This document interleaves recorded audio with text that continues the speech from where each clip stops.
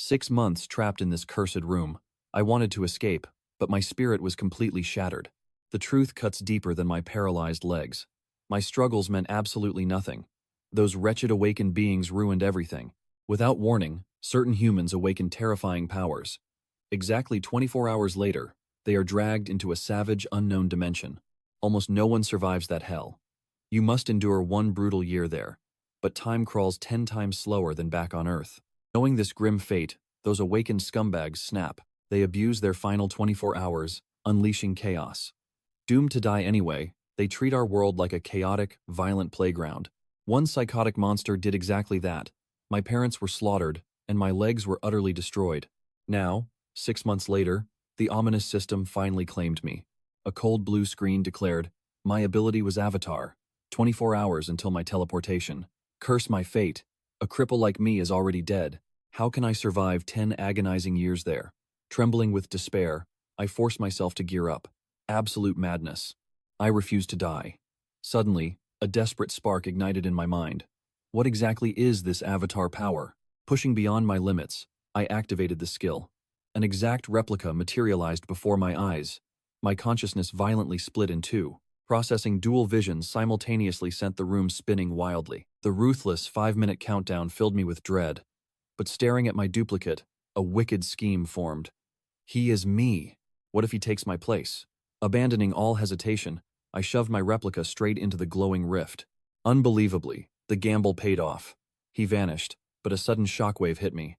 Our senses were permanently linked across dimensions. The mental overload was absolute torture. Agony pierced my skull as reality fractured into two colliding worlds. Overwhelmed by sheer panic, I desperately canceled the summon. Instantly, the suffocating nightmare vanished. Collapsing in the bathroom, I violently retched. I successfully cheated death. Relieved, I manifested the Avatar once more. He materialized instantly. Sure, my face looks decent, but this power felt pathetic. Controlling two forms is completely impossible. Suddenly, a dazzling golden notification left me breathless. I had miraculously cleared the survival mission without any shop assistance. A legendary achievement was unlocked. Now, the dimensional gateway bends to my will, opening once daily. I had officially shattered the record for the fastest return in human history. My balance exploded to nearly 2 million karma points. This divine currency rewards absolute influence, be it righteous or wicked. A heroic saint or a demonic tyrant, both paths shower you in limitless wealth. Did my clever loophole break the system? Did the system glitch when my double vanished? Was my tactical retreat registered as a triumphant conquest? Whatever. A win is a win. Eager for power, I eagerly browsed the mysterious karma marketplace. This physical enhancement skill looked flawless, costing a mere 10,000 points. Absolute chump change. The purchase trait was profound recovery. Igniting the skill, a surging heat flared within me. The blazing energy rushed downward, targeting my utterly dead legs. Bones cracked and nerves sparked as cellular regeneration exploded. The source of my endless despair was finally healing. Cured? No. They possessed explosive, superhuman strength. Drunk on power, I craved more miracles from that divine storefront. I instantly evolved my avatar mastery. My replica looked terrifyingly flawless. Best of all, my mental division had perfectly stabilized. He became an absolute, loyal subordinate awaiting my commands. Even better, his physical suffering would never reach my body. Time for chores. Get to work. Double. But wait, the evolution was even crazier. I could now manifest dual copies. Naming them felt mandatory. Since my naming sense is absolute trash and I love ketchup, inspiration struck blindly. Copy 1 became Hans, and copy 2 was crowned Heinz. All right, time to grind, you two. Hans will conquer the dangerous alien dimension, while Heinz handles domestic chores and extreme training. Me, I claim the critical mission. Using my proxy form, I stepped outside to crush my crippling agoraphobia. Staring at the blinding sun, my heart remained completely steady. The Avatar's passive mind core was absolute magic. They possessed distinct traits. Now, let us witness the brutal reality Hans faced beyond the portal. A bloodthirsty beast locked onto his fresh scent, marking my double as an easy, pathetic snack. The Shadow Panther struck like lightning. Wielding a mere dagger, my combat skills were trash. Still, fighting without fearing real death felt incredibly liberating. Through sheer, desperate grit, Hans ruthlessly butchered the savage predator. Catching his breath, he spotted a remote settlement through the dense foliage. A bald elder named Malcolm approached, claiming authority as the village chief. He welcomed all weary travelers warmly inside. Recognizing his hidden strength, Malcolm praised his solo journey. He offered a safe haven for the night, ensuring survival until dawn. During their journey, the deceptive elder pried for information, uncovering the startling truth of my avatar's otherworldly origins. Escorted to his quarters, Hans felt profound relief. 6 agonizing months of total isolation made any human interaction an absolute blessing. However, a shadowy figure breached his sanctuary while he rested. Meanwhile, in reality, I, Xiangyun, remained completely oblivious in my own home. I was joyfully feasting, relishing this glorious second chance, while Heinz pushed his absolute limits in the adjacent room. Attempting to sync with Hans across dimensions, a chilling revelation struck me. My vessel was dead. But how? He was supposed to be in a perfect haven. A flood of terminal statistics flooded my vision. Sifting through his final fading memories, the treacherous elder stood exposed. That friendly facade was a lie. Something sinister had unfolded. Miraculously, my spiritual link with the fallen vessel remained intact. Across the dimensional rift, the vile Malcolm scoffed with a lackey, cursing that their latest victim was tragically utterly mundane. The poor soul only survived the dark woods through sheer, blind luck. His absolute maximum potential?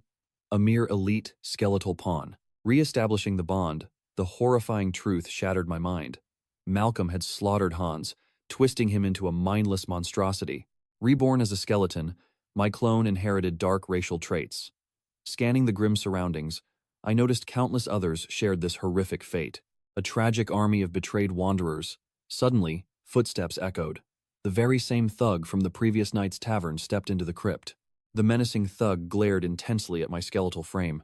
Did he sense my consciousness? No. He merely commanded the undead horde to march. Instantly, an overwhelming, unnatural magic hijacked Hans's bones, forcing him to blindly follow the decree. Resisting was entirely possible, yet breaking formation meant instant exposure. Thanks to his innate mana affinity, Hans deeply comprehended the dark, suffocating energy dictating his every single mechanical step. Hans sensed he could completely conquer this dark energy. Spending 7 grueling days secretly refining his arts, he ultimately conquered true necromancy. A rogue undead now bent completely to his absolute will. The initial connection remained unstable. At this early stage, his absolute dominance only extended to a single corpse. Spotting the persistent dungeon rat nearby, he ruthlessly ensnared the creature. He had spent 7 frustrating days hunting this very elusive pest down. Snuffing out its life, he resurrected it as a zombie minion. This tiny spy became his ultimate key to exploring the forbidden perimeter. Acting with extreme caution, Alfred stood ready. He secretly watched a guard grumbling about executing another tedious errand for the wretched elder. As heavy chains fell away, Hans, viewing through Alfred's lifeless eyes, burned with intense curiosity about the vault's hidden secrets. Embracing the shadows, the tiny undead minion infiltrated the forbidden sanctum. Within the gloom, an absolutely suffocating aura crushed down upon the spy. Through the minion, Hans instinctively knew that advancing further meant certain, agonizing doom. Back outside, a twisted cultist praised his comrade, questioning, "When exactly does the grand maturation commence?" The partner shivered. "My very soul drains away just standing near it." Yet, their supreme master endured that horrific environment day after day. He grumbled about their obsessive defensive measures, scoffing at the ridiculous notion that anyone could ever breach their mighty stronghold. Eavesdropping intently, Alfred deduced the terrifying truth. That suffocating energy was the immortal king's fragment. He silently mocked the foolish guards for their loose tongues. Thirsting for deeper secrets, he shifted his unholy gaze toward the village chief's lair. Instantly, Alfred's tiny form melted entirely into pitch-black darkness. Submerging into the abyss, he glided unseen. The vile Malcolm briefly sensed an anomaly, only to arrogantly dismiss the lethal spy as common vermin. Suddenly, the tiny minion materialized from the darkness. Malcolm's eyes narrowed dangerously, recognizing the creature as a vessel brimming with chaotic dark mana. Could the oppressive atmosphere have naturally resurrected this filthy rodent? The spiritual connection shattered, leaving Alfred's lifeless corpse exposed. Malcolm smirked, acknowledging his lair as the absolute epicenter of pure, corrupting energy. Pivoting toward his trembling subordinates, he snarled, "Who guarded the sacred vault today?" They revered him as master. Staring at his minion's broken shell, Hans swore a blood oath. "I will make them pay dearly for this." Praying for his fallen scout's soul, Hans begged for guidance. The cinematic focus swept over the doomed, cursed settlement from above. A brutal overseer stormed out, cursing the elder over a lost pest. Aiming his wrath at a shambling corpse, he barked, "Fall into formation, maggot! You're ruining the ranks!" Crushing the earth with his heavy boot, he violently sneered, "You mindless, pathetic thralls." Unleashing his fury, he savagely shattered a skeleton's jaw with a devastating punch. Roaring, I said, "March!" Pausing his assault, the tyrant crouched, genuinely intrigued by his victim's uncharacteristic defiance. Gripping its bare skull, he chuckled darkly. Well, what is this? A wicked grin spread as he recognized the defiant elder from before. He cruelly taunted the corpse about the horrifying fate of his beloved family. "Go on, beg for mercy," he mocked. A sadistic realization struck him. "Ah, right. I ripped your tongue out." Bored, he callously slammed the fragile skull into the dirt. A sickening nostalgic thrill washed over him, recalling the absolute ecstasy of slaughtering those innocent peasants. Yet, from the dust, the broken skeleton forced its jaws wide. The monster laughed. "Rejoice, you're finally reunited with your slaughtered wife." Gesturing toward the mindless horde, he continued mocking their dead children until the enraged, skeletal elder suddenly clamped its bony fingers around him. Without warning, jaws clamp onto flesh. Startled, the master screams, "What are you doing?" and frantically commands the undead to halt. "You cursed abomination," he snarls, channeling raw mana into his trembling palms. Yet another corpse strikes from the shadows, suffocating his screams. As the victim violently thrashes, the first ghoul savagely tears deeper into his flesh. Amidst the chaotic swarm, Hans observes the bloodbath. His glowing eyes lock onto the carnage, officially igniting this merciless symphony of vengeance. Pressing against the barricade, Heinz desperately argues with the guards, insisting his missing younger sibling is trapped within these very village walls. A soldier blocks his path, but he furiously demands the elder. Suddenly, an imposing shadow approaches, demanding to know the cause of this uproar. Malcolm declares himself the true village chief, completely shocking the onlooking guards. Heinz bows respectfully, prompting the leader to question his identity. He urgently explains that his twin sibling, Hans, is concealed somewhere close. Meanwhile, Hans seamlessly breaches a dimensional rift. Exploiting his dual existence, he effortlessly infiltrates a hidden subterranean sanctuary. Thanks to Heinz completely distracting the sinister elder up above, he tightly grasps the immortal king's fragment, overwhelmed by its terrifying aura. He discovers the relic isn't consuming the undead's essence, but rather forging connections to restore its missing power. Shifting his gaze, he scans the surrounding horde.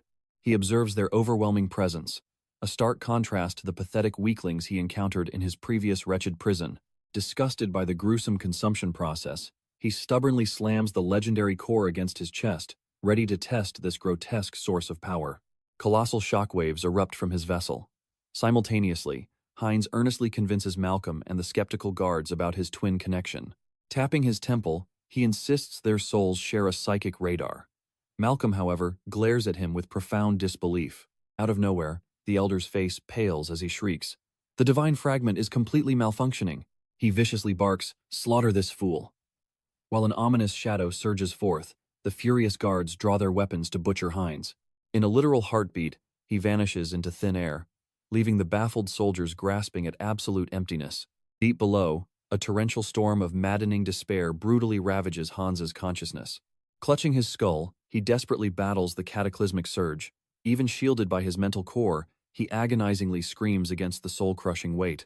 "How could any mortal survive this madness?" he gasps, just before the concentrated demonic force violently detonates. A blue screen flashes, confirming his monstrous evolution. Awakened by the Sovereign's fragment, he ascends into a terrifying demonic immortal wizard, shattering his limits. The system chimes again, rewarding him with malignant wisdom, an unholy blessing granting absolute mastery over abyssal sorcery. Topside, a thug furiously curses the catastrophic disaster created by a total half-wit named Jeffy. His rant shatters, when an eerie voice coldly mocks his pathetic foolishness. Bowing to his superior, the lackey quickly swallows his pride and agrees to investigate the holy relic's condition. Shouting through the rusted window, he demands Jeffy secure the relic immediately. Pounding fiercely on the dungeon bars, he barks, "Are you deaf?" Suddenly, a blinding flash erupts from the depths, paralyzing him in absolute shock. Screaming Jeffy's name, heavy footsteps abruptly silence him as decaying. Skeletal hands violently burst forth, restraining him completely. Stepping from the shadows with his undead legion, Hans smirks casually, Lovely weather, right? The terrified thug recoils in sheer horror, stammering, "How does this monster exist?" Babbling incoherently, he violently thrashes to escape. Desperately shoving the rotting corpses, he channels a sacred banishment spell. However, his magic merely fizzles into nothingness, leaving the spellcaster totally frozen in absolute despair. Flanked by his nightmarish army, Hans steps closer, whispering, "Such terrible manners." Staring at the swirling abyssal mana in his palms, he realizes his newly acquired malignant wisdom is already reshaping reality. He realizes that merely sorcery grants him perfect mastery over it. Suddenly, a deafening blast violently shakes the distant horizon. Striding confidently, Hans unleashes his children of doom. He brutally commands his ravenous horde, slaughter every single human in this town, show absolutely zero mercy. The nightmarish army obediently swarms forward, spreading an apocalyptic wave of ruin. Hans interrogates a fallen minion when Malcolm dramatically erupts in blazing aura. "You were meant to be an elite skeleton," sneers the chief, unveiling his true identity as Elder Marcos. He furiously demands, "What did you do with the sovereign's sacred fragment?" Hans glares with piercing intensity, coldly replying, "It has been ages. Remember my face?" He taunts how Marcos savagely ripped out his heart, then proudly reveals the radiant new core pulsating in his chest, violently stolen right from the enemy's own stronghold. Marcos boils with insane rage, seeing his precious relic wasted on trash. Screaming for Hans to perish, he instantly channels the devastating Deathfinger strike. A lethal death beam rockets forward. Effortlessly crushing the blast barehanded, Hans coldly mocks the furious elder, attacking a mid-monologue guest? Truly pathetic manners. Losing his sanity, Marcos furiously roars, "Shut your mouth! Every single drop of my life's work went into awakening that perfect vessel." He screams in agony. He was inches away from absolute supremacy. A mere skeleton evolving into a demonic entity couldn't be his ultimate downfall. Suddenly, the old mage unleashes the lethal Shadow Thorn technique. Watching calmly, Hans mocks the incoming strike as nothing but an amateur's pathetic trick. The blast connects. Smirking, Marcos boasts that the divine shard activated solely because of his masterful preparation. Promising to tear his corpse apart for vile research, the furious elder summons a shattering spiritual burst. Shaking off the blast, Hans rolls his eyes at the dramatic names. "Just drop dead already," he roars. "Alfred?" Marcos scoffs, his eyes narrowing in suspicion. "Were you acquainted with a villager, or did you breach our ranks?" Without warning, the shadowy spikes violently reverse their path. The dark mage takes his own devastating magic. Realizing his opponent is mastering the abyssal arts at a terrifying pace, a chilling thought strikes him. Is this the shard's power? Refusing to drag out this doomed battle, the elder triggers a catastrophic annihilation vow. Meanwhile, amidst the village ruins, a cloaked figure viciously betrays his own ally in the shadows. "What's wrong with you?" the attacker sneers, as foul black aura violently erupts. Agonizing screams pierce the air. The sinister force bursts outward, infecting every single cultist caught in range. Hoisting a cursed diadem, Marcos watches in grim satisfaction. Are the sorcerer's spirits finally drained? Placing the cursed relic upon his brow, he awakens the shattered monarch's halo, unlocking a terrifying sanctuary of absolute demise. Hans glares with utter disgust. "Did you seriously sacrifice loyal servants just to boost your strength?" Knowing the shard guarded his enemy, the elder unleashes a blazing torrent of stolen spirits. Yet, with his eyes turning pitch black, Marcos suddenly takes a devastating hit from counteracting abyssal energy. As the Grandmaster crumbles, Hans yawns dramatically. "That corny technique almost put me to sleep. Let's wrap this up." Walking closer, the necromancer mockingly expresses his gratitude.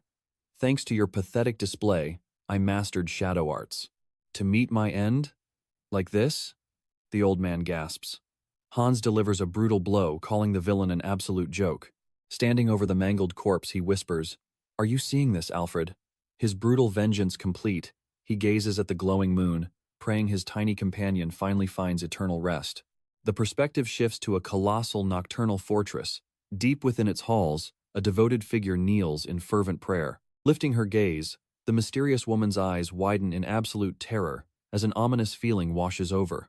Bursting through the heavy doors, she desperately summons Bishop Martin. He calmly welcomes her, but Saint Restar urgently demands, "Gather the inner circle." She delivers a chilling revelation.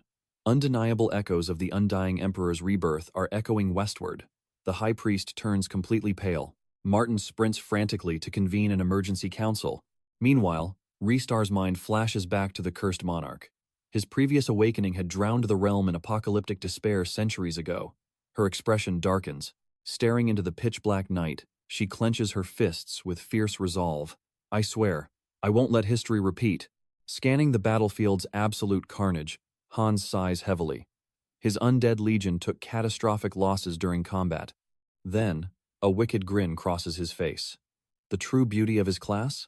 Infinite reinforcements. But before raising an army, he desperately needs to fix his brutally mangled skeletal arm. His glowing eyes lock onto a perfectly preserved fallen soldier. Savagely ripping the limb from the corpse, he chuckles. Channeling his monstrous regeneration ability, the necromancer flawlessly fuses the stolen bone right onto himself. Flexing his newly attached fingers, he nods in pure satisfaction. All right, time to rebuild my glorious army. Looming over a lifeless casualty, his voice echoes with absolute authority. Rise and serve your master. Guided by a wicked intellect, he pumps pure darkness into the vessel.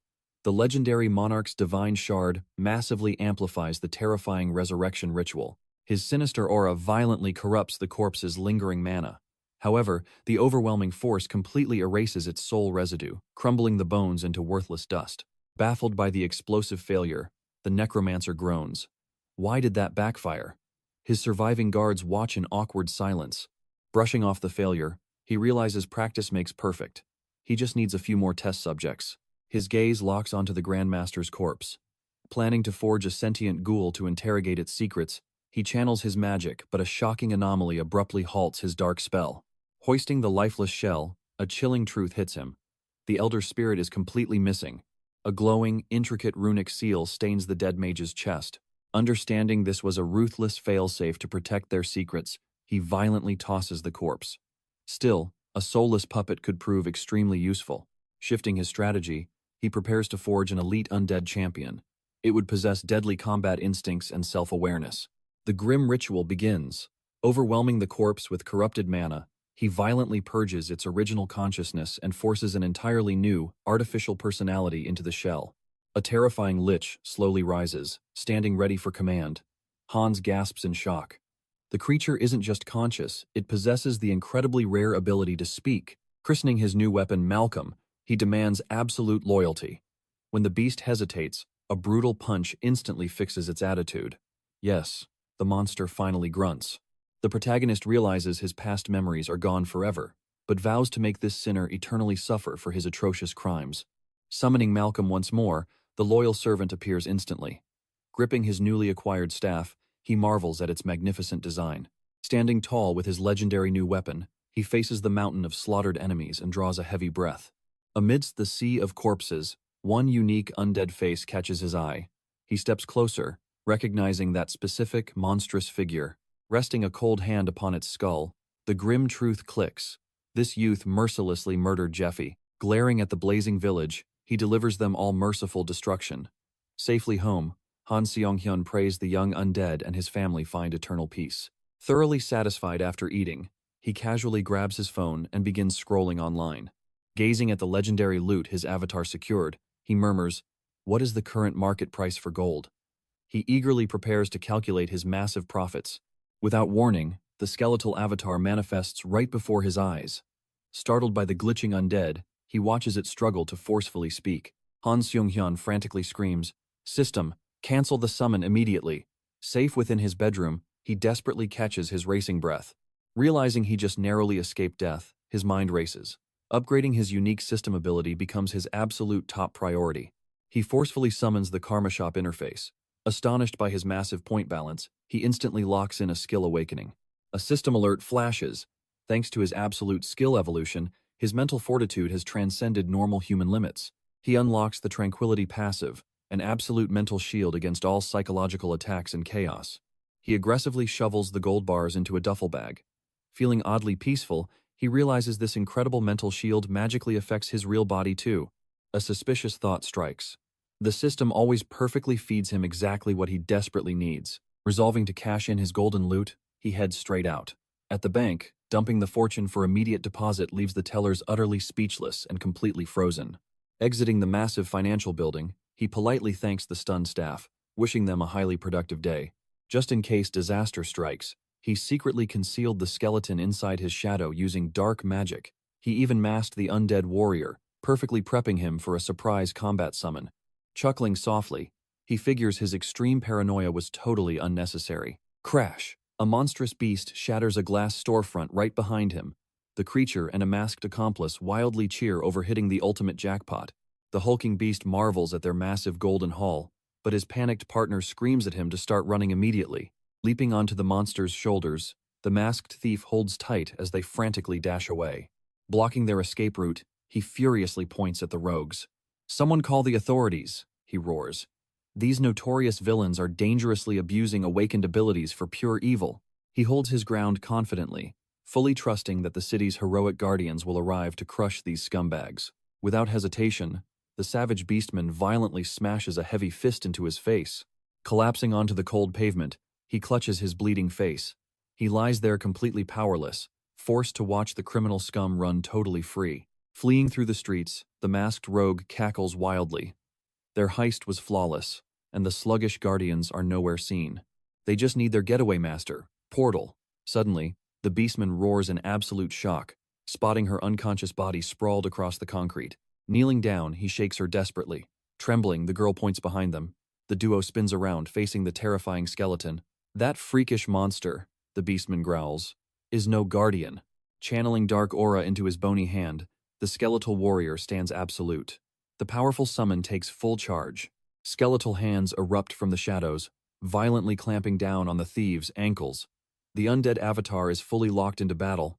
Suddenly, heavy footsteps echo nearby.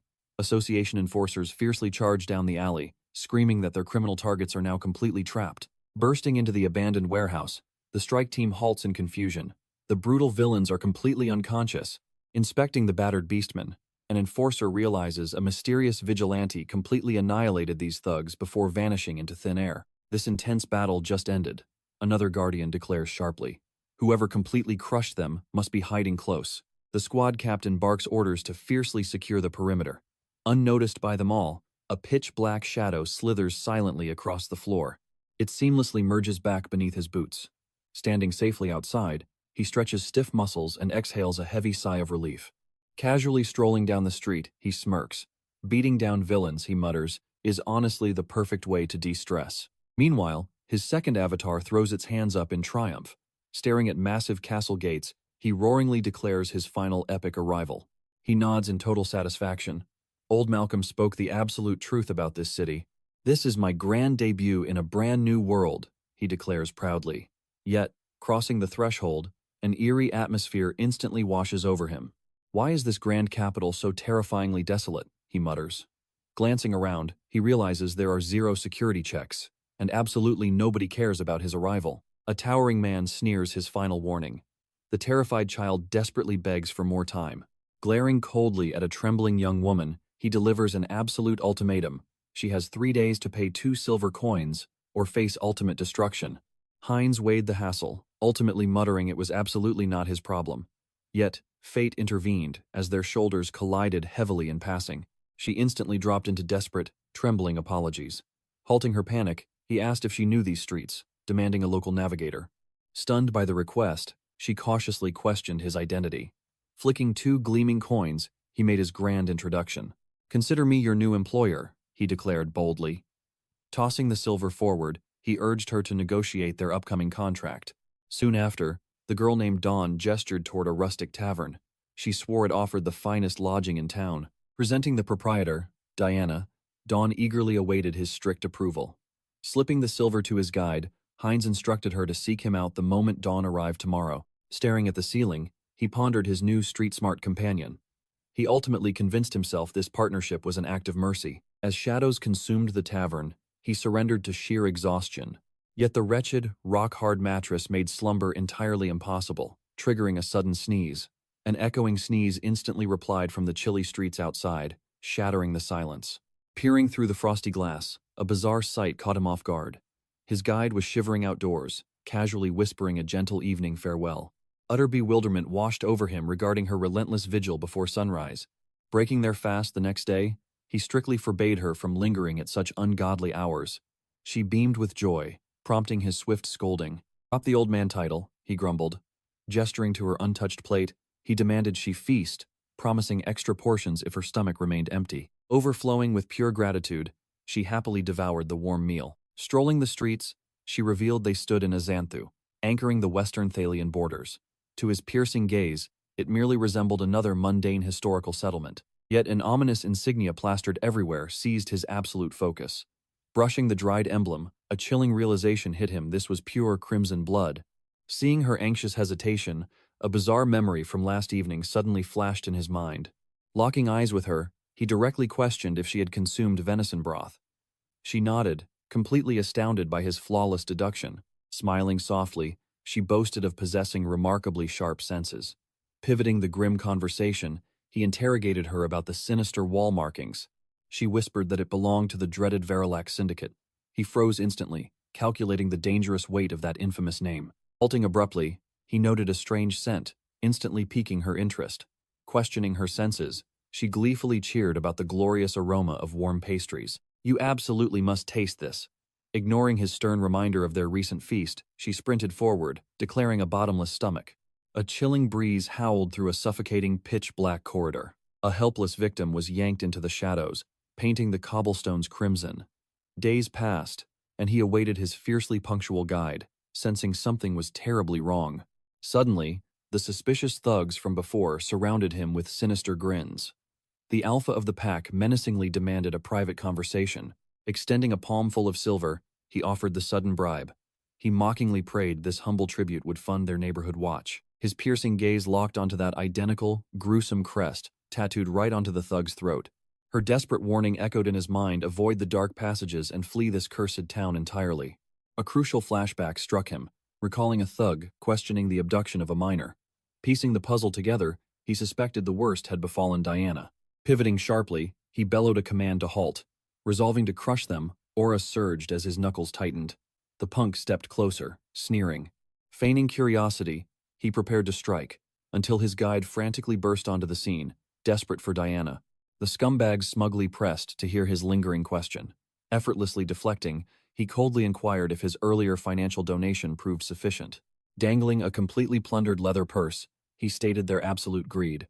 He snapped his attention to his guide, threatening starvation for her tardiness. Cutting through his anger, she dropped a devastating truth her brother was missing. Tears welling, she confessed his health had finally stabilized, yet he had vanished without a single trace. The ominous chatter regarding a stolen kid blazed in his memory. He grimly questioned if the sinister syndicate was responsible. She verified the horrifying rumor of the child snatchers, offering his vast wealth as ransom to soothe her mounting panic. He was cut off as she hysterically screamed that her precious Aaron was already doomed to perish. Those monsters crave pure life force, not meaningless gold. Utterly shocked, he grasped her shoulders, demanding the reason behind this thirst. Shattered, she confessed the nightmare. This entire settlement was a slaughterhouse for bloodsuckers. Miles away, a menacing shadow inhaled the suffocating scent of demonic energy. Perched high above, he theorized a bloody civil war had erupted over the legendary sovereign's shard. He sighed bitterly, having planned to harvest the artifact once it fully ripened. The bloodsucker muttered about the unknown victor, but his glowing eyes tracked their escape path. Flashing a predatory grin, he swore an incredibly swift, merciless hunt. As our hero interrogated her about these fiends, a lurking silhouette validated their unholy occupation. Weeping bitterly, she unveiled that immortal leeches controlled every syndicate. She warned that crossing the borders only guaranteed a far more brutal, inescapable demise. Through broken sobs, she mourned their pathetic reality, simply fighting tooth and nail just to survive another dawn. Despair consumes her, certain that this cursed place will be their tomb. Suddenly, Hines seizes her cheeks, his voice roaring like thunder, demanding she snap back to reality. Time is running out. His gaze hardens as he urgently presses her for the exact location where those scumbags dragged her sibling. Doden stares in sheer disbelief, doubting a stranger's mercy. She desperately warns that a solo rescue is pure suicide, yet his response is chillingly calm. Fear not. He smirks, loudly claiming his mastery in delivering agony to arrogant fools. Thus, his brutal crusade to save the desperate sister truly begins. Inside a shady tavern, a thug slams stolen silver onto the gambling table, going all in. When asked about his sudden wealth, the crook brags about swindling a helpless traveler. Without warning, the wooden entrance shatters as Hines forcefully breaches the hideout. Startled, The gambler jumps to his feet, fiercely demanding the intruder's identity. Realization hits his buddy. It is the very traveler they fleeced. Sneering with wicked delight, the thugs loudly mock him, gleefully asking if he brought more charity for their pockets.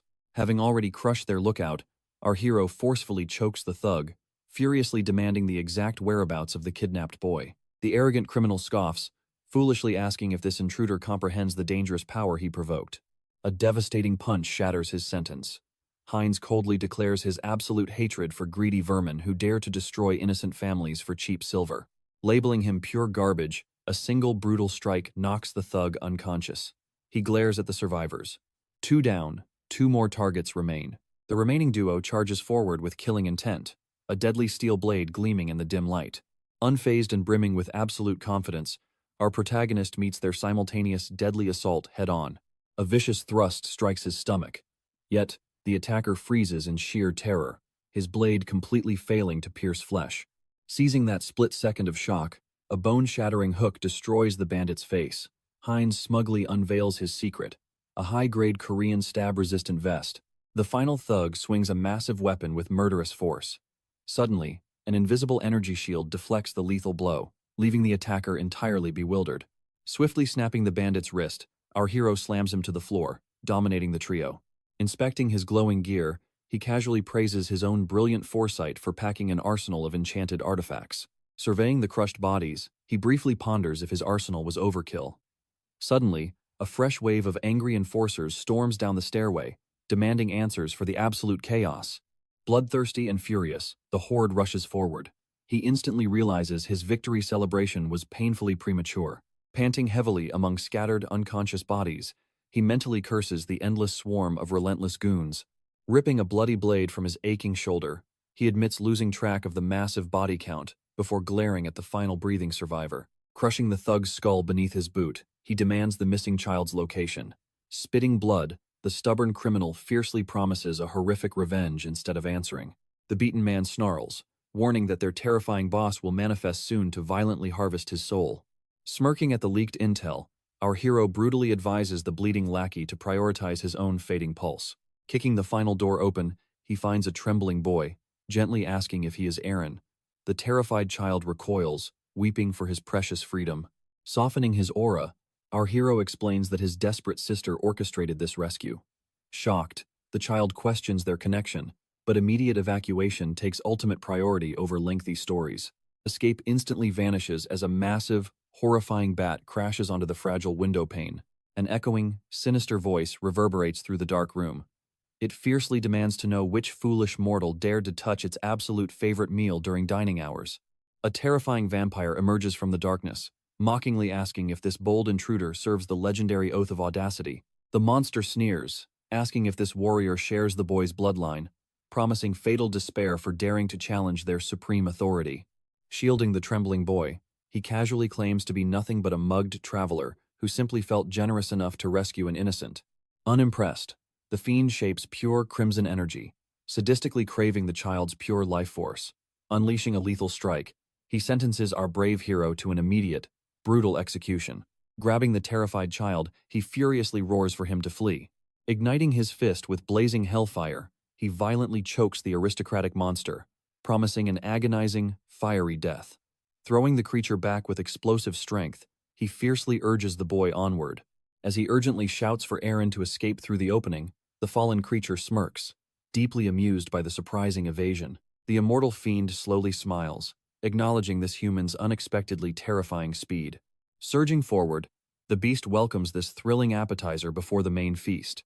Desperate, the protector violently orders the boy to run and never look back, regardless of the bloodshed.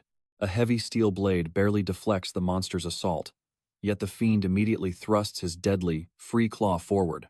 Razor-sharp talons shred right through his chest cavity.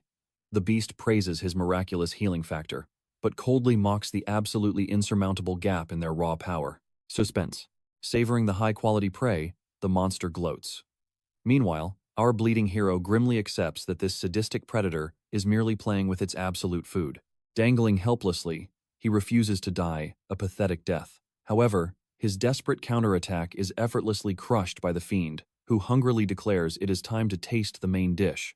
Gripping his throat with crushing force, the immortal announces the battle's end, leaning in to tear his jugular apart. The bloodsucker promises endless agony, but facing this overwhelming gap in power, Hines makes a ruthless choice: mutual destruction. Hellfire erupts around him. The burning aura shocks the beast. Was this a hidden artifact all along? The monster stumbles backward in absolute dread. Inspiration struck when spilled liquor pooled around his beaten body. That simple spark ignited a desperate gamble. He would weaponize his inventory to completely flip this deadly script. Absolute lunatic, the monster shrieks. Do you truly seek mutual ruin? Wreathed in roaring fire, Hines violently shoves the creature. Sneering, the bloodsucker dismisses him as just fragile livestock. A brutal headbutt shatters that arrogance, slamming the monster down. Hines growls that this prey possesses legendary regeneration. He roars his refusal to be consumed. Broken and bleeding, the once proud predator now desperately pleads for mercy. An apocalyptic inferno instantly obliterates the battlefield. Only a solitary spire survives the blazing ruins. Collapsing within the ash, Hines smirks at the breathtaking devastation. Surviving this catastrophic blast might actually complicate things. As his physical vessel turns to dust, he peacefully embraces his approaching fate. His rescue mission was a total triumph. Far away, a tearful Diana clings to her brother, wailing toward the blazing inferno. Later, a bustling tavern shift is suddenly broken by a patron. The guest leaves his payment behind with her gratitude. Moments later, a mysterious youth quietly requests to join the queue. Offering a warm smile, she prepares a seat. Suddenly, her eyes widen in absolute disbelief. She tackles him in a desperate, tearful embrace. Patting her head, Hines chuckles. Did you really think a simple trap could bury me? But that physical shell was completely incinerated. Hyun realizes a 7-day cooldown blocks the respawn, leaving Diana crushed. Weighing his options, he decides to hijack an entirely fresh body. He smirks, officially dubbing this vessel Hines version 2. Deploying this backup form, he tests if she will spot the deception. Miraculously, she instantly recognizes his soul's undeniable aura. Diana desperately pleads, "You must stay away. The Night Stalkers are hunting your shadow." He calmly brushes off her fear. "My business there is fully concluded." With the undying monarch supporting him, mere bloodsuckers are practically worthless bugs.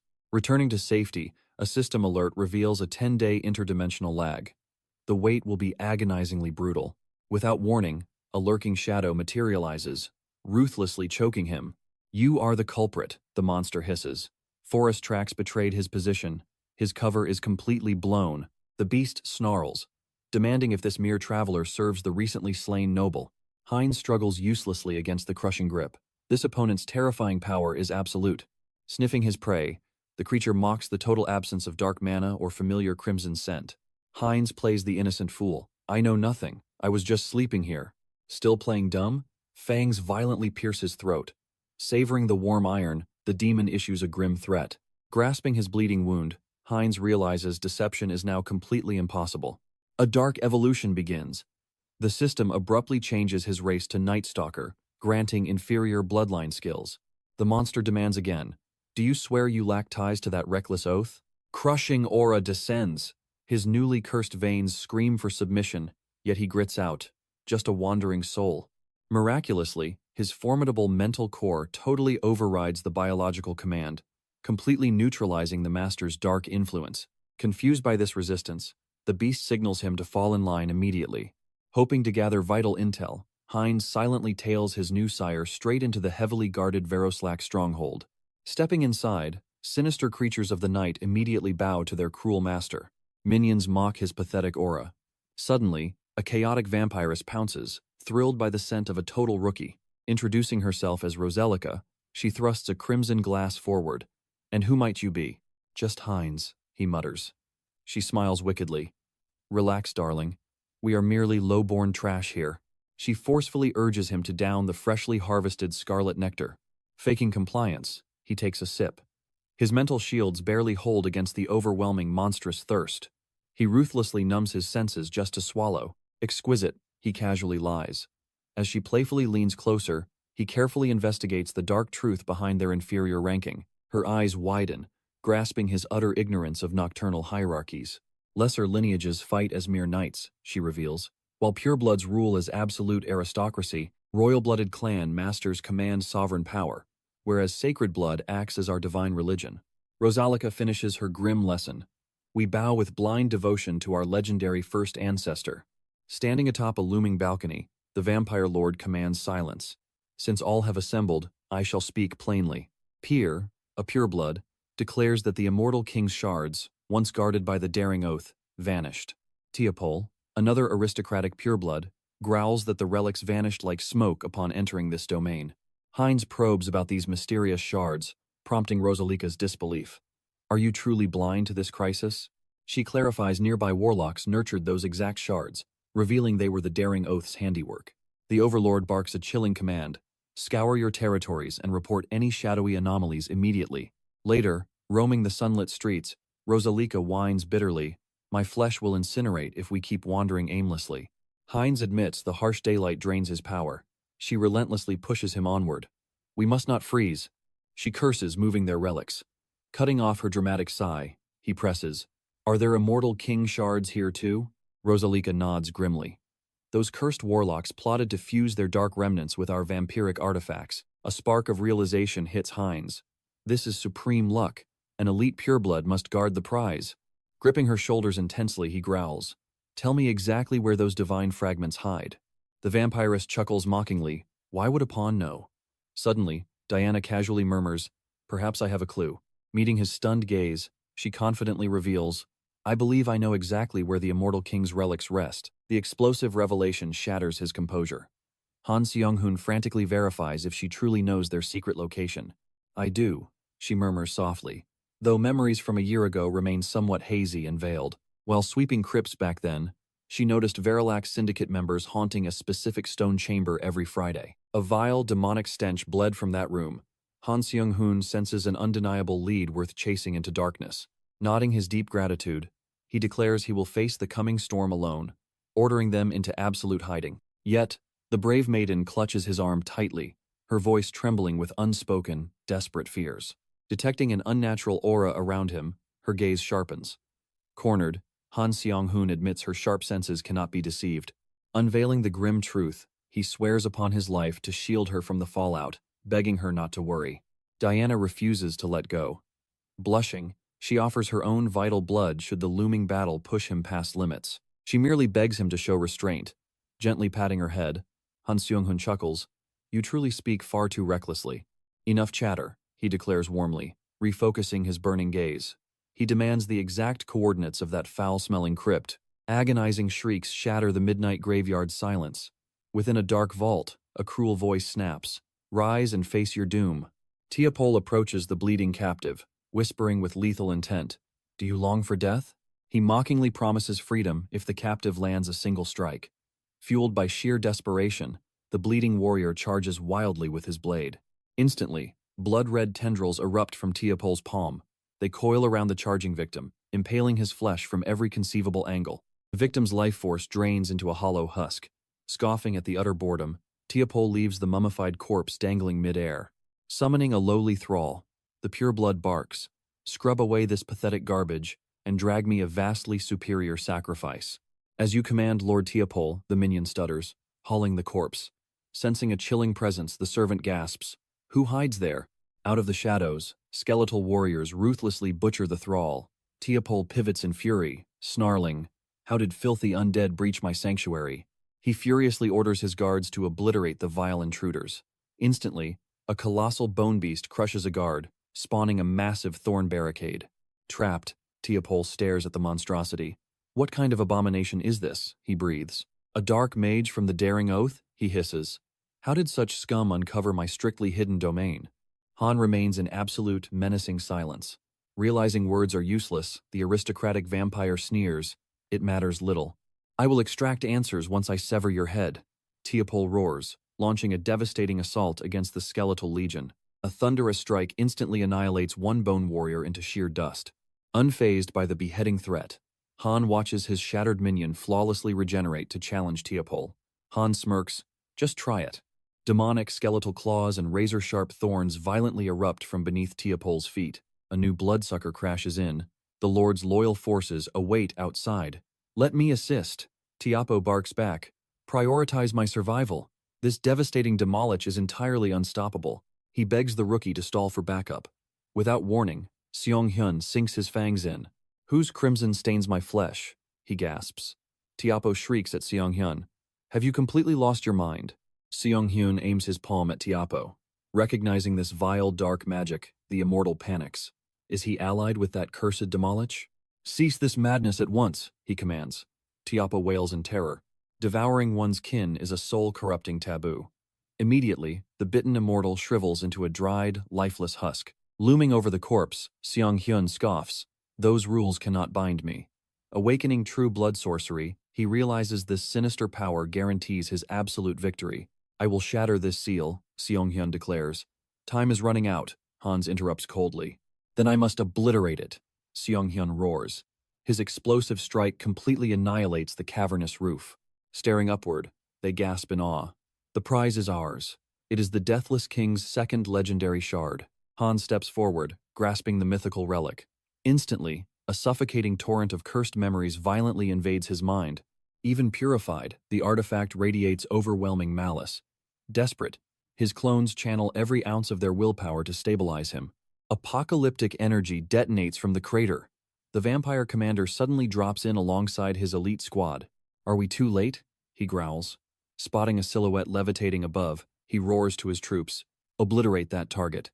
Spells violently strike the airborne entity. Unfazed, Hans fuses the ancient relic directly into his own heart. Tiapo attempts a cowardly backstab. The commander stares in pure horror. Hans's healing rapidly mutates into absolute, godlike immortality. He violently awakens the mythic trait. Forbidden knowledge. The system officially crowns him, an arch-lich. Miles away, a knight notices eerie atmospheric shifts and questions. Is the horizon burning? His comrade confirms the inferno rages dangerously close to Xanthu. Coughing. A guard catches falling. Unnatural embers. The commander aggressively whips his steed around. We must alert the Holy Maiden about this disaster immediately. He trembles, realizing these are no mundane ashes. The vampires watch the levitating terror. Realizing the Deathless King has returned, all color completely drains from their terrified faces. The commander whispers in dread. His power just amplified tenfold in mere seconds. Fueling his ascension, Hans's tear skyrockets as dark mana violently overflows.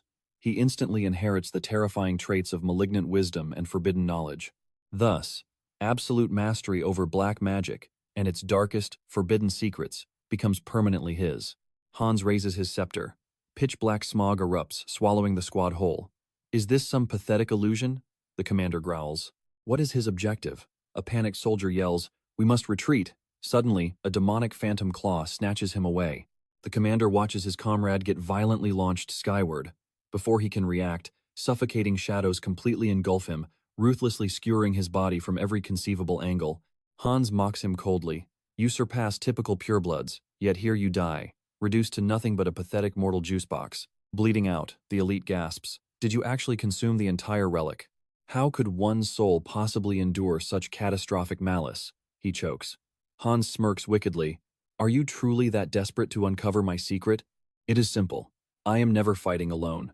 Simultaneously, a lethal shadow materializes directly behind the trembling commander. Seong-hyun coldly steps over the slaughtered elite. A systemic chime rings out. His growth conditions are perfectly satisfied, instantly evolving his very lineage into a majestic pureblood. Grinning viciously, he mutters, Cannibalizing my own species accelerates my absolute evolution. I shall consume every last immortal, he vows. Meanwhile, the panicked survivors huddle deep within the woods, completely paralyzed by mounting terror. Roselica hisses. With Parita here, we never would have suffered this humiliating slaughter. A comrade fiercely retorts. Do not underestimate this apocalyptic threat. Nearby, Parita strictly investigates the ravaged battlefield, detecting absolutely monstrous, lingering mana signatures. She instantly calculates that this foe is catastrophically strong. As dawn breaks, she commands a full tactical retreat to headquarters to desperately summon heavy reinforcements. Seong-hyun sprints frantically across the ruined village alleyways. A terrified civilian scrambles blindly through the urban wreckage, seeking desperate shelter while cursing his fate. Those incredibly arrogant immortals were butchered in mere seconds. While he violently regrets trusting those monsters, an ominous phantom suddenly grips his trembling shoulder. Blood-curdling shrieks pierce the ruined metropolis. Hans systematically executes every last lingering Varkalak straggler. Far away, Hines generously bribes a merchant convoy to smuggle Diana's precious kids to safety. Relaxing by a warm blaze, he seasons a hearty, peppered feast. Hines proudly plates the premium steaks for the starving orphans. One boy beams with joy. "This tastes absolutely magical. Eat until you burst." Hines chuckles warmly. Watching them, he feels immense relief seeing their brightened faces, finally safe from that cursed, blood-soaked city. He checks if their uncle runs a shop in eastern La Palace, and the young boy nods. Anxiety shadows the kid's face about their welcome, but Hines offers a comforting vow: rest easy. In a fleeting, quiet moment, a sudden realization hits him. Parting with these fragile souls would actually sting deeply. He marvels at his own profound transformation. It had been an absolute eternity since his frozen heart felt such warmth. Their sudden innocent voices completely shatter his reverie. The little girl peers up, asking if his sweet energy is fading. "I am perfectly fine," Hines softly chuckles. "I already feasted heavily upon the wretched vampires left in this town." Elsewhere, Hans resurrects fallen corpses into mindless undead, commanding the ghouls to march inside without delay. He marvels at this boundless void. Such an endlessly convenient sanctuary for his dark-growing army. Given enough deep study, fully linking this mystical subspace directly to Earth seemed entirely possible. Suddenly, a devastating magical blast violently erupts toward the portal, instantly shattering a loyal skeletal guard stationed outside. A menacing vampiress steps from the shadows. "Still casually strolling through enemy territory?" she mocks coldly. "Aren't you taking our power far too lightly?" Ovor Vaskozlak, an elite true blood, sneers. "Are you actually from the Audacity Oath?" Smirking, Hans proudly confirms his legendary title. "I proudly represent the Oath," yet her crimson eyes blaze with absolute fury. "Liar! You brazenly raided their hidden lair and shamelessly stole the immortal king's sacred fragment. But that wretched past is absolutely irrelevant now." She lunges with murderous intent. "You will die regardless." Yet her lethal scythe violently crashes against his bare, unyielding hand. He calmly studies the brutal collision, calculating the monster's raw power. Dashing backward, he leaves her entirely breathless at his impossible speed. "A pureblood boasting such monstrous destructive force is terrifying," she mutters. Without warning, a glowing crimson cage violently erupts, ensnaring Hans completely. "My clan's elite blood sorcerers wove this inescapable trap," Ovor gloats. "There is absolutely no exit for you." Hans intrinsically knows he could easily shatter the hex. However, mastering his newly awakened aura naturally required far more precious time. "I will pulverize your pathetic skull and harvest that divine fragment myself." The ruthless bloodsucker roars. "That leaves me a single inevitable path," he murmurs softly, fully embracing his dark persona as a dreaded Oath member. "I am the harbinger of your demise," Hans bellows. "Though I fade today, your brutal execution remains absolutely inevitable." Craving a legendary villainous exit, he inhales deeply. Back in reality, the main character revokes the summoning, and the shadowy creature completely vanishes into thin air. The baffled sorcerers stare blankly, paralyzed by his ominous farewell. How did he pierce the blood cage? Ovor panics in disbelief. Suddenly, a shadow crests the high wall, and a sorcerer instantly collapses lifelessly to the ground. A blazing holy silver arrow had struck true. "The paladins are finally here." A terrified cultist screams out. "We are utterly doomed." Supreme God paladins have completely surrounded the ancient tomb. Furious, Ovor spits a deeply bitter curse directly at the retreating undead lich. "Did that undead bastard violently stall us on purpose?"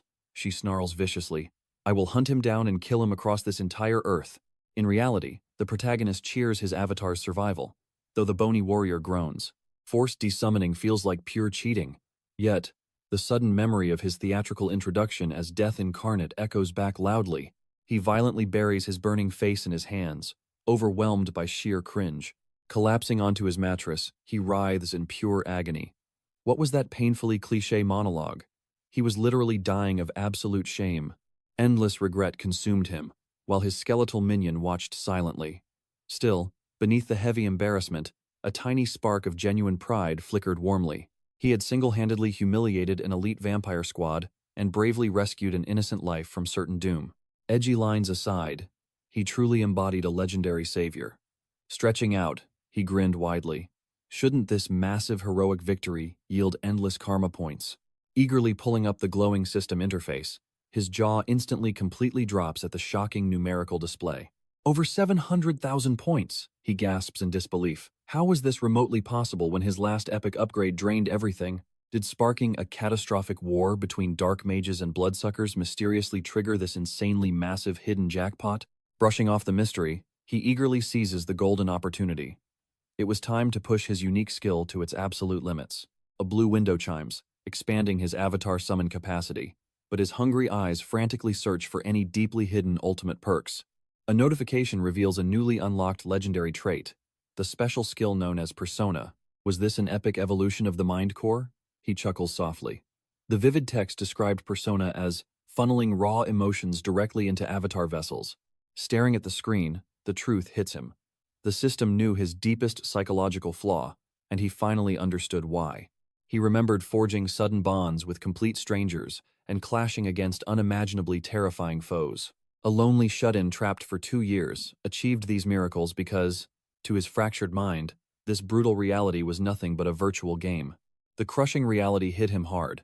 He was still trapped inside his lonely room. Years of suppressed agony, boiling rage, and suffocating isolation suddenly erupted from his very core.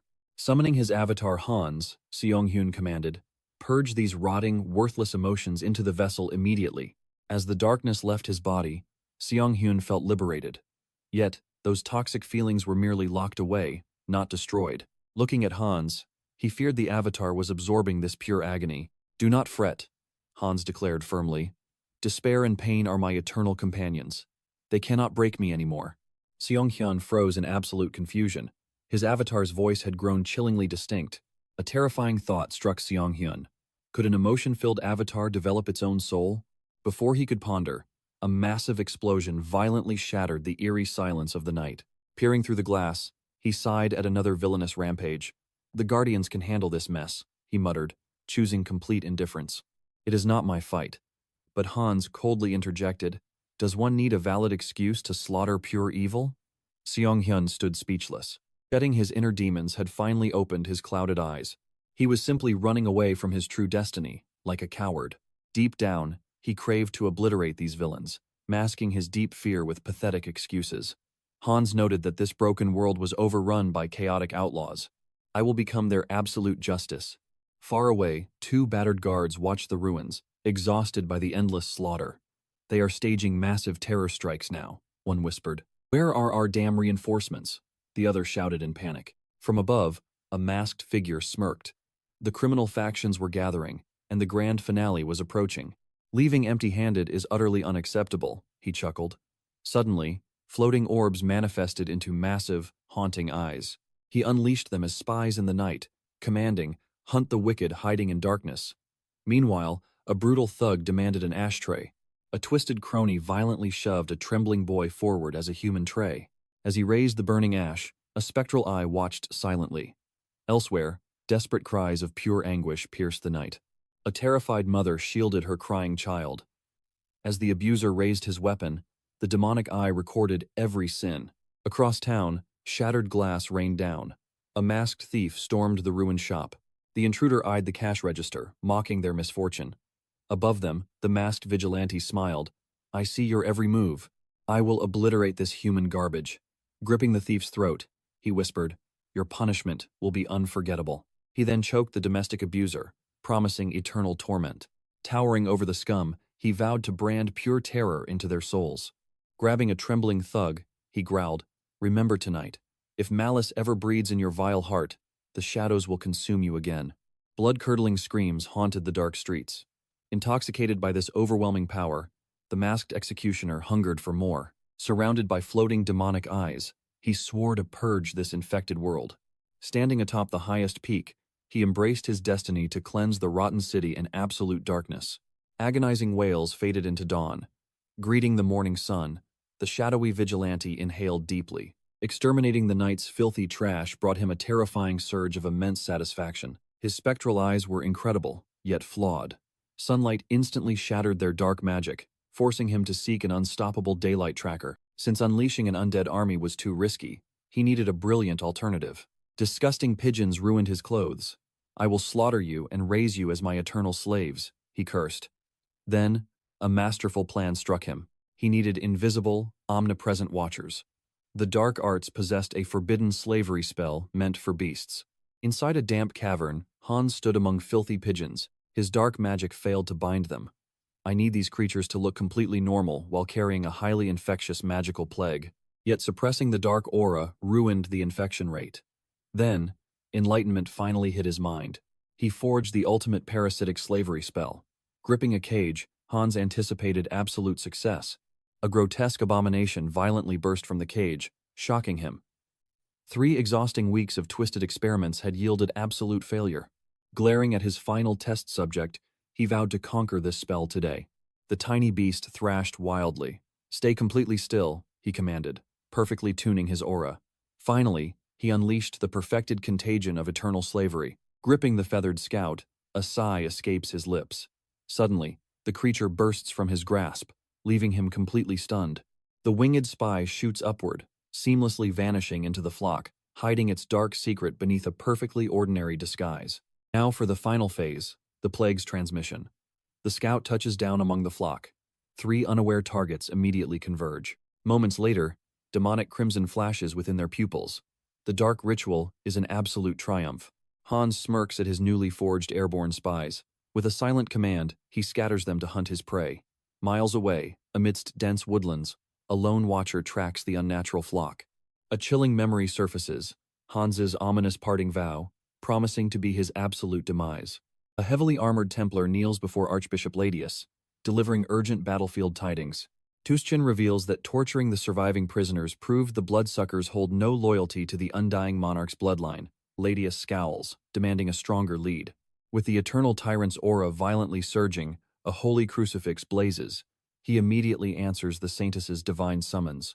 The undying sovereign's overwhelming malice echoes from a cavern far to the frozen north, revealing his presence once more. With absolute devotion, he vows to fulfill her holy mandate. Deep within the woods, the sinister cavern entrance finally materializes. Hans rigged his shadowed beasts to transmit data upon engaging a lethal threat. Only field testing remained to validate his sinister network. But without warning, an eerie anomaly disrupts his mental connection. His beasts scatter in absolute panic above ground, their movements utterly frantic. Yet, a chilling silence plagues his mind. Why is his telepathic link dead? A grim realization hits him.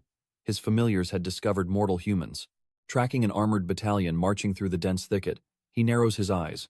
Could humanity's presence in this desolate wasteland be a calculated trap? Hijacking a scout's sight, he witnesses scores of heavily armed zealots blockading the tunnel. Instantly, a merciless arrow pierces the bird's skull. A holy crusader bellows his identity, declaring dark illusions useless against their faith. The righteous champion commands him to yield, proclaiming that shadows cannot outrun heaven's piercing light. Drawing his sanctified blade, he roars, "Submit to holy retribution immediately." Spotting the gleaming crest from his violent days in Verilask, Hans instantly identifies the imposing figure as an elite Templar. He grits his teeth, baffled. How did Heaven's hounds bypass his abyssal cloaking magic to track his exact coordinates? The holy warrior lunges with blinding speed, but Hans casually catches the lethal steel barehanded. "I never permitted you to breathe," the zealot sneers. "Your silver-tongued lies hold no power here," the crusader spits. Unfazed, the dark mage mocks the fanatic's suffocatingly narrow worldview with a condescending smirk. Exploding with lethal intent, Hans launches a fierce counteroffensive. The Templar effortlessly swats the strike away, scoffing at such pathetic parlor magic. Righteous fury blazing in his eyes, he vows, "You shall never taint heaven's sacred decree." A brutal slash crashes directly into Hans's torso. Coughing blood, the mage smirks. "Will you truly condemn me just for butchering true monsters? The moment your soul embraced the abyss, you became the very abomination we hunt." The crusader violently roars back. "What pathetic hypocrisy is this?" Hans scoffs.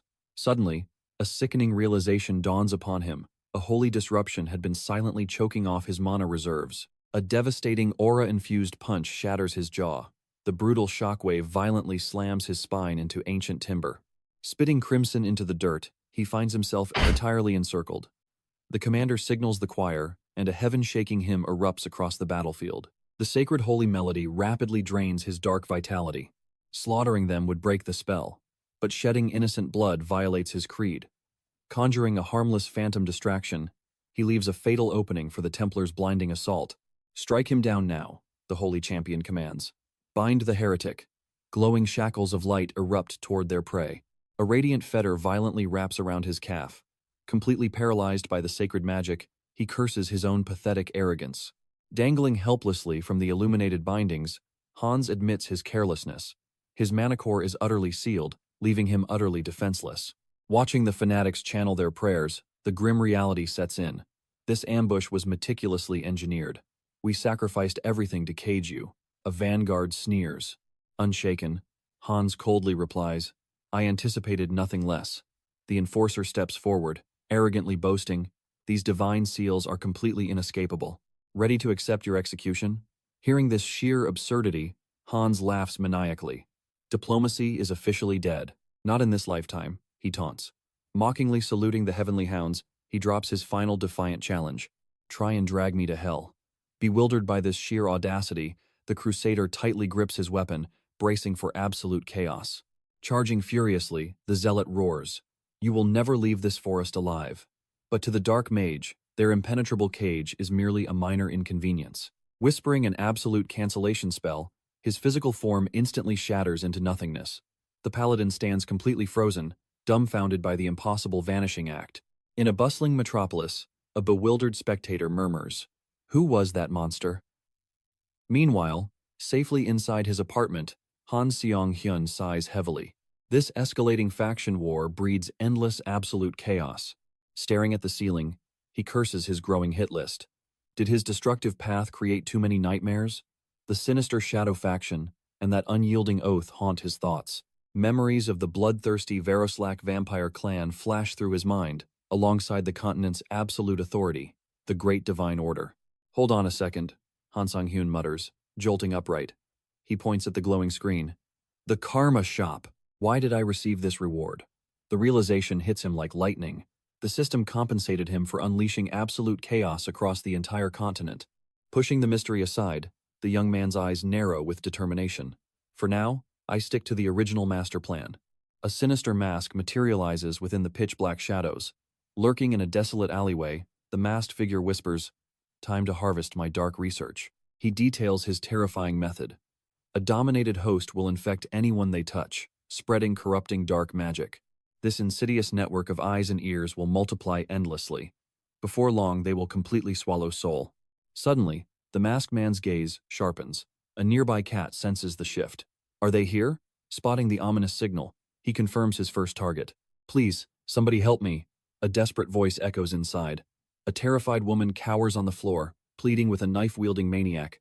I'll do anything to live. A shadowy figure steps back from the balcony as the trembling victim gazes upward. Spotting a passerby outside, she shrieks, Help! I'm being held hostage! But as the stranger walks away, her hope shatters. Wait! Where are you going? Why won't you listen? She cries out. Violently hurled back to the cold ground, her spirit breaks. It's completely hopeless. The deranged captor forcefully grabs her hair, a sick smile twisting his face. Scream until your lungs give out. Nobody cares. My unique skill ensures your agonizing cries reach no one but me, he gloats. Dragging her toward a microphone, the monster urges her to wail louder. Raising his bloodstained blade, he sneers. You'll easily make the top 3 of my collection. Instantly, the heavy studio window explodes. Startled, the killer whirls around. What kind of power is that? The masked intruder casually unveils his mastery over absolute sound suppression and cloaking. Your pathetic little skill holds absolutely no sway over me. Your sickening reign of terror finishes tonight. Gripping his hostage tight, the panicked murderer demands, Who are you? A guardian? How did you breach this place? He frantically threatens, Take one more step, and she dies. In response, a chillingly calm voice simply echoes back, Oh, is that right? In a flash of unimaginable speed, the hostage is snatched away. The stunned killer recognizes an awakened returnee. Furious that his prey was stolen, the madman roars, I'll slaughter you both. He lunges forward, slashing his knife, but an unseen force violently paralyzes his body mid-strike. Glaring through his mask, the savior states, Based on your confident threats, you've spilled innocent blood before. Stepping closer, he lightly taps the paralyzed murderer's forehead. Let's dig into your mind. Without hesitation, he unleashes his terrifying necromancy. Lament of the Dead. A gruesome memory flashes. The vile killer is seen mercilessly butchering a begging victim. Witnessing the slaughter, the masked vigilante's aura turns freezing cold. A habitual butcher, I've seen enough. Without pity, he delivers the ultimate execution sentence. The killer screams as consuming dark magic devours him. Staring at the suspended corpse, the masked man scoffs. Simply dying was far too generous for you. Needing an obedient undead army on Earth, he begins the foul transmutation. Executing a horrific forbidden art that violently drains every drop of blood, he mutters. To think I'd need to forge one this early. Before his eyes, the drained flesh mutates into an intermediate ghast. Commanding the grotesque monster closer, he smirks, "You'll serve as a magnificent pawn." Glancing down at the fainted survivor, he ponders, "Should I wipe this crime scene clean before vanishing?" Meanwhile, flashing sirens illuminate the streets as police and bystanders blockade the grisly perimeter. Cutting through the chaos stands Park Hunchel, captain of the Special Abilities Agency's Criminal Investigation Division. A subordinate rushes over, confirming the recovered surveillance footage perfectly matches the elusive serial murderer they've been hunting. The agent reveals a returnee executed the suspect, leaving absolutely no corpse behind, only sinister traces of black magic in the blood. Well, the sick bastard certainly had it coming, Captain Park grunts, intensely frustrated by the sudden supernatural interference. Spotting a mysterious carving on the wall, his expression darkens. He knows arrogant awakened beings playing deadly vigilante are massive threats. Staring at the engraved mask symbol, he realizes someone is ruthlessly executing absolute street justice. Down below, an officer squints toward the shadows. Who the hell is that crazy bastard up there? Perched atop the towering skyscraper, the masked vigilante strokes a white cat. I just needed a quick look at the captain's face. Deep within the South Seoul Returnee Association branch, urgent voices demand the director's presence. A frantic assistant bursts inside, urgently requesting an audience. Catching sight of the figure slumping at the desk, she sighs. Not this again. She aggressively shakes branch manager Yoon-jun awake, stressing the absolute urgency of the situation. Groggily lifting her head, Jiun groans. What disaster happened now? The assistant urgently briefs her on a joint operation request. Scanning the recent capture of 3 jewel thieves, Jiun's eyes narrow. Could this bust tie into last night's gruesome, supernatural slaughter? The dossier highlights a dark magic wielder, draped in a trench coat and concealing his identity behind a ha-ho mask. Leaning back, Jiun rubs her temples. Public safety is a complete joke. I'm half tempted to dump this onto that guy. Naturally, her stern assistant immediately scolds her. Her frustration flared, yet she couldn't deny his absolute combat mastery. Given the perfect leash, he would become an undeniably flawless, lethal hound. Jiun sighed deeply, grumbling. Why won't he just enlist as a proper protector? Gesturing toward a massive mountain of paperwork, the assistant snapped. Quit dreaming and focus on your duties. Exploding with pure rage, she hurled the reports skyward, screaming, I just want to obliterate every single villain out there. Meanwhile, Han Ung-hyun cracked his knuckles, declaring, crushing that trash was incredibly exhilarating. He mused how, excluding absolute psychopaths, he normally just inflicted a nightmare hex to deliver perfectly scaled retribution. Staring into his own icy gaze, he vowed to hunt down the shadowy syndicate responsible for tearing society's peace to absolute shreds. With this region's mess completely eradicated, Han Ung-hyun concluded, it was time to observe this realm. A frantic father screamed for Diana and Aaron. Embracing the tearful kids, he wept. You survived this hell. The children comforted him. Watching from the shadows, Heinz exhaled softly, genuinely grateful the patriarch wasn't hiding any dark secrets. Brutal intimidation wouldn't be required here. The father vigorously pumped Heinz's hand, pouring out infinite gratitude for rescuing his precious family. Stepping forward, Diana emotionally recounted every single unforgettable moment they had shared on their journey. She hugged him in profound appreciation. This isn't the end, Heinz promised. I'll return, so stay strong, the young girl admitted. Your sudden shift in character terrified me, but I'm incredibly glad your heart remains pure. This sparked a deep internal realization. Was this psychological shift driven by his new avatar? Hans's original identity was a chaotic storm of dark resentment, fueled by a desperate hunger for validation. Meanwhile, his stealth-based illusionist form had adopted a terrifyingly tranquil and calculating mind. As sweeping melodies played, Aaron wondered, what is your next destination? Heinz confidently declared, I am undertaking a sacred march to Thalia's royal capital. The view shifted to Thalaria's towering gates. Staring ahead, Heinz muttered, I traveled to this holy domain for a single, absolute purpose. He elaborated. This metropolis serves as the divine goddess's absolute stronghold and harbors the planet's most magnificent sanctuary.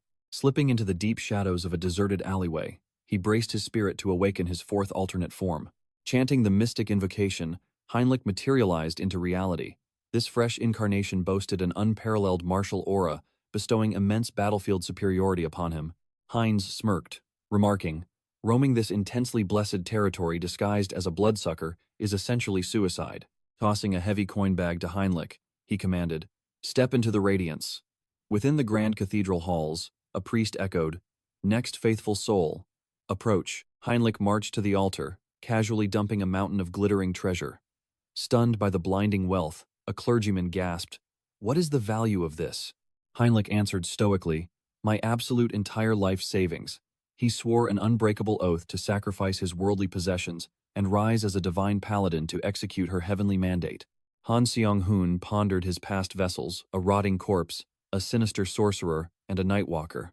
All were terrifying entities born from absolute blackness. However, this round, he would embody a glorious paladin wielding a blessed blade, commanding universal reverence. Heinrich locked in his righteous resolve with zero hesitation. A grizzled veteran offered a firm handshake, declaring, "Under my brutal guidance, you shall be forged into a legendary Templar of Light." Suddenly, a strict clerk intervened, protesting, "We absolutely cannot crown an unknown outsider as a divine guardian, regardless of his massive financial contribution." The scarred master chuckled darkly, brushing off the clerk.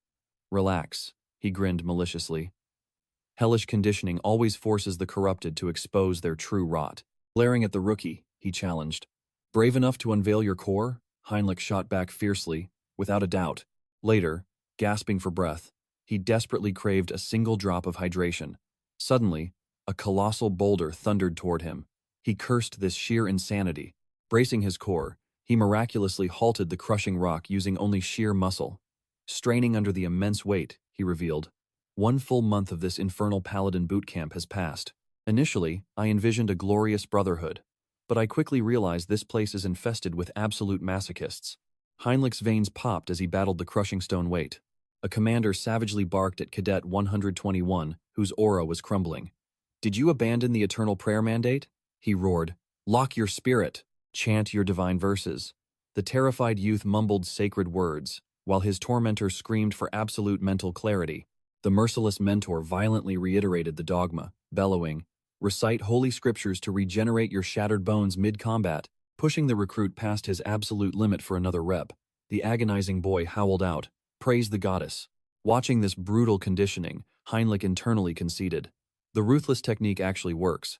Nearby, a fanatic rejoiced, "My spine feels reborn." He maniacally begged for heavier blows. Another zealot flexed his biceps, absorbing a devastating strike from a spiked iron club. Surrounded by unhinged religious screaming, Heinrich silently judged, "Is this sadistic torture actually necessary?" Overlooking the yard, Marco grinned wildly. "That monster I dragged in is absolutely terrifying." He analyzed the scene closely.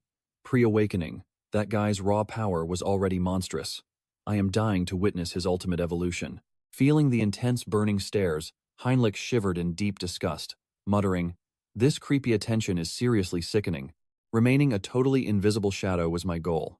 Gasping for oxygen, Heinrich realized 3 grueling months had vanished inside this hellish Holy Knight Academy. Without his unbreakable warrior spirit and miraculous regeneration, his shattered body would have completely collapsed ages ago. Though his physical limits had evolved, a far more dangerous, unseen problem loomed over him. Suddenly, an instructor tightly grabs his arm, deeply questioning his lower body progress before enthusiastically dragging him into an intense, holy chest sculpting session together. Another fanatic intercepts, boldly declaring, "A glorious day like this truly demands a legendary back workout." "Back off, you muscle-obsessed maniacs." Heinrich snaps, dodging away before stepping outside the chapel to release an exhausted sigh. Slumping beside a comrade, he furiously groans about the endless daily training harassment. His ally merely smirks. The elder's towering expectations were entirely to blame. Suddenly, a massive wave of restless novices violently announces their arrival. Parting the massive sea of trainees, the legendary Grand Archbishop Ladius and Sir Tuscan finally emerge. "The expedition forces have finally returned," his comrade whispers. Instantly, the chilling memory of that ruthless holy knight pointing his blade at Hans flashes back. Had these ruthless zealots been hunting Hans down this entire time? Before the towering altar, A commanding priest announces to the breathless trainees that the sacred baptism for the successfully chosen elites is finally about to commence. The clergyman reveals a shocking truth: unforeseen circumstances had forced them to trigger the holy ritual far ahead of schedule. He fiercely commands the chosen few whose names echo out to step forward and embrace their destiny. Why accelerate a ritual that normally only happens every 6 months? His friend mutters. Heinlich's eyes fiercely narrow. I know exactly why. He deduces the holy knights are bleeding manpower, desperately needing reinforcements to hunt down the immortal king's dark heir. Regardless, this was the ultimate golden opportunity to accelerate his plans and run a dangerous magical experiment. It was time to push his persona and mind core applications to their absolute limits. The high priest summons trainee Max Warrowan. Do you swear to sacrifice your very soul to the divine Lord God? The priest demands. The boy vehemently confirms. During this brutal baptism, initiates must sacrifice all their worldly mana to the heavens, permanently shattering their ability to ever cast magic. But in exchange, overwhelming holy aura floods their veins. The sheer magnitude of this divine blessing varies vastly, depending entirely on one unwavering requirement: absolute faith. The more pure and blazing the devotion, completely untainted by lies or doubt, the more invincible the knight becomes. Then, the priest's booming voice echoes, Heinrich, step forward. Striding toward the altar, Heinrich smirks inwardly. This was the exact moment he had chosen the knight's path for. Heinrich intensely reflects that until now, his mind core merely suppressed external stimuli and sealed away his chaotic emotions. But he suddenly realizes completely reversing the flow is entirely possible. By weaponizing his persona ability, he would forcefully inject absolute, blinding faith right into his own soul. As the high priest violently drains his mana, the mind core would act as an impenetrable filter, annihilating every shred of distrust and doubt. His extracted mana would transform into pure, unadulterated essence, a perfect, blinding fusion of magic and absolute devotion. To devour the divine blessing's maximum potential, he forcefully channels the combined mental willpower of every single avatar directly into his body. The high priest gasps as an explosive wave of terrifying holy power detonates across the massive hall. This blinding aura. It's completely unbelievable, the trembling novices scream out. Trembling hands point toward the heavens as his blinding divine energy surges straight to the crown of the colossal deity statue. Clutching his arm in sheer awe, an instructor officially titles him Sir Heinrich. The high priest trembles, declaring that despite being newly baptized, his monstrous faith already heavily rivals elite clergymen. Praised to push even further in his divine journey, Heinrich bows with a perfectly masked expression of gratitude. Unlocking the legendary holy baptism skill, a thrilling question crosses his calculating mind. Was this truly the absolute sealing of divine power? Massive relief washes over him. His ultimate deception had succeeded. Yet, a chilling instinct deeply warns him that his trick wasn't entirely flawless. He sharply reflects that this divine deity operates more like an absolute, emotionless system than a true god. But when his mind lay completely exposed earlier, he felt an eerie anomaly. A sensation rippled back from the void. If translated into primitive human emotions, it was undeniably an overwhelming sense of profound curiosity. Does this mean the heavens are actively watching him? Shaking off the creeping dread, he vows to strictly wield this overwhelming power carefully. Deep within a shadowed chamber, a fist violently strikes the window pane.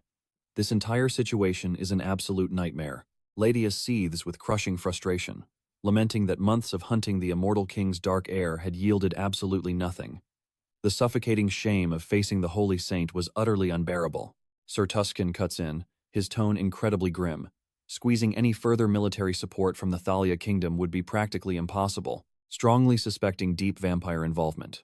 Pointing sharply at the map, he declares the brutal clashes with their defense circles during the frantic Han's pursuit had simply cost them way too dearly. Ladius grimaces bitterly. The crushing political pressure from the royal kingdom was rapidly reaching a disastrous breaking point. Weaponizing their extermination squad's utter lack of progress as cruel political leverage, Tuscan drops the final devastating blow. The elite extermination squad is officially disbanded, commanding everyone to immediately retreat to the capital in defeat. Stepping out into the gloomy corridor, a suffocating realization hits him: they were hopelessly surrounded by darkness, and their vital reinforcements were practically non-existent. Pacing the quiet hall, doubt gnaws at his mind. Then, a sudden sound breaks the silence. Gazing down, he spots the fresh holy recruits, raising a hand to pause their advance. Spotting a fleeting gap, a rookie lunges forward with his blade. Taking a sharp hit, Heinrich parries the steel with his arm, Instantly countering, he smashes a brutal elbow into the attacker's jaw. The rookie collapses, crushed, as the crowd roars Heinlich's absolute triumph. Merging divine energy with rapid cell recovery, he unlocks the legendary Crusader combat arts. Instantly, his bleeding gash sews itself shut. Gasping, the fallen foe demands, "Did you take that strike intentionally?" Heinlich reveals it was a calculated sacrifice for guaranteed victory. Yet, frustration lingers in his eyes. To reach true power, a drastic evolution must happen. A stunned comrade whispers, his divine aura rivals an elite master or an absolute vanguard. Sir Tucson abruptly steps from the shadows. "You are far too raw to bear the holy mantle," he declares, adding that Heinlich himself already knows this bitter truth. The veteran vows to forge him into a true warrior, offering a fateful journey straight into the sacred Roselian sanctuary. Facing the stunned guards, Tucson coldly confirms their grand pilgrimage to the majestic sanctuary. "Does anyone dare to object?" he challenges with piercing authority. Heinlich's eyes burn with fierce determination to accept. Seeing this fire, Tucson orders him to march without delay. Approaching the glowing magical transit array, the young warrior begs for a brief packing break. Tucson instantly shoots down the request, assuring that servants will manage the trivial luggage. Standing within the swirling runes, the master grips his shoulder firmly. "Patience, boy. All secrets will be revealed upon our arrival." The rookie nods as blinding light swallows them whole. Materializing miles away, Heinlich gasps in pure awe. Is this the legendary Grand Sanctuary? Side by side, they march toward the absolute pinnacle of their faith, an imposing monument towering at the very center of the world. This sacred ground pulses with ancient authority, the supreme domain of both the exalted Pope and the Holy Saint. Saint Rar warmly greets them, honoring Tucson and Heinlich after their grueling cross-country pilgrimage. Bowing with deep reverence, Tucson offers profound gratitude while guiding his pupil. A hidden, confident smirk ghosts across Heinlich's lips. He drops to one knee in absolute respect. Meanwhile, across a sprawling metropolis, Hans coldly watches the neon skyline. Beneath his perch, broken bodies litter the bloody concrete. Through a glowing screen, an unknown user frantically swipes past viral footage capturing the Vigilante's brutal crusade. Without even trying, his ruthless dismantling of a massive slave syndicate sparked absolute global infamy. Yet, amidst the digital chatter, a highly suspicious anomaly catches his sharp gaze. Survivors whisper of a terrifying divine judgment cult, a dark web linking countless underground criminal empires together. He swears to rip out this conspiracy by violently slaughtering every last member. But first, the cloaked Avenger must launder the massive blood money stolen from his recent massacre. Tightening his disguise, he calculates the massive risks. Flaunting untraceable black market loot would immediately paint a massive target on his back. Desperate for absolute anonymity, he slips into the shady depths of a high-stakes casino. Stepping inside, a slick guard blocks his path. The masked stranger violently slams a heavy pouch onto the desk. "I have rare goods to offload," he growls coldly. The arrogant clerk instantly sneers, refusing the mysterious cargo outright. Unfazed, the dark figure leans in closer. "Rumor says your master desperately craves artifacts exactly like these." He carelessly spills a fortune in gold. Panic strikes the clerk. He recognizes the crests of a massacred mafia. The cloaked menace smirks dangerously. "Do I have your undivided attention now?" Trembling behind a fake grin, the terrified worker quickly points to a hidden passage, begging him to walk straight through. Pushing open the heavy iron gate, a masked executive in a tailored suit waits in the shadows. "Looking to fence something incredibly dangerous?" the shadow asks smoothly. The vigilante nods slowly. Tossing the massive fortune onto the table, he demands a completely untraceable form of compensation instead of standard dirty cash. Inspecting the cursed treasure, the broker arches an eyebrow. "Are we talking about rare physical commodities? Name your exact price." The Avenger simply raises a single finger. He demands an instant jackpot-winning ticket to secure clean, unquestionable wealth immediately. Mountains of dirty cash mean absolutely nothing. To survive his double life, Han Seong-hoon desperately requires flawless, perfectly legal financial power. The broker smirks, warning of an astronomical laundering fee. Without blinking, the relentless Avenger accepts the harsh terms, demanding to hear the final cost. The dealer reveals a slip worth 6.1 billion. It expires in 4 months. Unimpressed, the dark figure instantly orders 2 more identical winning slips. Stunned, the broker stammers that this cursed gold cannot cover such a colossal price tag. Confidently, The shadow promises a mountain of priceless artifacts waiting in the wings. Slamming a heavy stack of solid bullion down, he growls. Will this suffice? The broker wildly grabs his wrist. Just who the hell are you? How do you possess a spatial inventory artifact? Glaring sharply, the dark figure violently forces the trembling broker to release his grip. He coldly commands, I am not here to make friends or chat. Conclude our business this exact second. Trembling, the broker seals their deal with deep apologies. Yet, that lingering metallic stench of fresh blood wasn't just creeping paranoia. Gripping the broker's shoulder, our cloaked protagonist declares, keep your future business utterly spotless. Stepping outside, he clutches the winning lottery slips, entirely stunned that his ultimate jackpot fantasy actually manifested this easily. Resting on a bench, he studies the golden tickets, pondering his upcoming luxurious purchases.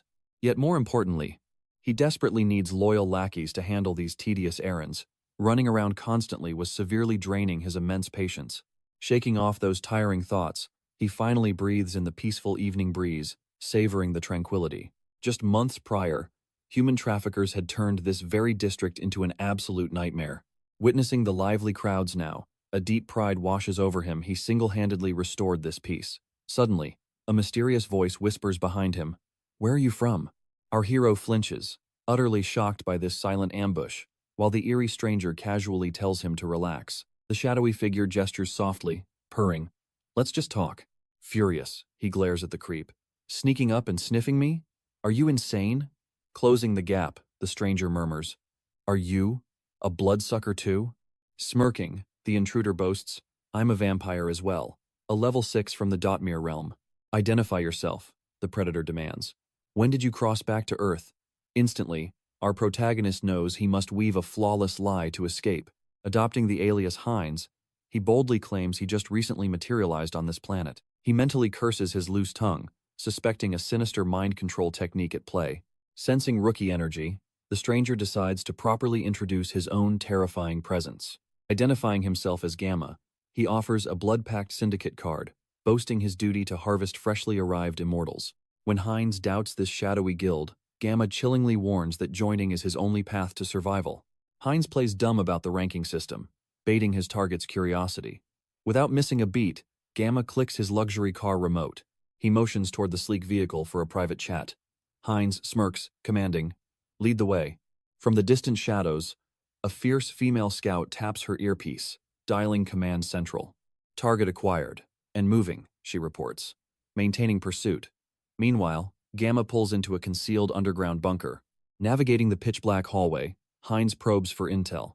Gamma proudly details the vampiric factor, the supreme metric of their cursed strength. He brags that the blood pact meticulously scales and ranks this raw, monstrous power.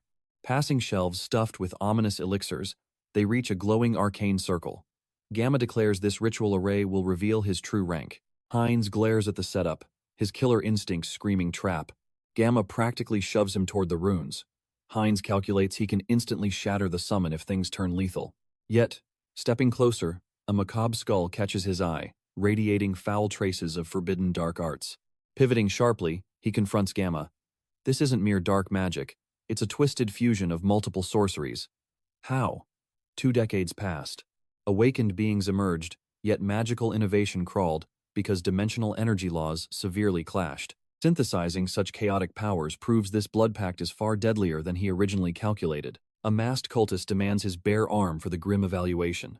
Slashing his flesh with a cursed blade, the zealot sneers, bear the sting. 5 crimson orbs magically extract from his pulsing veins. Level 5, Gamma remarks. Studying the thick, bloody resonance, he realizes Hines possesses terrifyingly monstrous regeneration. He subtly questions a minion regarding the elite pureblood standards.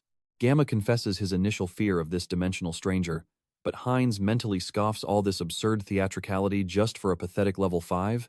Smiling wickedly, Gamma notes that level 5s thankfully get to keep their limbs. The true nightmare begins. The zealots chant, obeying Lord Gamma. Instantly, an overwhelming gravitational hex paralyzes Hines completely. A chilling realization hits him: this intricate ritual was a sacrificial trap, not a test. He fiercely prepares to awaken Hans. Boom. The reinforced steel door shatters, stunning Gamma. The female stalker charges in, roaring, Halt this madness! She ferociously attacks the nearest masked fanatic. Flanked by elite enforcers, she declares Gamma guilty of slaughtering their own kind. Gamma sneers, "Lady Jin Saran, what atrocious manners." He stares at her, a strange nostalgia sparking. Jin Saran snarls that the abduction rumors are undeniably proven now. Drawing her weapon, she commands, "Unbind the captive and submit immediately." Gamma sneers, mocking her as a pathetic, fiercely loyal puppet of the Blood Pact. "Why kneel as their slaves?" he demands. He argues their superior strength means they should rule humans, rather than endlessly cowering in the dark shadows. Jin Saran snaps back, blaming bloodthirsty, radical extremists like him for forcing their entire race into endless hiding. Gamma smirks coldly. "That is merely your foolish illusion," he whispers, questioning if her remaining comrades actually share that pathetic worldview. Suddenly, brutal betrayal strikes. A blade violently pierces a comrade's neck from behind. Minyong screams out in absolute horror, "What are you doing, you wretched traitor?" But she is instantly struck down too. Grabbing her violently by the hair, the betrayer darkly sneers, "Why?" The answer is incredibly simple for us. Back in my home dimension, I reign supreme as an absolute, untouchable lord. Yet on Earth, I rot in a filthy basement, guarding some pathetic nightclub. We do not all enjoy your outrageously pampered, comfortable lives, he fiercely roars. Gamma steps forward, revealing his sinister plot, shattering the blood packed forever by violently harvesting weak, low-ranking vampires for his grand cause. Cut off from gathering precious karma to evolve, he declares they have finally unlocked a much darker, terrifyingly efficient path. An absolute method for instant power is unveiled. Above them, Heinz's paralyzed body slowly levitates into the air. Jin Saran gasps in absolute horror. "Did you dare touch the forbidden taboo?" Smirking maliciously, Gamma casually hoists a lifeless vampire. "Where do you think the missing went?" She fiercely accuses him of spawning mindless, bloodthirsty monsters all over again. Did he forget the horrifying massacres that doomed them? Being bloodthirsty means committing the ultimate sin, cannibalizing their own kind. This goes far beyond earthly flesh-eating. When a vampire consumes brethren from another dimension, their clashing vampiric essences violently fuse together. This horrific fusion unleashes absolute, godlike power, but demands a devastating toll. Those who fail to endure it mutate into rabid fiends, entirely consumed by an eternal, insatiable bloodlust. That uncontrollable madness made their race a global plague. But Gamma chuckles, boasting that their relentless research has finally erased the vengeful will hidden within the blood. He then coldly declares, "All of you will become excellent, flawless research material." A massive magic circle blazes brightly beneath them. Heinz suddenly grasps the terrifying truth. This array is not just for binding or restricting vampiric auras. Its true, sickening purpose is distilling living vampires into a flawless power-enhancing drug. Gamma displays the crystallized result. The traitor eagerly lunges forward, fiercely demanding his promised reward for this vile betrayal. He risked everything, staying perfectly hidden. Gamma nods smoothly, tossing him a tiny pill. The greedy traitor violently swallows the prize whole. Agonizing screams shatter the silence. His mortal shell violently mutates into a truly grotesque, towering monstrosity. The horrifying legends of vampiric cannibalism are real. The mutated beast instantly chokes Jin Saran by the neck, fiercely roaring for a much stronger dosage. Ominous music swells as the beast snarls. "Our deal was endless power in exchange for the captured sacrifices I delivered. Hand over more." Gamma sighs. Patience is required. He gestures toward their mysterious earlier guest who still quietly waits. Flashing a twisted smile, he mocks Jin Saran. "Suffer just a bit longer."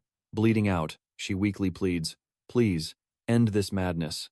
Heinz hungers with intense anticipation, craving the absolute power of devouring every soul present.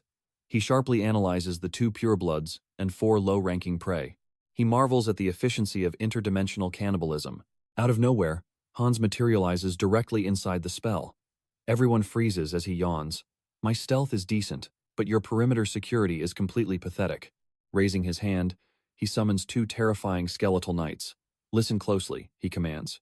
"Nobody leaves this room alive without my explicit permission." The beastly vampire flinches at the undead horrors. Gamma furiously orders his men, "Hold your ground, do not panic." Vicious bone spikes violently erupt from the mutant's flesh.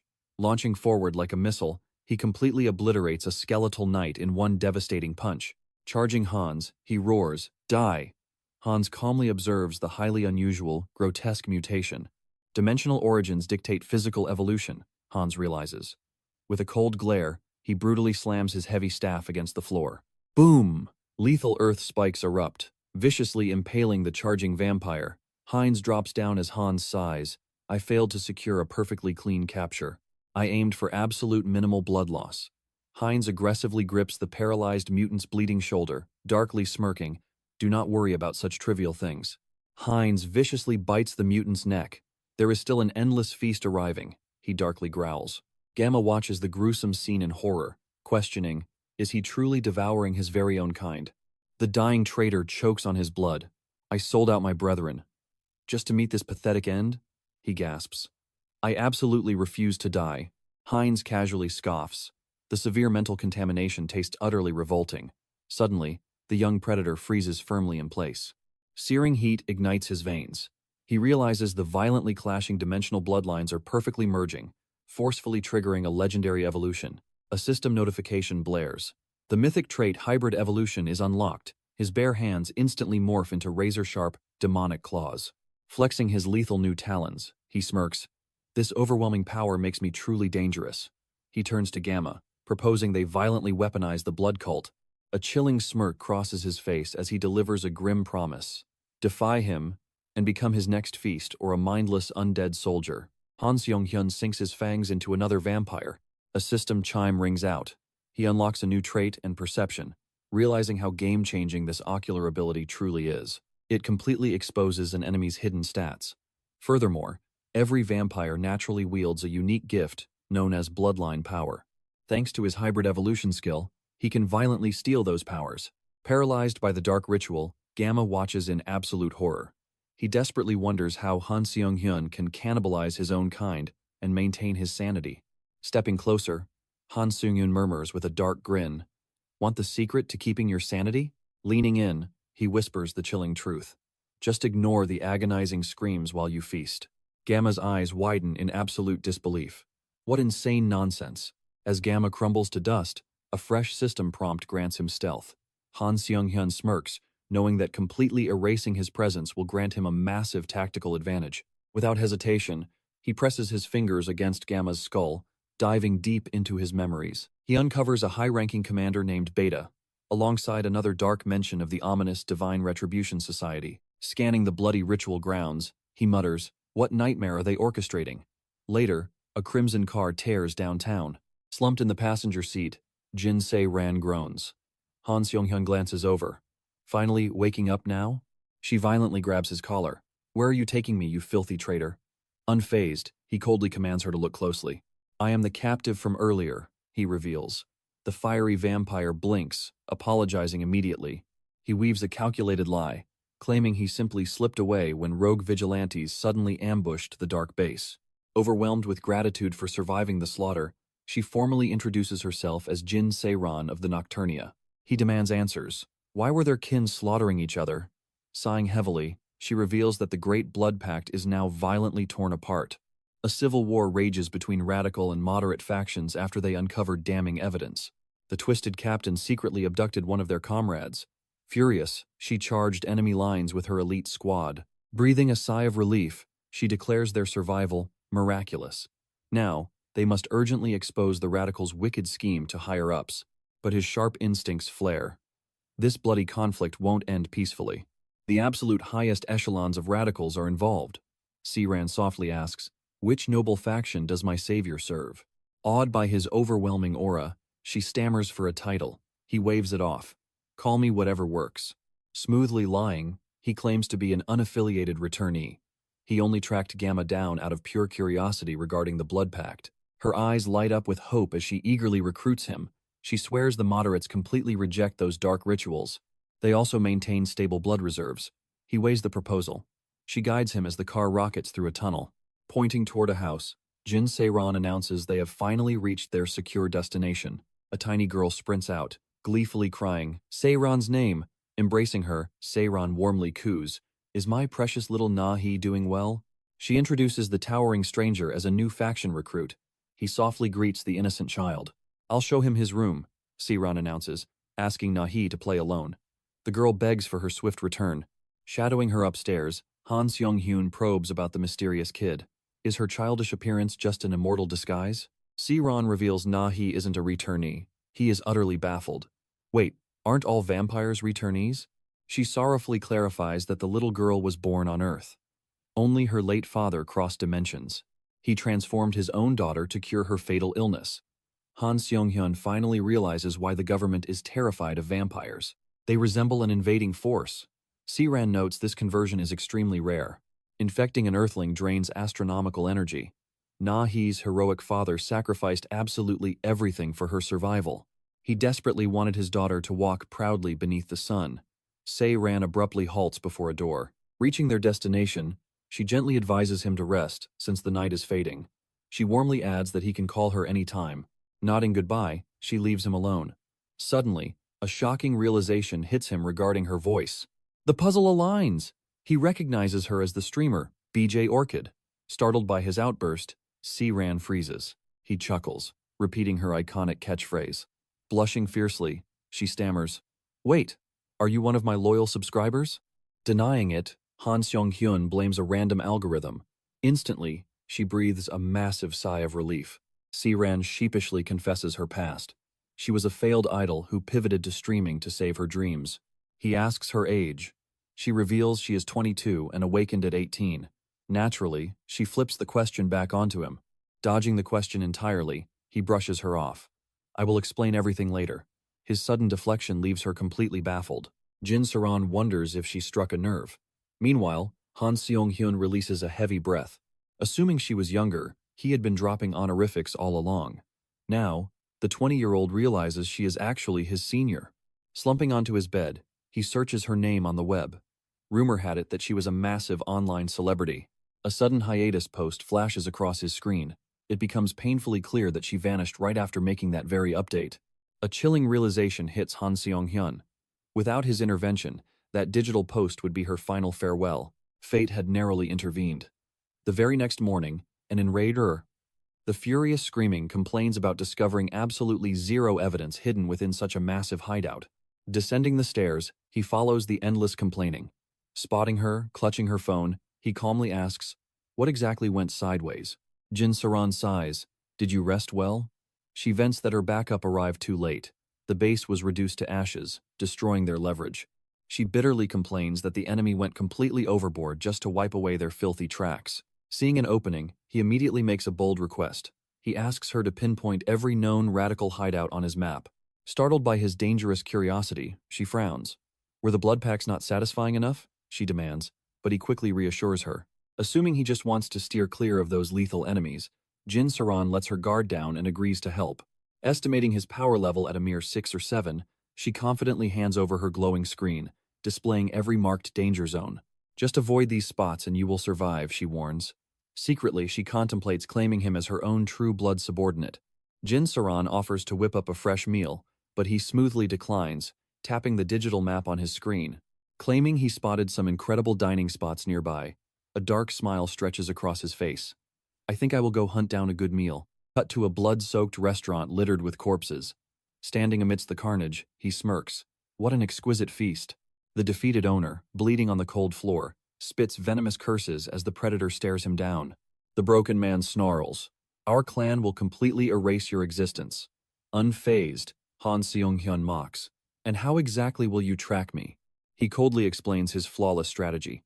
Thanks to the ultimate stealth skill he violently ripped from them, tracking him is entirely impossible. With every security camera shattered and the diner turned into a graveyard, he scoffs. Neutralizing your pathetic surveillance was child's play. Grabbing the shattered enemy by the throat, his aura flares. Where are the remaining comrades? Ripping into the boss's mind, a shadowy vision violently flashes before him. Every single Gamma operative is gathering for a massive secret summit tomorrow. The radical elites are finally assembling in one place. A predatory grin emerges. This is his ultimate chance to slaughter them all. Han Seong-hyun decides to rush to the impending bloodbath immediately, but first, he must completely obliterate all evidence. He unleashes a brand new ability, Blood Flower. A glowing system prompt reveals this demonic skill summons crimson flames that incinerate only designated targets. Searing crimson petals devour the physical carnage perfectly. Next, he activates his stealth mastery to wash away lingering magical traces. With a mere flick of his wrist, the bloody scene vanishes. "Perfect," he whispers. "Now, no one can track me." Suddenly, An agonizing pain tears through his chest. Staring at his hands, he realizes his monstrous body is evolving. As his dark biology violently shifts, a blinding system alert announces his lineage has finally ascended to true blood. The notification chimes again. Thanks to his miraculous hybrid evolution, he has just unlocked the legendary blood flow amplification skill. As the agonizing mutation settles, another notification confirms his healing factor has evolved into absolute hyper-regeneration. Awakening as a pure true blood, raw power courses through his veins. Eager to test these terrifying new abilities, he prepares a demonstration. He ruthlessly slashes his own wrist. Crimson droplets hover in the air before violently snapping right back inside. The severed artery knits itself together instantly. A wicked smile forms as he notes the terrifying synergy of his powers. The realization hits him fully. By draining ambient blood from the battlefield to instantly heal himself, he will become practically immortal. Gazing at a dusty portrait, a burning thought consumes him. How godlike is holy blood? Meanwhile, Jin Saran beams joyfully on her live stream. Thanking a massive fan for donating 1 million cheeses, she happily calculates her monthly blood pack budget. Mid-broadcast, her eyes dart to the doorway. Han Seong-hyun is standing right there, staring at her in absolute unblinking silence. Blushing with sheer embarrassment, she stammers an apology and tells him to resume his business. Shrinking back to regain her composure, annoyance flashes. She sharply scolds the intruder. Next time, knock before entering. Taking a grounding breath, she restores her control. She demands, "What is it?" The answer echoes from the bed. "A missive came for you," Han Seong-hyun murmurs, sliding the sealed parchment into her hands. Jin Saran tears the seal, unearthing damning photographs of the extremists' atrocities. Who could have leaked this explosive evidence?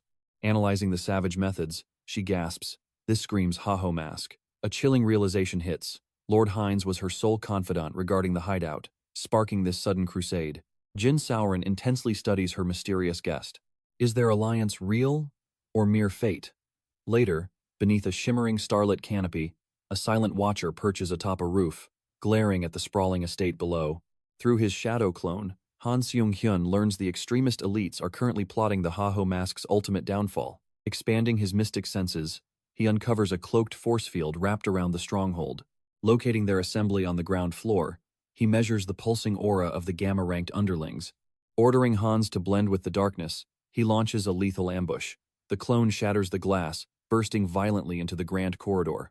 Han Seong-hyun drops in right behind, warning the scum to brace for death. Yet scanning the room, he frowns. Where is everyone? The chamber lies desolate. Frustrated, he mutters, "I came here to hunt the mask." Instantly, unfamiliar bloodsuckers materialize within a shattered looking-glass, sneering at the unexpected stranger trespassing in their domain. One fiend steps forward, smirking, "Fresh prey for my fangs." Glancing back, he questions, "Do Beta 1 or Beta Shin recognize this fool?" A comrade shakes his head, clueless.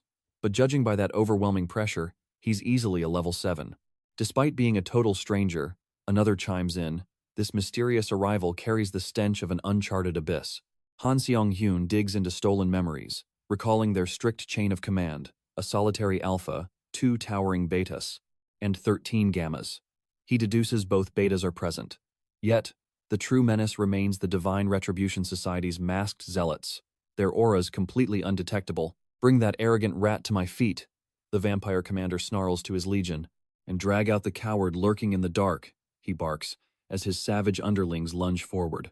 Realizing his stealth is blown, Han Seong-hyun grins. If they crave a bloodbath, he will gladly deliver. "Time to speedrun this execution," he proclaims. Pivoting fiercely, he triggers his blood flow amplification technique. Exploding into blinding motion, he tears through the vampire ranks. A devastating strike instantly obliterates a fiend's skull. A stunned immortal points a trembling finger. That monstrous arm. "Why devour your own brethren?" Materializing like a ghost behind him, Han Seong-hyun whispers, "Save your shock for hell." He then bellows, "The true slaughter begins." Undead warriors violently erupt from the earth. A panicked vampire shoves his ally, screaming, "Just stay alive." Lunging for the exit, the escapee smashes into an absolute ward. The ferocious repelling force sends him violently crashing backward. Hans seals the corridor, prompting Han Seong-hyun's cold sneer. "Did you fools really think you held the only cage?" Glaring at the trapped prey, Hans begins, from this moment forward.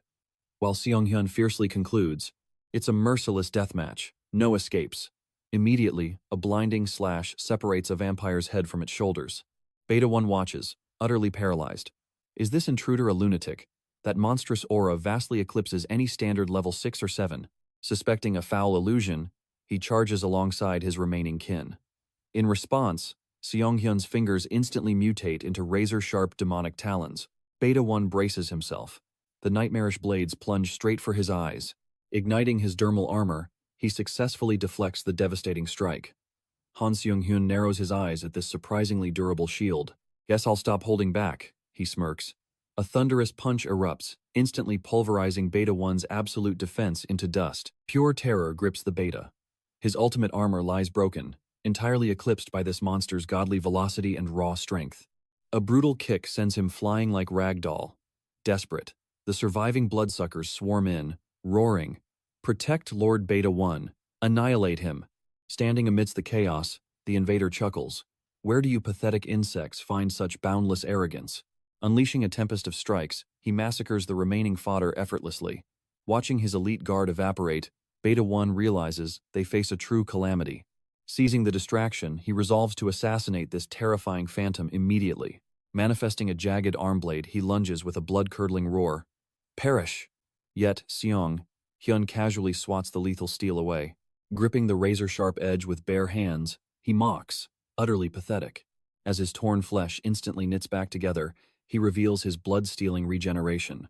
With every drop spilled, my power endlessly multiplies. Plus, I learned a new trick: invisibility. Instantly, he melts into thin air right before Beta 1's horrified gaze. The panicked commander spins frantically. Where did that bastard vanish? A lethal silence falls as Seonghyun materializes dead behind him. Plunging his blade through the commander's spine, he whispers, "Right behind you." A sinister smirk flashes. "Checkmate, you insect." Gripping Beta 1's lifeless vessel, a golden system prompt materializes. His power violently awakens into the legendary blood mystery. Absolute dominion courses through his veins, bending entirely to his command. "My authority flows faster now," he declares, completely unchained. "You wretched monster!" Beta Shin snarls at the cannibalistic display. "Have you become a ravenous vampire? That explains your demonic arts," he spits in fury. Han merely smirks, his voice ice cold. "And? Are you done crying about it?" he taunts mercilessly. Gesturing with lethal intent, he dares the surviving twin to strike. Or does terror paralyze you? Provoked, Beta Shin charges. Instantly, Han unleashes blood mystery, swallowing his foe whole. The crushing crimson shockwave violently blasts Beta Shin backward. Materializing instantly beside his prey, he ignores desperate accusations of foul play. He merely whispers, "That stings, doesn't it?" Suspending the shattered enemy, he murmurs, "Let me share a secret." Delivering the brutal finishing strike, he decrees, "Checkmate." The cloaked spectators watch in awe. Who knew the Ha-Ho mask possessed such monstrous backing? The commander barks, "Prepare the orb immediately." A subordinate questions if they must eliminate this anomaly, clutching the pulsating ancient artifact in trembling hands.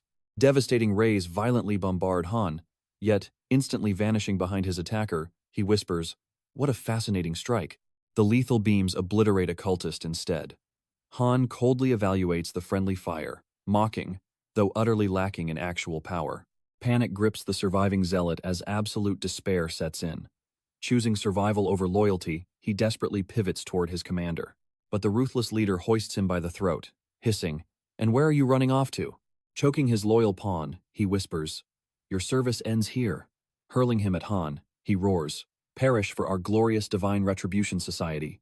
Seizing the chaotic distraction, the commander rapidly channels spatial magic. Han calmly observes the cowardly betrayal. Recognizing the fatal detonation curse, he scoffs at the so-called leader's pathetic retreat. Seeing through their desperate suicidal delay tactic, he stands his ground. With an outstretched palm, he effortlessly blocks the living bomb. "A trivial hex like this is completely meaningless," he declares. "I will dismantle it effortlessly." His piercing gaze locates the twin demonic orbs fueling the blast. Without hesitation, he extracts the catastrophic cores. A terrifying spectral aura erupts. "I am the absolute sovereign of death," Han declares. Did that coward truly believe he could escape? A violent spatial rupture slams the earth. The cult leader crashes down, reeling from his brutally shattered teleportation spell. Horrified, He realizes Han's overwhelming domain has completely sealed space, violently trapping him right where he started. Desperate, he plots to bide his time and survive. But a spine-chilling presence suddenly materializes right behind his back. Forcing the terrified commander's head up, Han whispers, "Found you." With lethal calm, he adds, "I wanted to play, but pests like you constantly scurry away. So, I will extract everything directly," Han decides mercilessly. The zealot thrashes in unadulterated horror. A terrifying psychic intrusion breaches his soul. His darkest secrets are violently ripped open. Han forcefully dredges the cult's hidden truths. Instantly, the host's brain threatens to liquefy a brutal, self-destructing mental firewall triggers. Fascinating, Han muses. Is this neural lockdown the Divine Retribution Society's ultimate defense mechanism? Plunging deep into the commander's subconscious, a shadowy silhouette manifests. Impressive intrusion, Ha-Ho Mask. I never expected you to dig this deep. The horrifying truth strikes him. The true mastermind of the cult has been lurking, watching through his pawn's very consciousness. Unveiling his absolute authority, the phantom entity extends a sinister invitation to join them. Feigning amusement, Han presses the entity. What grand delusion drives this Divine Retribution Society? The phantom coldly replies, Our goal is simple. We demand utter liberation for the returnees, forging a new era under our absolute dominion. Han mocks their sudden rise to power, calling their endgame arrogant. But the shadowy overlord quickly shatters that misconception. You are gravely mistaken, the phantom echoes. We have lingered in shadows for eons, waging endless war for freedom. The chilling revelation clicks into place. This syndicate has been orchestrating catastrophic acts of terror since ancient times. As Han viciously demands the whole truth, glaring system alerts erupt. His psychological core violently suppresses his rising bloodlust. Crimson holograms flood his vision, screaming critical emotional dampening warnings. The mastermind chuckles. Does that truly matter now? Choose your next path wisely, the phantom threatens. Han's answer? A devastating, soul-shattering punch aimed straight at the spectral projection. So you choose death? The overlord sneers. He arrogantly reveals that inside this psychological dimension, pure willpower completely dominates magical energy. Smirking confidently, he decrees, You cannot defeat me in this sanctuary. Leveling a steady finger at the phantom, Han challenges, You think mental fortitude makes you supreme? Suddenly, agonizing past fragments ignite. Devastating echoes of unspeakable tragedy flood his soul.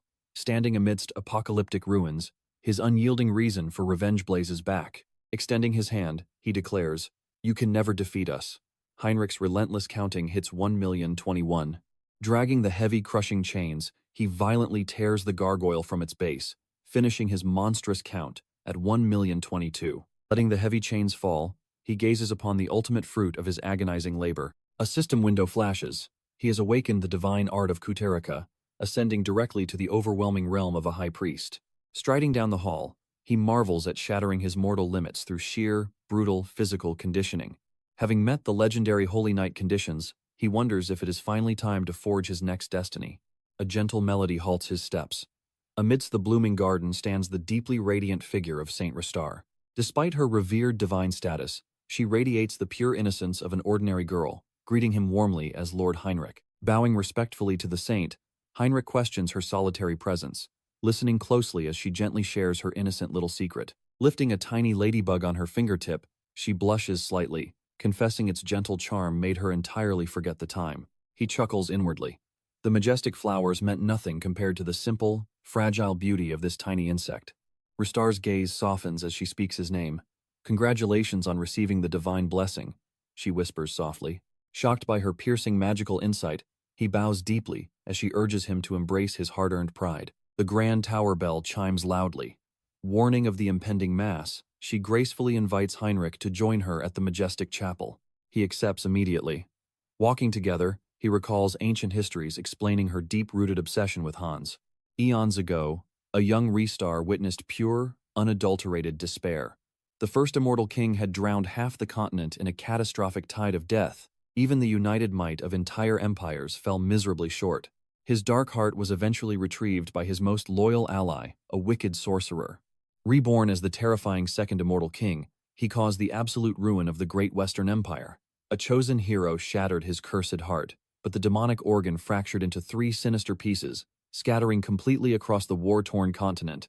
The great divine order always stood as the vanguard whenever an immortal king threatened the world. Heinrich realizes her blazing hostility and endless obsession toward the immortal king are entirely justified by fate. You need not fear anymore, Heinrich vows silently. Hans possesses an unexpectedly gentle and compassionate soul. Meanwhile, Hans intently watches the explosive spiritual clash between his dark avatar and a fierce phantom. As Heinrich focuses his spiritual aura on Hans, the scene violently shifts. In a pitch-black room, a sinister vampire convulses, suddenly coughing up cursed blood. A terrified subordinate rushes to his side, panicking. "Is your excellency gravely injured right now?" Shoving the servant away in absolute fury, the vampire snarls at the distraction. Shock paralyzes him. He is actually losing ground within the terrifying depths of the spiritual battlefield. Hans's shadowy avatar delivers a devastating, earth-shattering punch straight into the spectral entity. The kinetic shockwave blasts the phantom away. As the spirit struggles to reform, the vampire realizes his initial overwhelming advantage has completely evaporated. His enemy's power is surging wildly. It feels as though a legion of warriors fused their explosive strength into a single, utterly unstoppable force. His spirit form violently fractures. He desperately wonders if this gap stems from overwhelming strength or sheer martial mastery.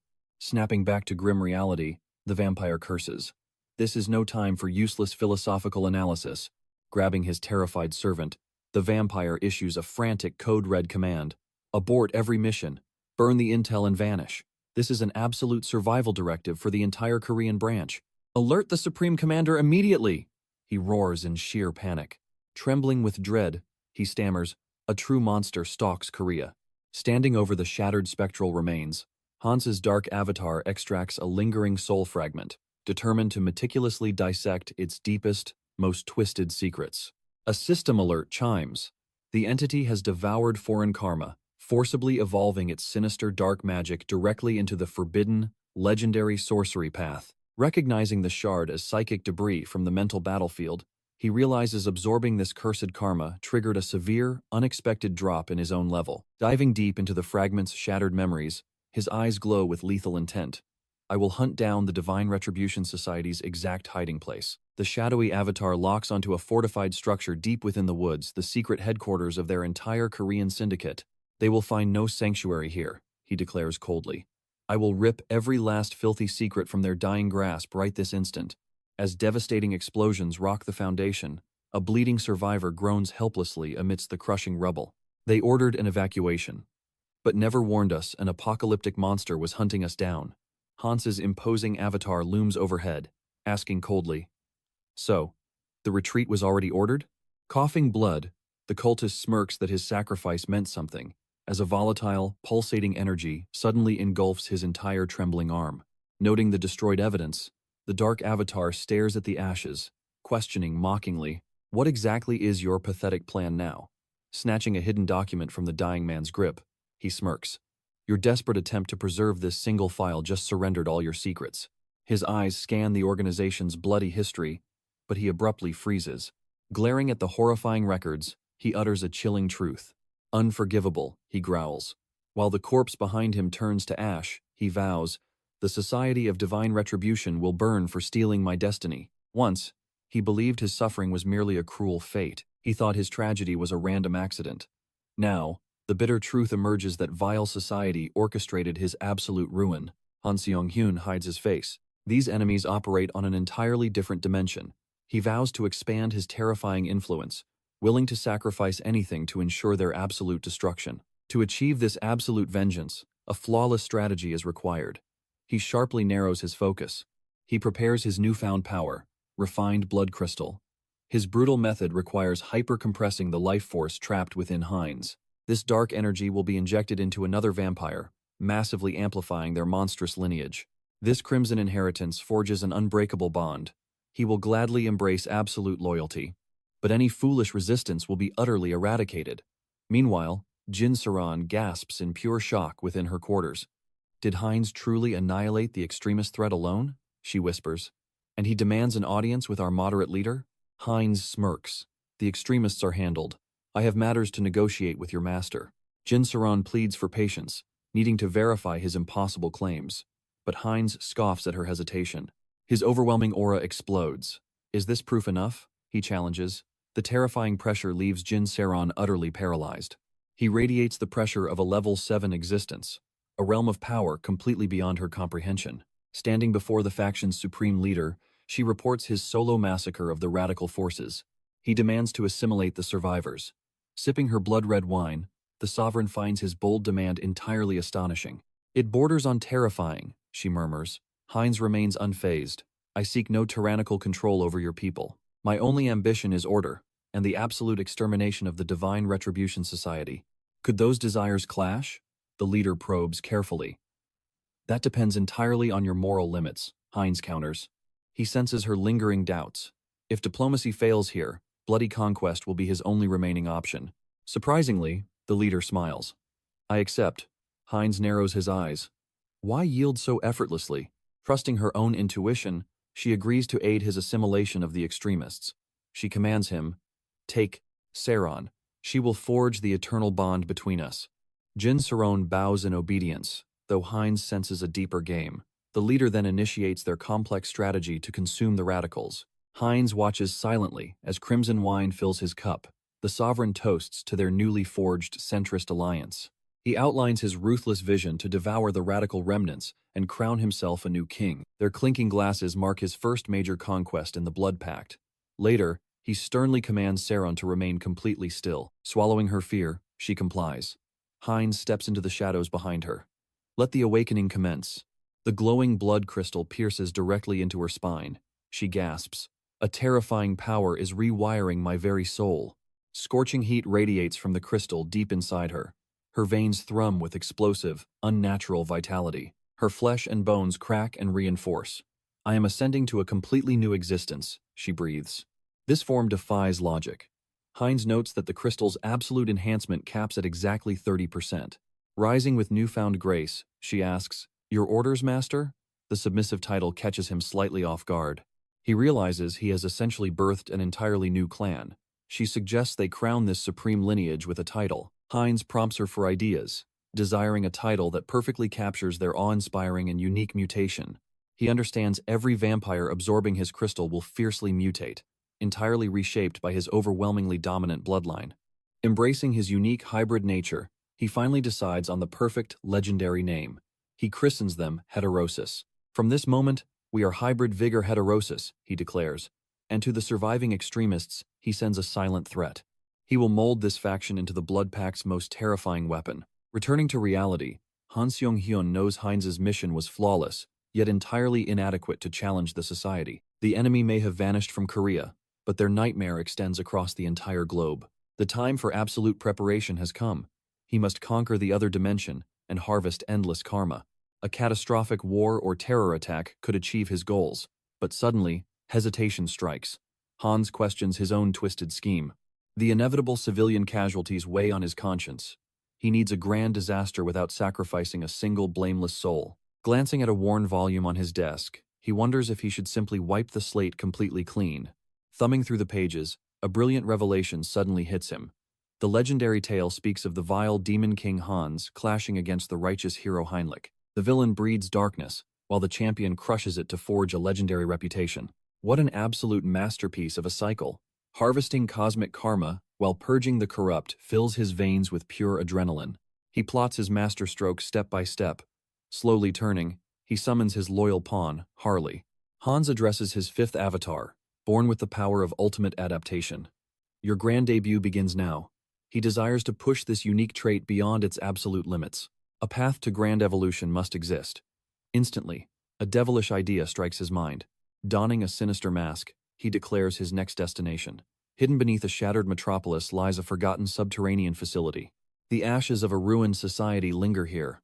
With measured steps, he breaches the shadowy laboratory. Gruesome experiments stain these walls. Madmen once fused demonic flesh with mortal bones, birthing horrific, unnatural abominations. Amidst floating biological nightmares, he spots his prize.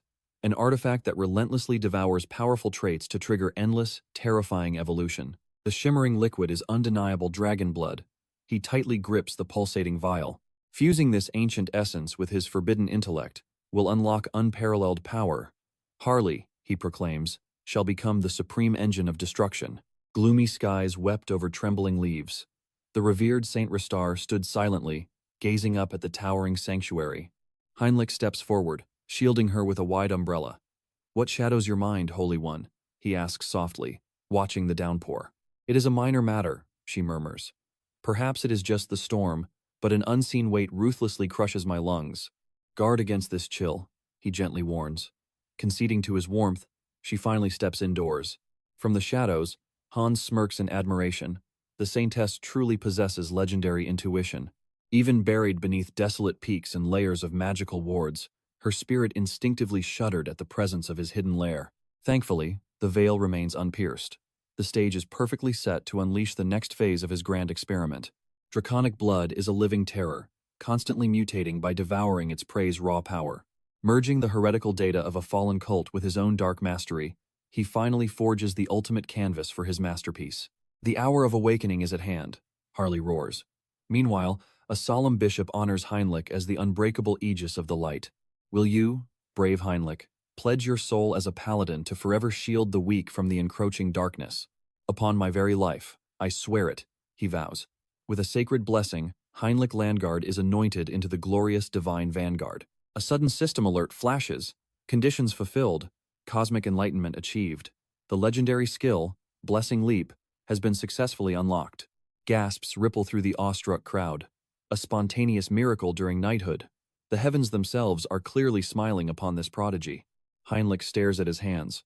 For one fleeting second, the majestic divine will surged powerfully through him. That overwhelming gaze felt exactly like the spiritual shock of his initial baptism.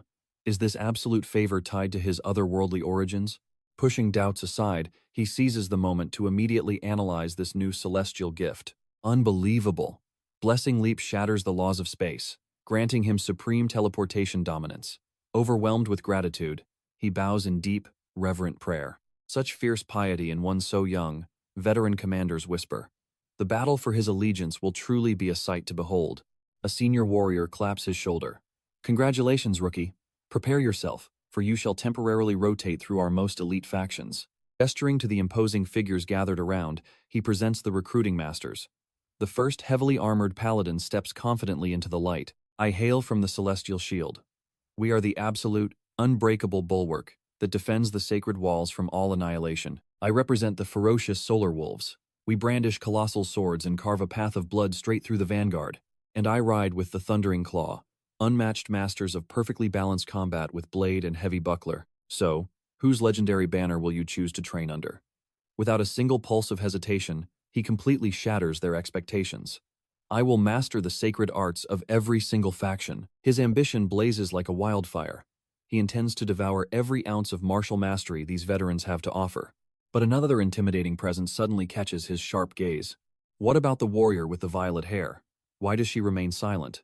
A nervous tension drops over the senior paladin as he stammers an explanation. Piercing him with a chilling stare, the violet-haired commander finally speaks. "We demand only absolute perfection. You have a decent spark, I will admit. Your holy aura burns as brightly as a grand priest. Perhaps, just perhaps, you are worthy enough to face our lethal trial." Heinrich questions their strict entrance requirements. Her only cold response? "Follow my lead." Striding ahead, she claims her knights protect the sanctuary's ultimate stronghold. "Explain yourself," he demands. Pushing open massive steel doors, she glances back. "Survive this trial, and the truth is yours." Heinrich instantly recognizes the shadowed figure, a ruthless heresy inquisitor. "Recite the ancient text," the knight commands, loud enough for the heavens to hear. A cold chill runs down his spine. Is this a deadly trap for spies? "I despise having my utter devotion questioned," he scoffs, challenging the trial. "It is merely protocol," she coldly replies. "Unless you have a guilty reason to fear reading the sacred words?" Swallowing his pride, Heinrich recites the vow, pledging absolute silence no matter the cost. The Inquisitor's gaze sharpens as Heinrich swears to burn in hellfire to protect the truth. Suddenly, a magical seal brands itself onto his lips. Searing pain jolts through him as the doors unlock. "A curse to gag my mouth?" Heinrich groans. The female knight steps forward. "No, it is a divine blessing. The blessing of absolute silence, shielding your soul from leaking secrets." "Sounds exactly like a cursed gag," he mutters in defiance. Halting before a magnificent altar, the knight finally unveils the truth. "We are the Radiant Shield Order. We pledge our very lives to guard the main temple's deepest abyss." another warrior approaches. This is your first and final glimpse of this sanctum. Etch it into your very soul. Witness exactly what we sacrifice everything to defend. Slowly, the colossal iron gates creak open. Stepping inside, Heinrich gasps, finally understanding the heavy security. A mysterious female entity pulses with terrifying energy. Bound by cursed chains behind endless arrays, he realizes the horrifying truth. This is the immortal king's final, devastating fragment. The armored guardian reassures the shadowed figure, vowing that this dark secret dies with him. Inside a hidden laboratory, a cloaked man smirks at his luck of finding the ultimate fragment. Yet, a dark realization hits him. Harley's flesh-binding ritual is dangerously unstable. Harley thrashes and coughs blood against the medical restraints. What went wrong? The masked scientist demands. A shrouded man sputters violently. My blood feels like boiling magma. Checking the vitals, the masked man grins. The dragon's blood has perfectly fused. Driven by mad ambition, he pushes the experiment's intensity to the absolute limit. Suddenly, a system window flashes. The masked scientist gasps as his proficiency skyrockets, rapidly multiplying his avatars. How is this possible? He whispers in sheer disbelief, staring at the single trembling body strapped down. A new golden prompt materializes. The subject has awakened the ultra-rare special trait, physical mutation. His mere adaptation evolved into ultimate mutation. The gamble worked. The scientist cackles triumphantly. Our minds are perfectly synchronized at last. Harley stares at his hands. Is this the mutation's power? He realizes he has transcended humanity entirely. Writing furiously, the scientist grins. The miracles do not stop here. He rejoices wildly. His avatars are multiplying through natural evolution, a legendary, never-before-seen milestone in history. Clenching his monstrous fists, Harley snatches the research log. I will master these new vessels later. Right now, it is time for a field test. He smirks. This mutation is terrifying. My senses are piercing through reality itself. Pivoting sharply, his eyes gleam. I hear the heartbeat of the beast stalking me. A massive shadow panther erupts from the thickets. Cracking his neck, Harley grins. A massive body means absolute combat dominance. Ding! A system alert chimes. Gluttonous feast acquired. He can now devour and instantly assimilate anything in his path.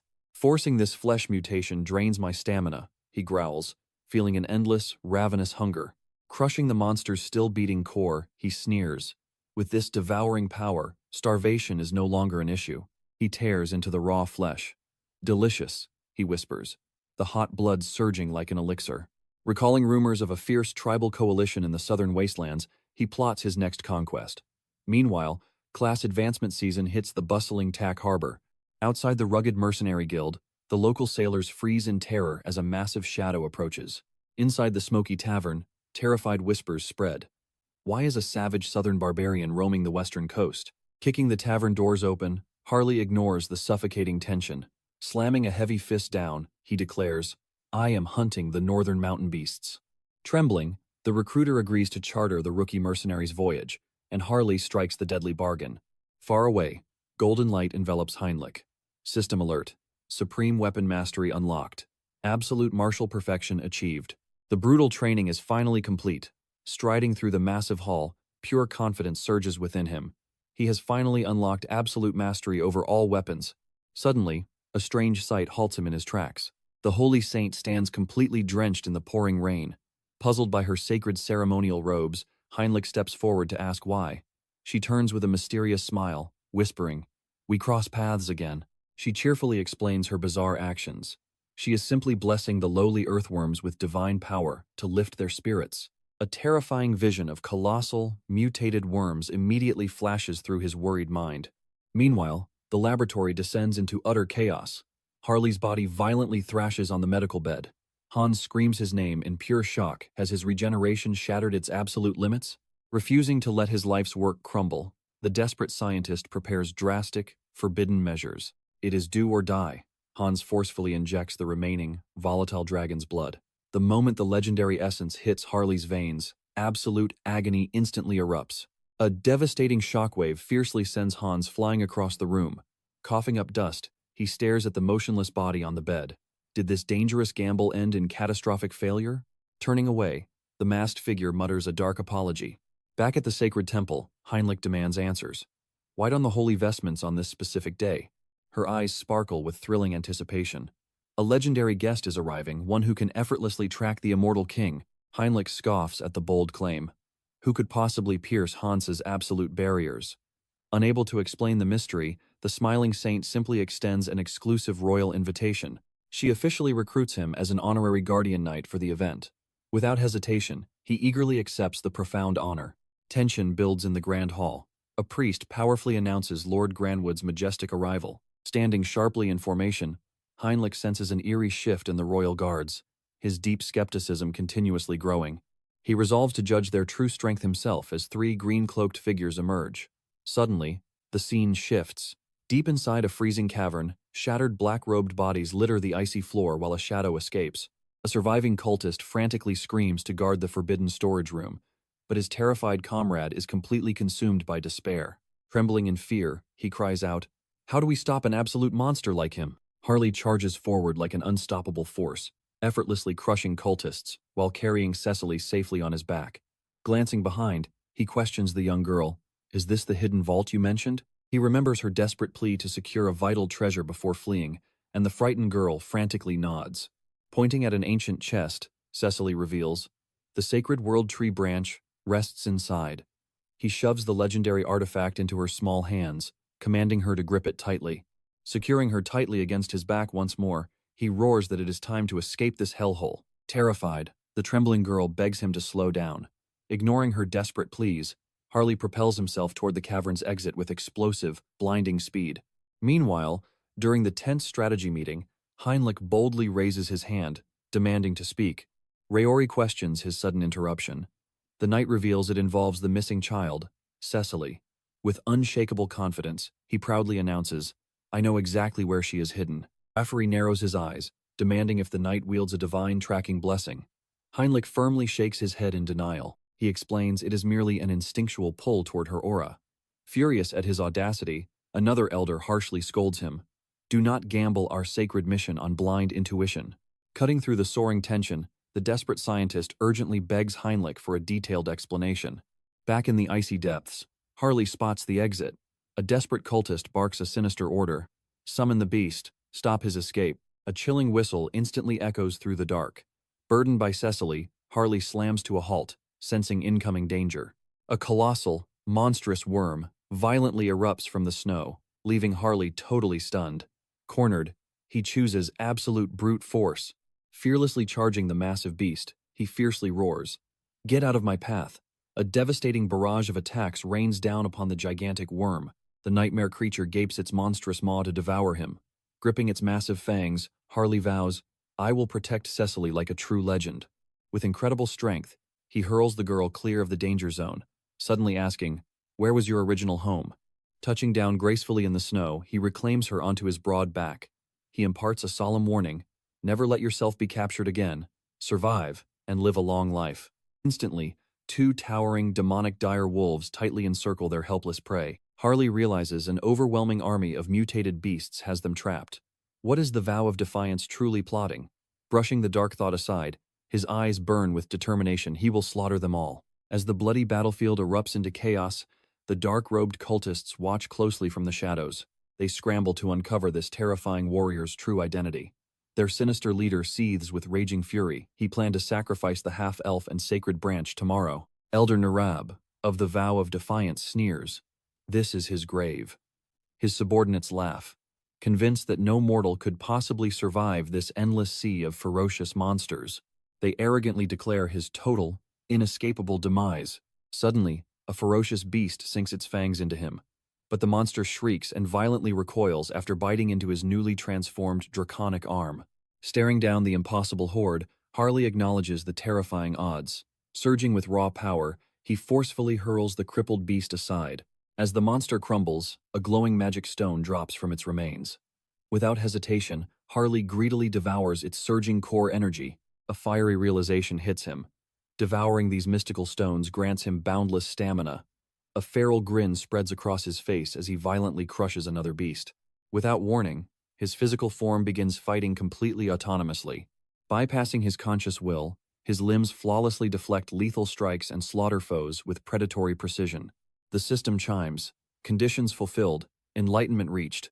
The savage new ability, wild instinct, has awakened. Cultists scream in terror, calling him a genuine monster. Panicking subordinates beg Elder Nurab for orders, terrified their absolute blockade will shatter. The commander roars, ignite every single summoning array. Cornered, the Elder reluctantly deploys his ultimate trump card. Unleash those two, he commands. Meanwhile, Harley smirks, deeply relishing his predatory combat rhythm. Ready to deliver the final blow, a shimmering crystalline projectile suddenly impales his arm. What on earth is this? He wonders, staring at the glowing object lodged deep in his flesh. A brutal barrage of jagged shards blasts him backward. High above, a crystalline hand grips a shimmering translucent bow. The warrior spots his reflection trapped within endless floating crystals. Completely baffled by his new foe, a gemstone entity emerges, radiating an absolutely crushing telekinetic aura. Cecily frantically screams a warning. A massive shadow dive bombs from the heavens, violently crashing into the frozen earth. You will not take another breath, the demonic beast snarls. It grabs his throat, calling him a filthy half-breed, shocking Harley with its infernal presence. Mere brute strength will never be enough to crush me, the monster gloats.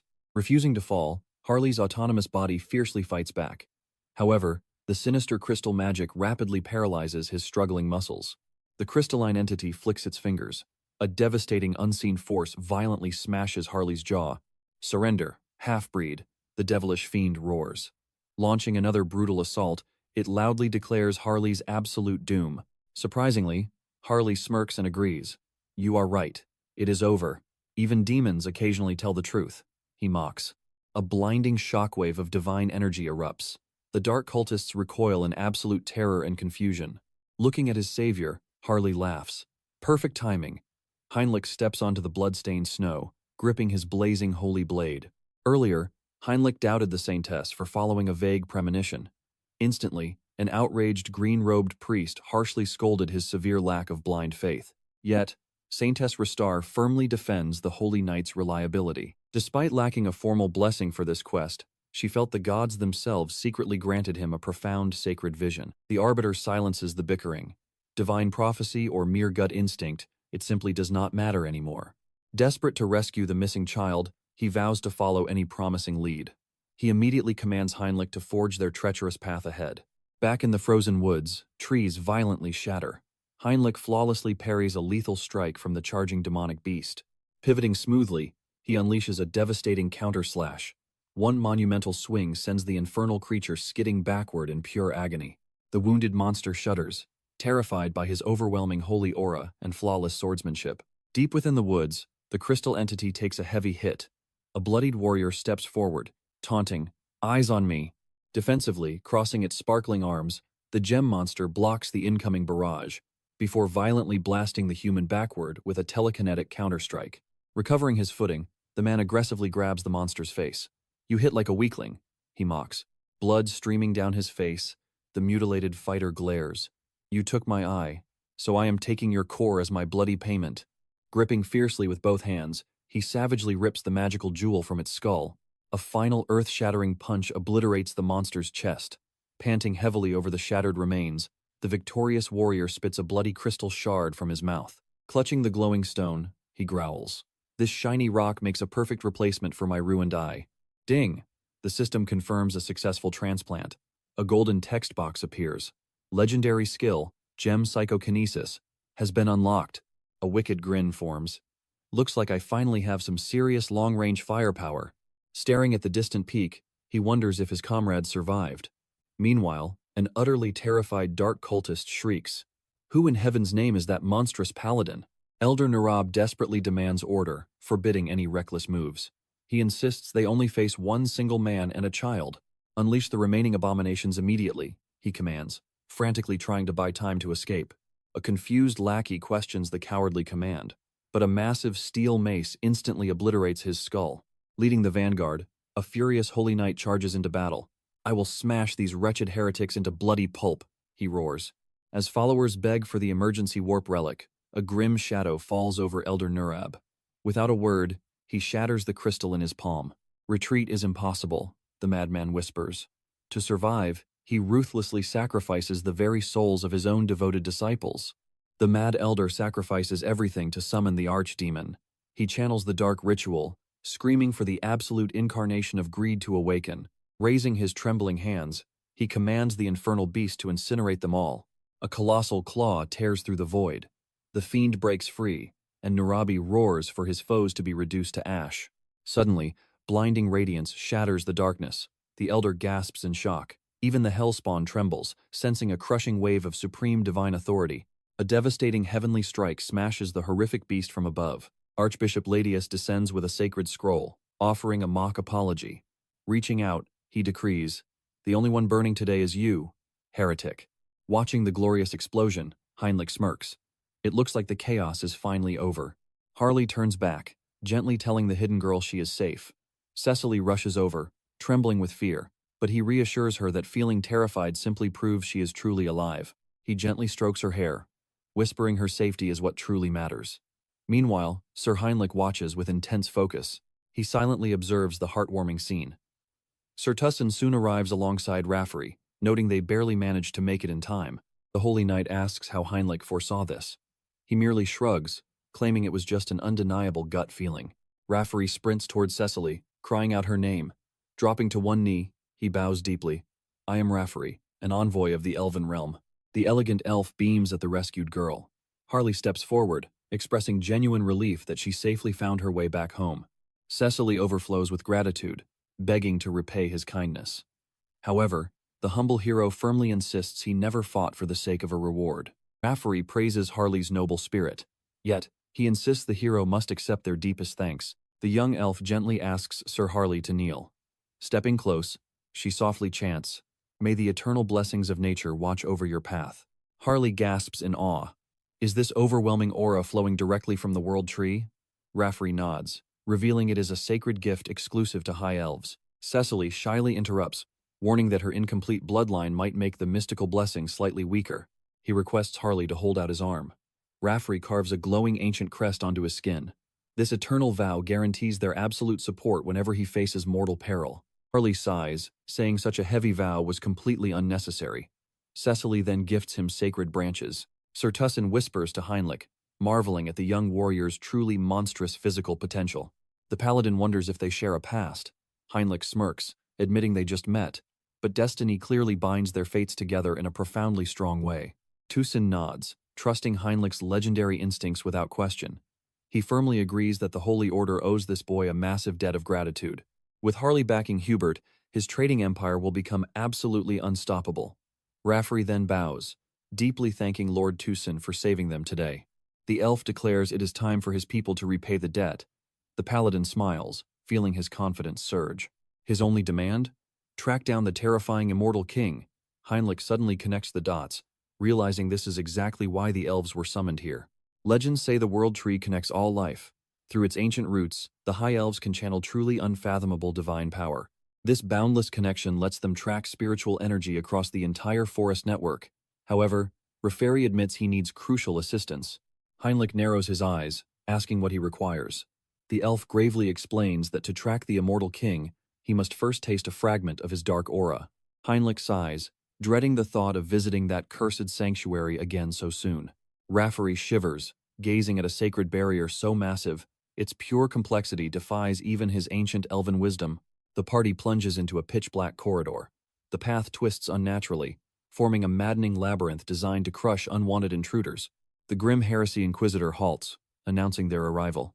Shattering a holy seal of this absolute scale would take centuries. Any foolish attempt to violently breach it would instantly summon every single holy knight and high priest down upon them. The tense inquisitor peeks through a crack in the doors. The brutal invasion could begin at any second. Raffery gasps. Is that truly a fragment of the mythical immortal king? He quickly prepares to track the dark trace. A chilling realization hits Heinrich. The elf will hunt down Hans. Every elite executioner is about to be unleashed upon his friend. A wicked smirk crosses his face. This crisis opens a hidden path. Heinrich tightly grips a mysterious dark fragment. Today, he will finally steal the absolute last puzzle piece. Meanwhile, deep within a pitch-black chamber, an ominous voice declares their moment has arrived.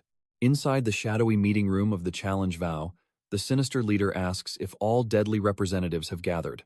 A cloaked phantom confirms the Empire's chosen champion has arrived.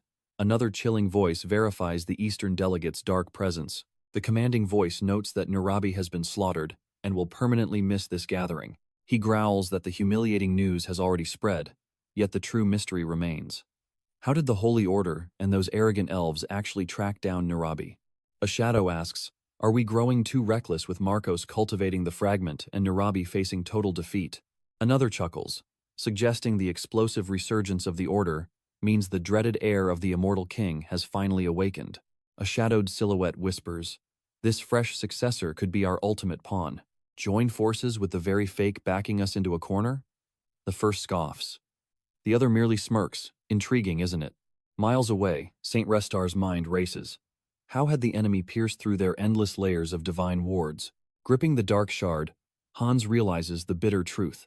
This relic was his tracker. The solution was simple: conceal the bait. He channels his mana, attempting to seal the relic within his personal dimensional void. A harsh rejection rebounds. Ordinary spatial pockets simply couldn't contain such overwhelming ancient power. Remembering how an awakened once smuggled relics back to Earth, a crazy idea strikes him. He must carve out a void directly inside his own flesh. Gritting his teeth, he initiates the excruciating fusion with the abyssal shard. The unholy essence dissolves into his veins. As he drinks in the power, his spiritual footprint completely vanishes from the world. His deadliest vulnerability was finally sealed. Only one task remained: erasing all evidence of his presence. A sharp snap echoes, and raging flames devour the surroundings. Walking away from the blazing inferno, he whispers, the stage is perfectly set. Slowly, he begins dismantling his own protective wards. His dark aura explodes across the continent like a beacon. Smirking, he dares the divine order to hunt him, vowing to claim the undying sovereign's final piece. Deep within a secluded woodland, a blinding holy glow pierces the shadows. The divine light locks onto an ancient bark, marking their prey. Raffary's eyes snap open. The spiritual trail is secured. The undying sovereign hides within the cursed western beastwoods. Mobilize the entire vanguard, Archbishop Ladius roars. Summon the high priests. Suddenly, a mocking voice cuts in. Leaving me out of such a glorious crusade? How insulting. Stepping forward is Pure, an elite from the Grand Giron Sanctuary. I am joining this hunt. Ladius lets out a heavy breath. With such legendary heavyweights, their strike force is unstoppable. St. Restar steps up, her gaze unwavering. I am marching to the front lines as well. Ladius instantly refuses, despite her pointing out the Cardinal's deployment. He firmly declares she is the irreplaceable anchor of their holy faction. Desperate, the Archbishop summons the formidable Commander Heinrich. Heinrich is ordered to remain behind. His solemn duty is to stand as the sanctuary's absolute shield and protect the saint at all costs during their absence. Watching the crusade march out, Heinrich turns back, his tone grim. My blade protects the saint alone. The realm's darkest terror awakens once more, he mutters. Ladius draws his gleaming blade. We shall eradicate this terror tonight. The heavens guide our strike. The holy masses roar in a thunderous prayer for salvation. Heinrich glances at the anxious Restar. Ease your heart, he comforts, predicting a victorious return. Did the heavens bless you with a prophecy? She wonders aloud. Heinrich shakes his head. No divine whisper. Just a warrior's gut feeling. But in the creeping shadows, a cloaked phantom stalks toward the grand sanctuary. Hans unleashes his abyssal aura, senses sharpened to a razor's edge. He can physically taste the suffocating holy matrix embedded in the stronghold's walls. The inner sanctum's defenses were completely fortified and fully armed. Mere stealth wouldn't suffice. He needed a masterful deception to buy crucial seconds. Suddenly, explosive magical flares violently rupture the midnight sky. A sentry flinches, eyes wide with panic. What in the heavens was that? From the battlements, another soldier screams, pointing into the abyss. An army of the dead! They are breaching the gates! Sound the alarm! Far away in the pitch-black woods, the crusade hits a dead end. Sweating paladins report to Pure that the designated crash site is completely barren. The cavern is empty, a knight declares, but Raffari clenches his fists. That is utterly impossible. The coordinates were absolute. The sacred world tree would have instantly alerted them to any spatial shifts. Dread washes over Ladius. Did he bait our tracking spell? He gasps. Full retreat. Back to the sanctuary now. We've been played. The horrifying truth strikes the Archbishop. This wild goose chase left their sacred home completely defenseless. Deep within the unguarded core, Hans steps out of the shadows. Found you at last. Floating before his eyes is the undying sovereign's final artifact. Pressing the pulsating dark matter to his heart, he braces for ascension. As forbidden magic surges through his veins, his voice echoes. The Sovereign of Death returns tonight. Deafening alarm bells shatter the silence. Frantic commands echo as heavily armored knights sprint madly through the echoing halls. Chaos erupts as the skeletal invasion is confirmed. Watching the panic unfold, a chilling, sinister smirk slowly creeps across Heinrich's face. Stationed perfectly in the rear gardens, he bides his time. Amidst the bloodbath outside, a traitor prepares to slide into the chaos completely undetected. "Keep moving, don't look back," he roars. Yet Heinrich's eyes widen, spotting an overwhelming wave of heavily armed knights. Unfamiliar warriors flood the ranks. He forces his breathing to steady. They remain oblivious to Hans breaching the abyss. The monstrous horde holds their attention.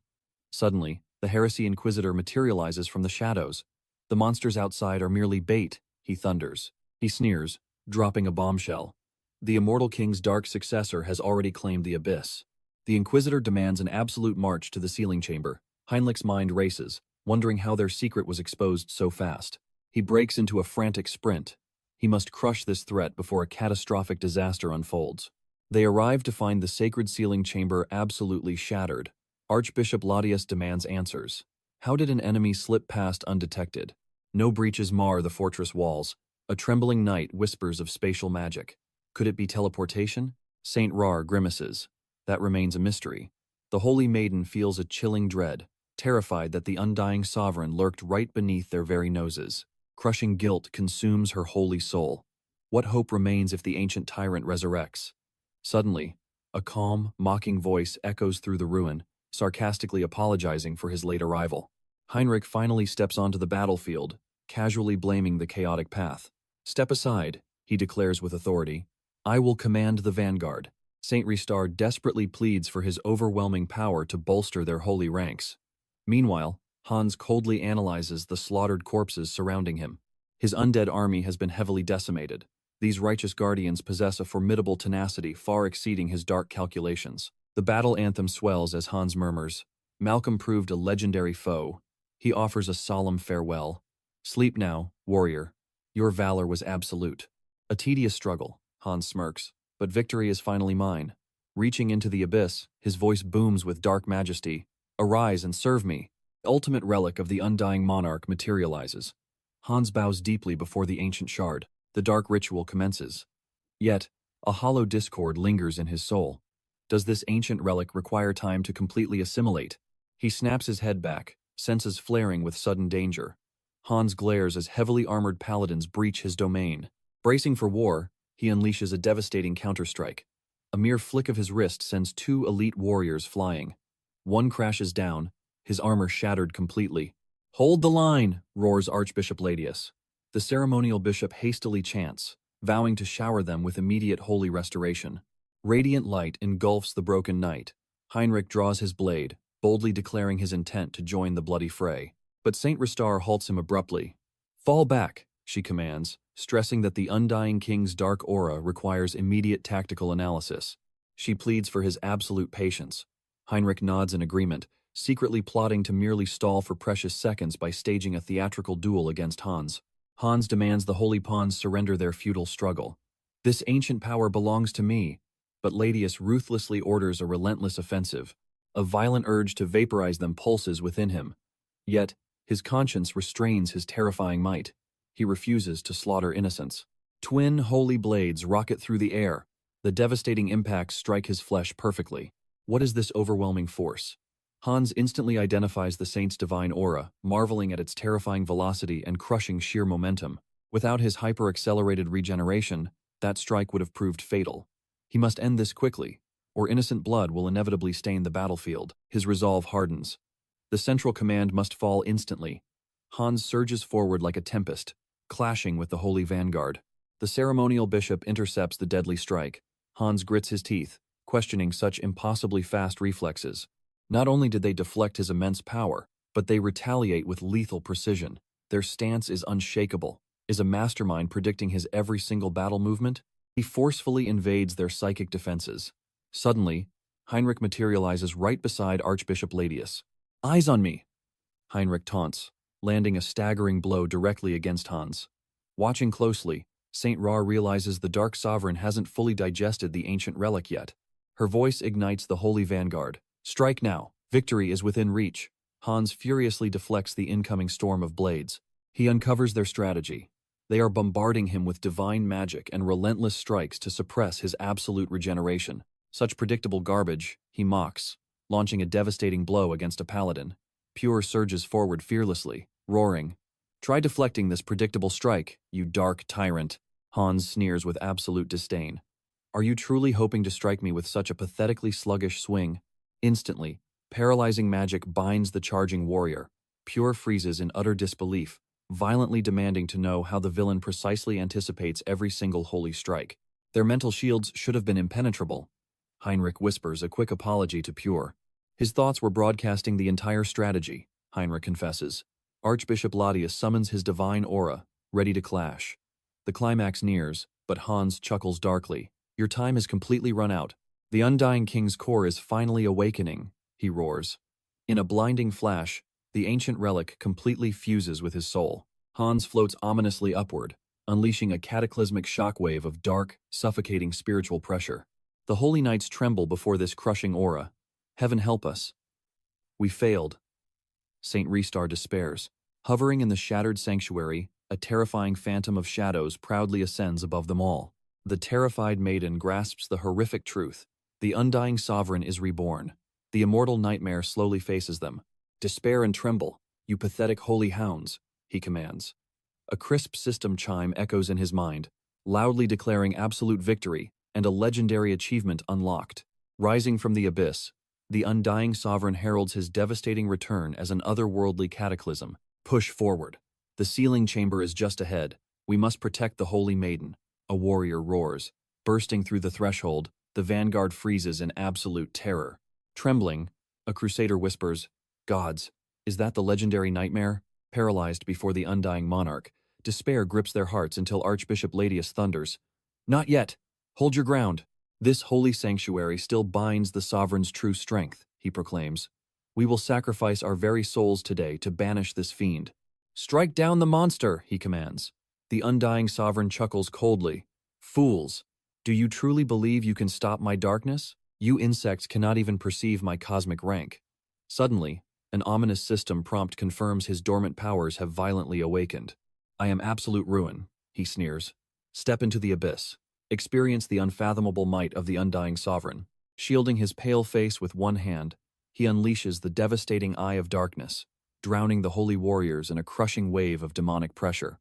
A single sinister glare shatters their resolve, plunging the righteous vanguard into pure terror. This cursed authority instantly bends lesser fiends to his will. Recognizing the mythical ocular art, the archbishop desperately screams, "Avert your gaze! Do not look into his eyes! Your fleeting time is up." The undying monarch whispers, channeling lethal mana for his opening strike. Lifting both arms, he chants, "Awaken, my forgotten nightmare." Horrified, a warrior watches shattered bones and rotting flesh violently fuse around the sovereign. "Brace for impact," a paladin cries out, as a colossal, grotesque titan of twisted corpses materializes. A single graze means absolute death. "Scatter immediately," the archbishop warns. Tragically, a massive blow brutally pulverizes one of their fiercest vanguards in a heartbeat. Observing the slaughter, the undying sovereign scoffs, mocking their desperate struggle as utterly pathetic. Saint Rar knows this massacre must end. Steeling her trembling heart, she embraces divine resolve. 1 second of hesitation would doom the entire continent to eternal darkness. With humanity's fate hanging by a thread, the Holy Maiden summons Sir Heinrich. "Take my divine relic. The future rests in your hands," she pleads. Pressing the sacred artifact into his armor, the desperate priestess begs, "Fall back, grow stronger." She firmly instructs Heinrich, "You must obliterate the undying sovereign." Saint Rar pivots to her battered holy guard. "Carve a bloody path for Sir Heinrich. Shield him with your lives," she screams, "ensure his absolute survival." The righteous warriors charge into death's jaws to stall the sovereign, but he swats them like buzzing flies. Snatching a charging crusader by the throat, the monster growls, "I shall exterminate this pathetic swarm at once." The sovereign spins abruptly. He brutally smashes the warrior, mocking his predictable moves. Yet, bleeding out, the paladin grins. "Your mockery means nothing. Our true mission is completely fulfilled. I would gladly be shattered into dust if it saves Sir Heinrich, the ultimate light of our doomed world. Then perish like a dog," the cruel monarch spits. He moves to crush the man's skull, but suddenly, A blazing fist detonates spectacularly against the sovereign's jaw. Heinrich lands a flawless strike. He instantly triggers the divine blessing, Heavenly Leap. Blurring past the sovereign like lightning, the young knight unleashes a blinding slash. The supreme being smirks. Such miraculous battle reflexes. However, the monster taunts. That pitiful, dull blade cannot even scratch me. He lunges forward with murderous intent. A catastrophic blow strikes Heinrich squarely, launching him backward. Though his heavy armor absorbed the penetration, his bones scream from the earth-shattering shockwave. Heinrich! St. Rar cries out as the chaotic battle hits a fever pitch. I handed you our only chance at survival. Why didn't you run? Heinrich fires back. I didn't swear the holy oath just to save my own hide. Gripping the glowing relic tightly, his soul burns. A coward who abandons his comrades can never protect this world. Channeling every ounce of his remaining life force, his aura explodes violently. He glares at the undying monster. My blade may be dull, Heinrich roars, but even if it shatters into dust, I will bring your absolute end. A radiant system screen flashes. Third divine blessing unlocked, sword of heavenly light. Grip tightening on his blazing weapon, he announces, let us end this epic tragedy right now. Bursting forward, Heinrich devastatingly strikes the undying sovereign head-on. The undying entity chuckles at the magnificent bravado. A spectacular performance. Now, let the curtain fall. He dramatically addresses the trembling onlookers, leaving Saint Rar and the Grand Bishop paralyzed in utter disbelief.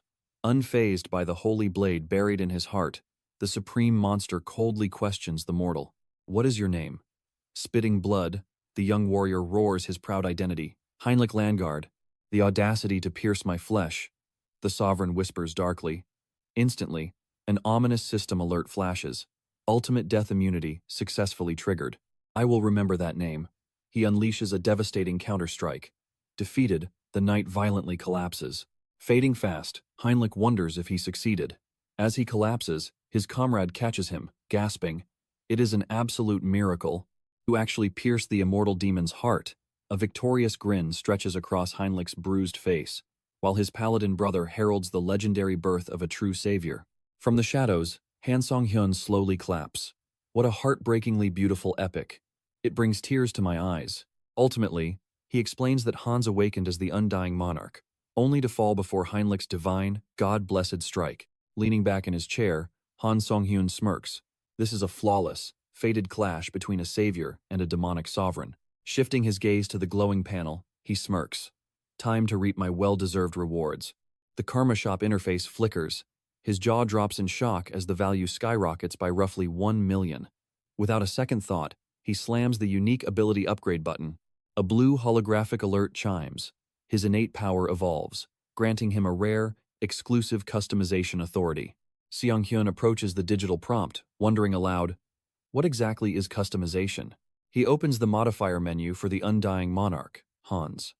Now this is the true essence of gaming, he boldly declares. This profound authority unlocks twin paths, an amplified avatar creation system, and a groundbreaking alteration feature.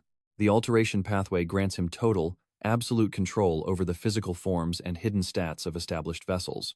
Conversely, the forging function lets him sculpt a brand new entity's absolute foundation and initial traits from scratch.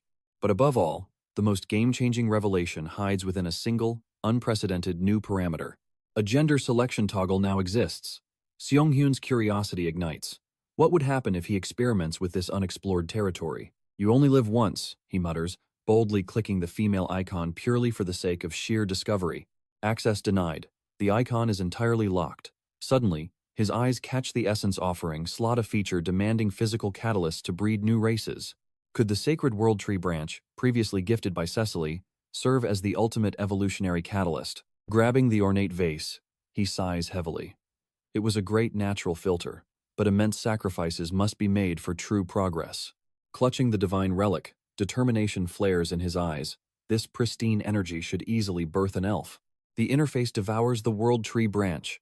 Blinding light erupts, violently reshaping Seong-hyun's physical vessel into a sylvan entity. The metamorphosis concludes. With the modifier authority fully active, he immediately begins sculpting this new elven vessel to absolute, breathtaking aesthetic perfection. He refines the proportions flawlessly, stretching the limbs until they possess an impossibly graceful, elegant silhouette. Since sylvan beings command primal magic, He targets one specific elemental attribute. He overloads the vital nature affinity stat to its absolute limit. Finally, he dubs this supreme vessel Harris, the legitimate child of the world tree. Admiring the flawlessly sculpted physique and divine features, Seong-hyun gasps in pure awe. Now that is textbook elven majesty. However, the newborn avatar, Harris, glares back coldly. This is completely and highly revolting.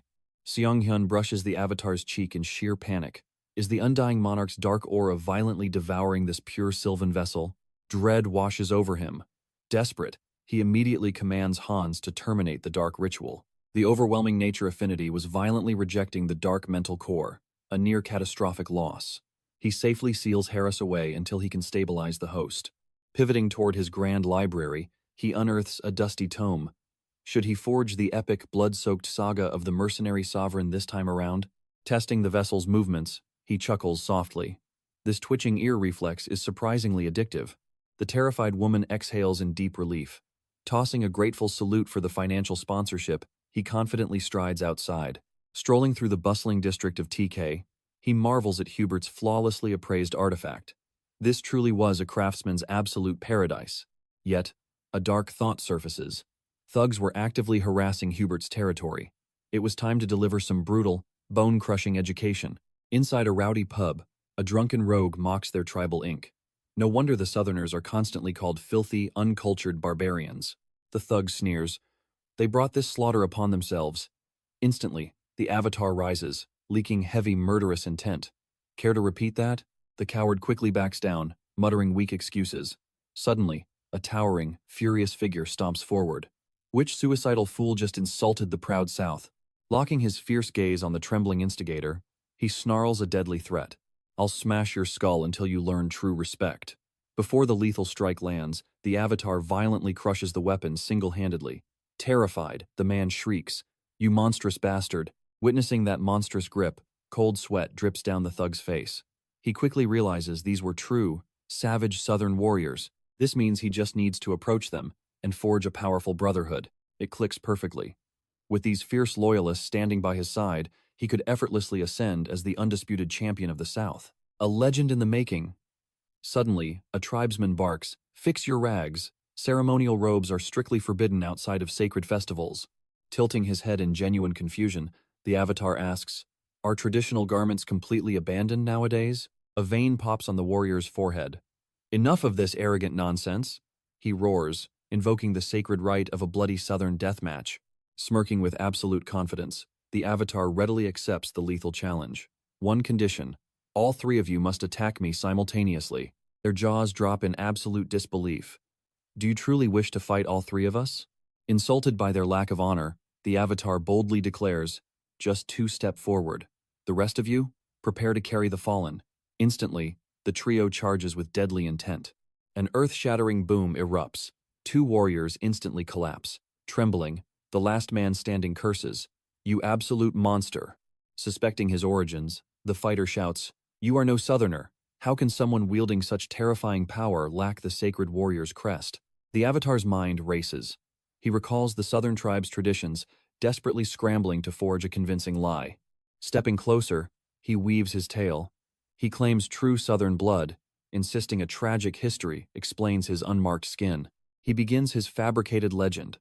20 years ago, destiny shifted. A bloody tournament was held to crown their new leader. His supposed father, the tribe's supreme fighter, utterly crushed his rivals to claim victory. As the champion raised his fist in triumph, the ruling chief stepped forward to honor his glorious win. By ancient custom, the chief offered his daughter's hand, promising any wish desired. Without hesitation, the champion declared, "My choice was made long ago." The victor shockingly rejected the royal bride. The humiliated princess branded this a pure outrage. She screamed for an explanation to this maddening insult. Standing tall, the champion replied, "My truth cannot be ignored." He then dropped a massive revelation. "You and I share the very same blood."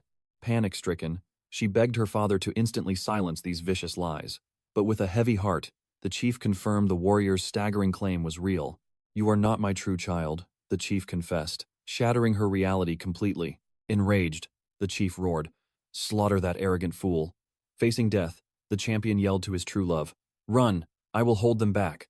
Carrying the avatar in her womb, his mother was too fragile to join the brutal slaughter unfolding before her. A lone tiger against a vicious pack, his father fought valiantly, perishing as a legend to save his family. His mother escaped to a hidden cavern, raising him in the shadows until a cruel illness recently claimed her life. Concluding his theatrical performance, he sighs. That tragic exile is why I bear no crest. Do you understand my pain? Completely fooled, the brutes burst into sympathetic tears. Begging for forgiveness, they fiercely hug him, honoring him as a true brother of the South. Weeping loudly, one fighter cries out, "Such agonizing sorrow, we had absolutely no idea." The avatar smirks inwardly at his flawless acting. Unaware, the warriors happily toast to their new blood. Curious, a brute asks why he wandered so far from their homeland. Naturally, our hero has yet another sob story prepared. He claims that losing his mother plunged him into absolute despair. Left completely empty-handed, he was starving and alone in the harsh world. Wandering like a lost soul waiting for death, someone finally stopped. A single stranger reached out a warm, guiding hand. That savior was Hubert, a kind-hearted merchant who generously offered him a lifeline in total darkness. Though Hubert gave him a fresh start, the avatar reveals his benefactor is now being ruthlessly hunted by savage thugs. Bound by absolute loyalty, he refused to abandon his savior. Hearing this righteous oath, the furious warriors roar out loud. Your enemy is our shared enemy. Burning with newfound brotherhood, they eagerly swear their weapons and lives to protect Hubert from any danger. Amidst the emotional hugs and cheers, the avatar secretly plots. These gullible meatheads will be the perfect pawns to crush Hubert's rivals. Once the bloody cleanup is finished, his ultimate economic master plan will truly begin. He plans to smuggle precious pepper from Earth. In return, he will flood the market with cheap magical artifacts. A flawlessly profitable monopoly. That endless wealth will fuel his legendary rise to power. Hyped up, one of his new lackeys immediately points them toward the merchant's store. Smiling warmly, the avatar nods. I trust you, my brothers. Internally, he rejoices. Having fiercely loyal muscle makes dominating this world a breeze. With the merchant's crisis smoothly handled, the scene shifts to Harris approaching a massive imposing gate. Greeting the watchful sentries, he politely confirms he has reached the grand sanctuary of Rosalia before smoothly stating his business. I am Harris, he declares confidently, an elite mercenary and Sir Harley's closest brother-in-arms. Flaunting Harley's deep ties with the elite Holy Knights, he demands a formal meeting to speak with the esteemed elven ambassadors residing within. The guard squints at the provided introduction letter. Staring at the childish scribbles, he brutally mocks the disastrous penmanship. Unfazed, Harris chuckles and swears that this chaotic chicken scratch perfectly matches Mr. Harley's authentic signature. Convinced, the guard swings the heavy gates open to guide him inside. Halting before an elegant room, he politely whispers, Lord Rafferee expects your arrival. You may enter. With a polite request, Harris confidently steps past the heavy threshold. A majestic figure waits at the table. An absolute honor, the being greets. I am Rafferee Granwood, a noble high elf of the royal domain. Gesturing toward a chair, the graceful elf warmly offers a seat. Masking his true intentions, Harris gracefully bows his head in profound gratitude. A sly grin hides beneath his calm expression. Feigning ignorance in front of old acquaintances is tricky, but the thrilling danger makes this game incredibly entertaining. Looking through a high elf's vision, he realizes that Rafferee's emerald irises are blazing with an overwhelming, ethereal brilliance. An undeniable gravity pulls at his soul, dragging him into those mesmerizing eyes. Rafferee tastes his beverage and questions, Do you share a profound bond with Lord Harley? Spotting the familiar artifact on his wrist, he murmurs, The rumors are indeed reality. Harris quickly bows, proposing to surrender the relic. But the noble elf interrupts, Absolutely not. It brings me immense pride seeing a brother bear this token. Shifting tone, Rafferee notes he sensed an urgent inquiry burning within him. Harris confesses his deep yearning to command raw natural mana and forge spiritual covenants, lamenting his past inability to awaken his true potential. Rafferee nods with deep understanding. Your struggle is clear. Recognizing the boy's limitless latent talent without a shadow of doubt, Rafferee gestures toward the courtyard for a moonlit stroll, which Harris eagerly welcomes. Beneath the stars, the high elf revisits the boy's earnest plea. Tragically, he sighs. My impending departure forbids me from mentoring you here. However, he extends a life-changing invitation to journey toward the sacred elven realm. The mere whisper of the elven domain leaves Harris utterly stunned. That legendary sanctuary across the enamel lands houses the most prestigious academy for supreme elven kind. He nervously asks if strictly elite qualifications are demanded. By ancient law, only pure-blooded nobles may cross those gates, Rafferty states. He then reveals a hidden loophole, making Harris's heart hammer with anxiety. Swallowing hard, he begs to know this rare condition. Rafferty answers softly, one who harbors the divine essence of a true high elf. The majestic being pierces his soul, asking, "Did your spirit not tremble when our gaze is locked?" Instantly, that terrifyingly magnetic force washes over Harris once more. A whirlpool of immense pressure drags his consciousness violently into an endless void. Without warning, he materializes inside a breathtakingly foreign dimension. Absolute bewilderment shatters his rational thoughts. He guesses it might be a spiritual mindscape, yet the ambient mana here is overwhelmingly pristine and divine. Then, a shocking epiphany strikes him like lightning. His jaw drops at the ethereal sight. A glowing, mystical petal gently lands upon his trembling hand, paving the way for a radiant silhouette to materialize. Could this breathtaking entity be the legendary elven goddess? Yet, his soul instinctively recognizes she is something entirely unearthly. Staring upwards, he gasps, "Is this the grand world tree?" Meanwhile, Harris fiercely battles his racing heartbeat. The spectral beauty glides forward, gently caressing his cheek and freezing his thoughts. She gazes deeply into his soul, offering only a cryptic smirk. Words fail him utterly under her lingering, divine touch. Cradling his jaw, the ethereal being draws him into her warmth, whispering a sacred summons toward the elven homeland. Frantically, he wonders if this single glowing petal embodies the grand tree's will, utterly baffled by her mysterious decree. Panic seizing his chest, Harris yells for the apparition to halt. Reaching out into the void, he begs, "I cannot comprehend these divine riddles." Snapping back to the mortal plane, he stares at his trembling palms in utter shock. Rafferty senses the sacred tree's residual aura, demanding, "What exactly did you witness?" Still reeling, Harris reveals the glowing elf, breathlessly asking, "Was that phantom truly the ancient tree?" Rafferty nods solemnly, revealing that the primeval entity assumed that comforting shape simply to welcome his mortal mind without shattering it entirely. The noble declares the primeval world tree has developed an unprecedented fascination with the boy, leaving Harris absolutely thunderstruck. Harris swallows hard. First, the heavens intervened, and now the ultimate foundation of nature has locked its eyes upon me. Elsewhere, a menacing thug corners Hubert, snarling, "I made my warning crystal clear last week." Oozing pure malice, he snarls, "I ordered you to board up this pathetic dump and vanish. Why test my patience?" Yet Hubert merely offers a humble, polite apology. Offering a warm cup, he calmly notes, "A magnificent harvest of herbs arrived this week." The brute viciously swats the porcelain away, roaring, "You deaf old fool, surrender this territory by nightfall, or I'll paint these walls with your blood." Unfazed, Hubert casually chuckles. "Not a fan of herbal brews? Your lackeys, however, are absolutely drowning in it." The gangster scoffs. "What insane nonsense are you spewing?" Instantly, a monstrous hand crushes his face. Han Seong-hun's mighty avatar violently hurls the gangster through the splintering doors.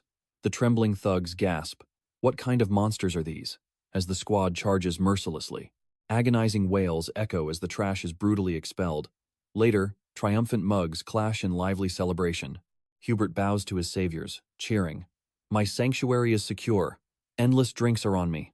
A battle-hardened fighter grins. "Witnessing your sheer destructive power, you absolutely require a warrior's crest." The tavern tunes swell as he adds, "This almighty avatar demands a glorious tattoo like mine." Ripping off his tunic, he proudly flexes his massive chest to reveal a sprawling, ancient inkwork. Now this is the true emblem of an unconquerable champion. Another companion eagerly advises, "Seek out the legendary southern mystic dwelling in Terek. Her needles can carve the essence of power perfectly." The titanic avatar immediately snatches Lu Wang by his collar, hoisting him effortlessly. "We ride out to hunt her down this very second," he booms. Dangling midair, Lu Wang whines, "Wait, I haven't finished my ale yet." Miles away, a cruel extortionist kicks precious herbs aside, spitting at a frail elder. "You miserable relic." Demanding heavy tribute, he sneers, "Has time rotted your pathetic eardrums?" The elder protests, "Such an extortionate sum. How could I possess that fortune?" Snatching her collar, the thug sneers, "Are you blind to your grim reality?" Tapping his bruised cheek, he growls, "My patience is dead. Cough up the cash."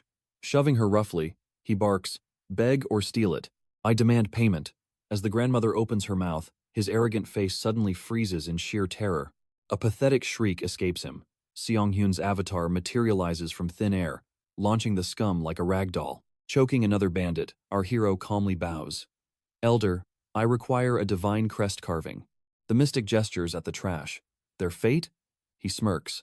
They will scatter upon awakening. Absolute chaos, she sighs heavily, yet graciously welcomes the unexpected saviors into her humble sanctuary. Settling down, she probes. Seeking a combatant's seal? Engrave it instantly, he demands. But she issues a dire warning. This blessing devours immense mortal vitality. Unfazed, the swordsman nods. I am fully aware of the toll. She marvels. Your terrifying life aura is a rare treasure. It stirs my old artisan ambitions. You could survive the warlord's crest. Thrilled, he leans forward. Carve that exact legendary seal. She shakes her head. Impossible. That lost celestial art hasn't been successfully manifested in centuries. He groans bitterly. Well, that destroys the hype. Pivoting quickly, he insists. Then grant me Lu Wang's Grand Champion emblem. Her blunt refusal absolutely blindsides him. My sacred resources are completely depleted, she confesses. Ages have passed since my last ritual. Furthermore, a formidable seal demands glorious battlefield merits. Earning a champion's crest requires an impossibly monumental triumph. She reveals grim rumors about the impenetrable iron citadel within the frozen northern peaks. You must solo slaughter its tyrannical ogre overlord. Hearing this suicide mission, Luong absolutely panics. A literal demon, Luong erupts with furious protective rage. Are you sending my brother to his grave? That beast is gigantic. Effortlessly hoisting a massive horned cranium, the avatar casually asks, You mean this trinket? The elder gasps in pure disbelief. The tyrant's skull. You conquered it solo? He simply shrugs. Mere child's play. Acknowledging his monstrous prowess, the weary mystic sighs. Return after 3 moons pass. She admits quietly, My spiritual reserves are completely empty. Starvation blocks my divine arts. He flashes a confident grin. I will handle the feast. Energizing souls is my forte. Blinking at the empty air, she prays this reckless phantom avoids triggering another catastrophe. A lingering thug spots his terrifying return. The avatar instantly shatters his jaw with merciless force. Looming over the trembling boss, he chuckles. Fate keeps uniting us. The bleeding scum stammers. Who hired you? You signed your death warrant attacking our beloved mystic. The realization hits. They assaulted the legendary southern shaman. Groveling pitifully, he wails, Forgive our blind ignorance. We assumed she was a basic village medic. Pleading for mercy, the rat swears absolute repentance. A brutal slap silences him. Burn that vow into your soul. Luong strides forward through the wreckage. My sector is cleared. What is our next move, brother? Surveying the raided camp, the avatar smiles knowingly. Criminal dens always hoard the best stolen treasures. Hauling heavy wooden crates, he kicks open the lids, unveiling premium provisions. Tonight, we feast like kings. The triumphant warrior bursts back into the humble clinic. The elder turns, bracing for more chaos. Her jaw drops at the massive bounty. He casually dumps a mountain of stolen premium beef and fine liquor. Will this fuel your sacred carving ritual? He beams proudly. A warm, nostalgic smile graces her weathered face. My late son would share your fiery youth. Yet she sighs, claiming her fragile teeth cannot handle thick steaks. You must feast for strength, he insists eagerly. Yielding to his stubborn kindness, she finally accepts a tender bite. Suddenly, the frail elder viciously tears into the roast, chugging pure alcohol like water. The hero laughs wildly.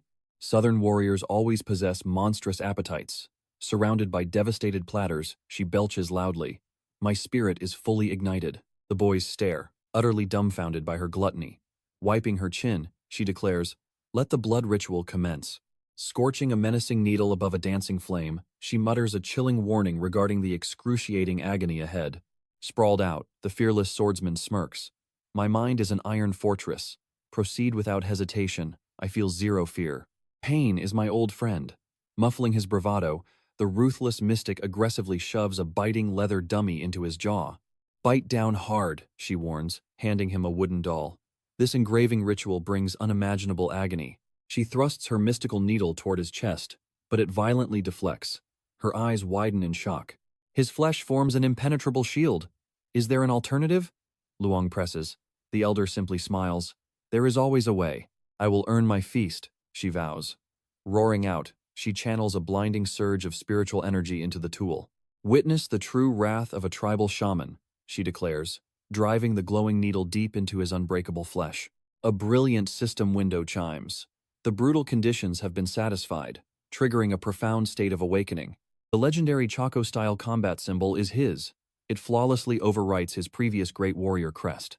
Tracing the blazing mark over his heart, he smirks. This power surge easily eclipses the Biora enhancement. His fists crackle with explosive force. I could crush a monstrous ogre barehanded now. He exhales, absolute perfection. Suddenly, the exhausted shaman collapses behind him. "Elder, are you hurt?" he shouts. She waves him off. "Pay my fragile body no mind." Panting heavily, she mutters. "Summoning that caliber of spiritual might drained years off my life. A brief rest is all I need." Suddenly, his inner avatar roars. "Our bloody work is unfinished." "What now?" Lu Wang demands. "Fetch more flesh." The elder must numb her agony to carve the final crests. She casually scoffs at his sheer foolishness.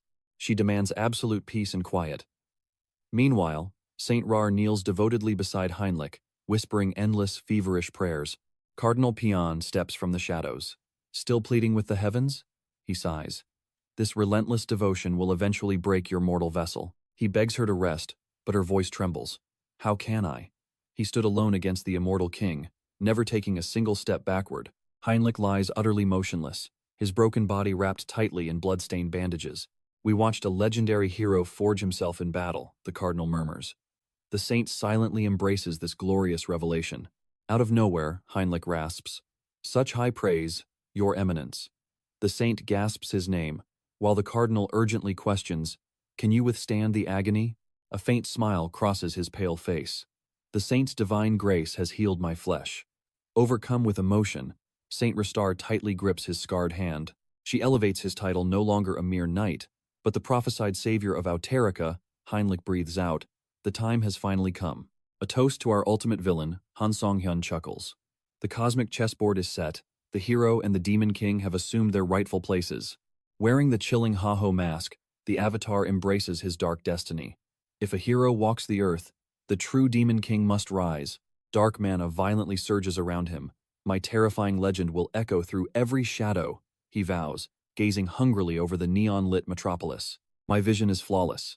He glares at the rotting stench of corruption below. With a terrifying leap, he plunges downward, ready to drag sinners to the abyss. Absolute chaos erupts. Frantic paramedics burst through the hospital doors, pushing a critically wounded victim. "Clear the path!" they scream. A horrified nurse curses out loud, questioning what monstrous force could inflict such gruesome devastation. The infamous Ha-Ho mask has struck again. Trembling fingers carefully trace the sinister, suffocating aura bleeding from the patient's flesh. "What kind of nightmare is this?" the grim detective demands. Han Song-hyun, secretly the dark mage An Yong-jin, whispers, "They provoked an absolute apex predator." Analyzing the agonizing curse marks, he issues a chilling warning. "One wrong move while treating this, and you will all face instant death." Whoever wears that grinning mask is an incomprehensible, bloodthirsty monster. Watching ethereal chains crush the victim, Han Song-hyun shudders. This darkness defies mortal logic. Their very soul has been bound and utterly dominated. A nervous, terrifying grin stretches across his face. "If that monster ever hunted me, I would deeply regret drawing my first breath." The detective scowls at the dark humor, but Han Song-hyun's face drops into grim terror. "I am absolutely nothing compared to this godlike entity." A cold sweat breaks as he imagines facing such unfathomable magic. "Impossible," the detective mutters, his voice cracking with sheer dread. Confirming the Ha-Ho mask's handiwork, Han Song-hyun dares to probe the abyssal energy. Slowly, he places a trembling finger upon the victim's cursed forehead. Boom! A paralyzing psychic vision of the grinning mask violently invades his mind. A suffocating wave of pure terror crashes over the mage. He violently collapses, gasping for air. "What was that?" he chokes out. His fierce captain hauls him up by the collar. "Speak! What did you see?" Eyes wide with utter despair, Han Song-hyun whimpers, "I just want to die right now." The captain stares back in sheer disbelief. Clinging weakly to his commander, his fragile mind shatters. He cries out the terrifying truth. "That masked demon, his gaze locked onto my very soul." Pure, unadulterated panic consumes him. The legendary Vigilante has finally perceived his existence. "I tapped into his cursed spell. I am entirely doomed." he shrieks. Do we have any countermeasures? His captain barks. The mage swallows hard. There is only one escape route. Without a second of hesitation, Han Song-hyun wildly sprints toward the towering hospital window, ready to leap. The afterlife is my only sanctuary, he wails. But his captain furiously tackles him down. You dramatic fool. That masked hunter only slaughters true villains. Gasping on the floor, the terrified dark mage sighs in massive relief. Ah, that actually brings my soul great comfort. His foe sneered at such foolishness. Suddenly, the commander's tense muscles inexplicably unwound. What was this bizarre sorcery? Han Seong-hyun suddenly collapsed. His terrified commander shrieked his name, frantically screaming for a medic. Watching from the shadows, the masked avatar smirked in amusement. This mortal was undeniably a formidable dark mage. Lacking any wicked energy, this intriguing sorcerer definitely earned a future reunion. Their paths would cross again. The view shifted to a quiet cityscape. Inside, the true Han Seong-hyun stared at his glowing monitor. His alter ego had gone completely viral. He anxiously scrolled through explosive headlines. The internet had crowned him the shadow hero. Yet, heavy dread washed over him. This skyrocketing fame was a ticking time bomb waiting to explode. Clutching his throbbing temples, a massive migraine struck. How could he possibly move through the shadows now? A sudden knock interrupted his troubled thoughts. He cautiously cracked the heavy front door. Who is there? Midnight chicken delivery has arrived, a familiar voice echoed. The young awakened stood frozen in absolute shock. Flashing a warm grin, Kong Taeson stepped inside. Long time no see. Inspecting his friend's healthier glow, he proudly displayed his crisp official police uniform. Amused by the stunned silence, the bold officer chuckled. Han Seong-hyun forced out an incredibly awkward laugh. This was his ultimate nightmare. Taeson was an elite detective for the Skill Management Bureau's fiercely strict criminal division. Precious memories flooded back. Taeson was his one and only childhood brother. The detective had relentlessly hunted for him during his darkest isolation. Downing a drink, Taeson warmly noted the recluse finally looked wonderfully alive. You finally look like a man with fresh purpose, Taeson observed. The Shadow Master softly replied, I refuse to drown in yesterday's suffocating darkness. Your late parents would absolutely hate seeing you broken. Raising his glass, Taeson confessed, I was terrified for your soul all these bitter years. Things are finally looking up, the hero deflected. I even touch grass occasionally. His lifelong brother blinked in sheer, utter disbelief. Thank you for everything, he whispered sincerely. The tough detective stared back, bewildered. A gentle smile graced his face. Whenever I hit absolute rock bottom, you always came crashing through my door. Taeson popped open another icy beverage. Seeing his brother finally healed, the officer admitted he carried a dark, heavy secret. Han Seong-hyun instantly tensed up. What are you hiding? Do you know why I truly joined the criminal division? The officer's playful tone vanished, instantly replaced by dead, serious, terrifying intensity. Taeson's parents had practically raised the orphaned boy. That tragic accident pushed the fierce detective straight into the unforgiving arms of justice. That tragedy was absolutely no accident, he growled maliciously. A wicked syndicate known as the Society of Divine Retribution mercilessly orchestrated it. They have been manipulating the underworld from the darkest, deepest shadows for decades. These deadly vipers are flawless, but that legendary mask finally exposed their bloody trail. Sweat rolled down Han Seong-hyun's cheek as he awkwardly chuckled. Had he leaked too much classified intel to the authorities? Taeson promised fiercely. I will keep you informed, but this dangerous information stays strictly between us.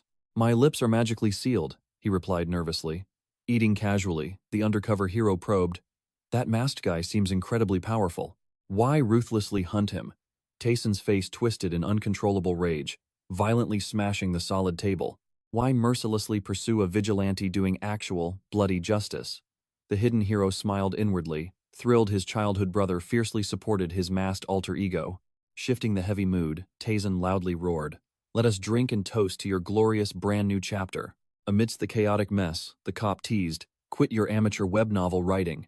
The author snapped, what is wrong with my art?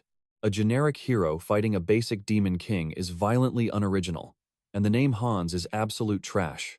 The defensive creator fiercely protected his epic masterpiece. It is a timeless classic, he argued. His merciless friend fired back. That is pure, unadulterated cringe. To fix that horribly overused trope, just make Hans a badass acronym for Hannibal Strauss. The undercover hero slowly nodded. That actually sounded incredibly epic. The loyal detective warmly promised, if your writing career crashes and burns, My door is always open. A harsh buzz abruptly shattered their peace. Checking his glowing screen, Tazon hastily stood up. His sudden, highly urgent departure caught the Shadow Master off guard. Duty calls. The fierce captain needs me, he sighed heavily.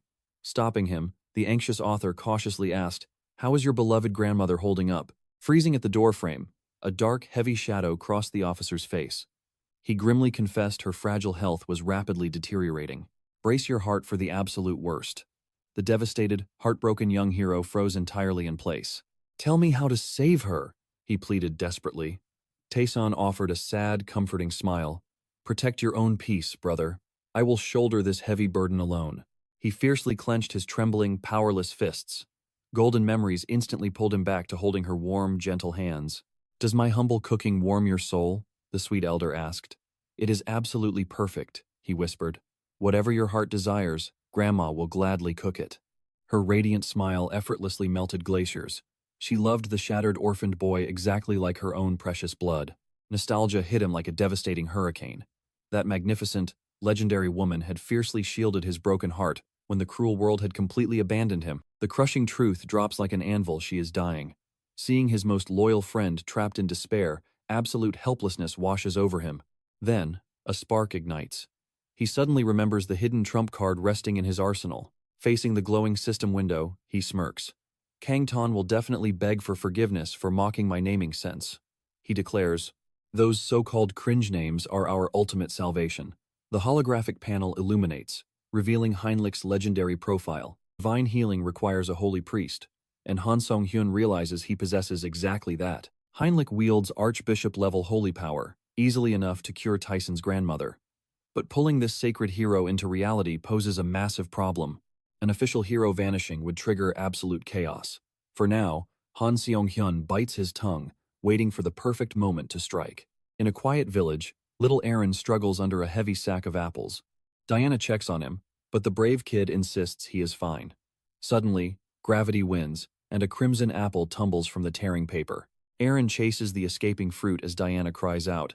The apple rolls down the cobblestone path, halting directly before a mysterious towering figure. Hines catches it smoothly. "Hold your treasures carefully, kid." Diana's eyes widen as recognition hits. "Lord Hines?" She gasps in pure disbelief. "It has been a while," he replies warmly. Aaron blinks, noticing a strange, powerful aura radiating from the changed man. "My appearance shifted slightly," the newcomer confesses. "Why return only now?" Diana demands. The heavy realization hits 7 long months have already slipped by. She sharpens her gaze, assuming this sudden comeback means unfinished business remains in their territory. "Not business," he counters smoothly. "I simply came back to see you." Diana scoffs, refusing to yield an inch. "I could not care less." She demands the real truth, though secretly wishing he visited more. He chuckles softly. "I honestly can never win against you two." Tossing a shimmering gold coin, Hines smirks. "Shall we forge another contract? I require your unmatched intelligence-gathering skills once again." Diana accepts the coin with a radiant smile. Elsewhere, the vampire summons Saren, revealing a massive network of magical black market outposts he secured. Jin Saran's jaw drops in absolute awe. "How did you acquire such legendary artifacts?" "I have my own methods," he replies smoothly. The vampire reveals Diana's crucial intel unlocked these elite tools and exposed Russ Black. He adds that the requested rare spices are safely stashed in the warehouse, ready for a trusted ally's lucrative trade. Saran bows deeply, reporting the bloody purge is complete. His eyes narrow dangerously. "Elaborate immediately." He coldly confirms every traitor who faked submission has been thoroughly eradicated. Relief washes over her. The fractured clan is finally secure. He nods sharply. Now, their only battlefield is the ruthless negotiation of magical artifacts and spices. Then, the vampire drops a bombshell, permanently assigning her total control over the Heterosis faction's administration. Panic grips her. She has zero experience managing an entire clan alone. The vampire gazes directly at Jin Saran, firmly asserting she is highly competent. "You hold my absolute trust, and you will thrive," he declares. Her heart swells at the immense weight of her master's faith. Burning with fierce loyalty, she bows. "I shall not fail you." The vampire turns, stepping toward the grand doors. He sighs inwardly, cringing at his own dramatic boss lines straight out of a corporate web novel. Now, the real conquest begins. Following Diana's flawless intel, The vampire tracks the ancient origin of his bloodline straight into a sprawling city. Staring at the ominous structure, his instincts scream. This is the heavily guarded stronghold of the Droz Black clan. Without warning, an armored sentry collapses like a cut puppet. As the heavy gates creak open, the remaining guard freezes in absolute terror. Deep inside, Roselica downs a crimson goblet. Wiping her lips, she purrs. Ah, this is the absolute pinnacle of existence. Yet, a hollow loneliness gnaws at her. Sighing heavily, she slumps against the polished table, utterly tired of drinking in endless solitude. Still a pathetic drunkard, I see, an icy voice echoes. She snaps up as the vampire drops his stealth, radiating pure menace. I sense familiar presences here, he smirks. Roselica narrows her deadly eyes. And who the hell are you? He introduces himself as Heinz. Flashing a fanged smile, she fakes an apology for her poor memory while refilling her cursed goblet. A sudden guest demands proper hospitality, she mocks, offering a morbidly fresh vintage. But Heinz ruthlessly rejects the gruesome drink. Suddenly, Heinz's aura sharpens. Recognizing the high-tier blood magic, his eyes narrow in cold suspicion. How dare you defile Broca's sacred sanctuary? She launches a fatal strike, her voice dripping venom. You leave this place in pieces. Yet, Heinz merely flashes an arrogant grin. With a flick of his wrist, he dominates her blood magic, violently redirecting the lethal attack. Absolute shock shatters Roselica as her own crimson magic violently betrays its master. Pinned to the floor by her own blood, horror dawns. Absolute domain control? You violated the sacred treaty by trespassing in Broca territory. A cunning smile spreads across Heinz's face. Playing his ultimate trump card, he boldly declares himself a hidden descendant of the Broca lineage. She thrashes against her crimson chains, screaming at him to stop sprouting impossible, blasphemous lies. A long-forgotten memory resurfaces whispers of a hunted ancient clan. Could those dark legends actually be true? He confesses his forbidden lineage, demanding her absolute loyalty. I owe you nothing, Roselica spits back. Instantly, his cold hand crushes her jaw, silencing her defiance. A chilling smirk crosses his face. Refusal was never an option for you. Suddenly, a blood-curdling scream shatters the silence.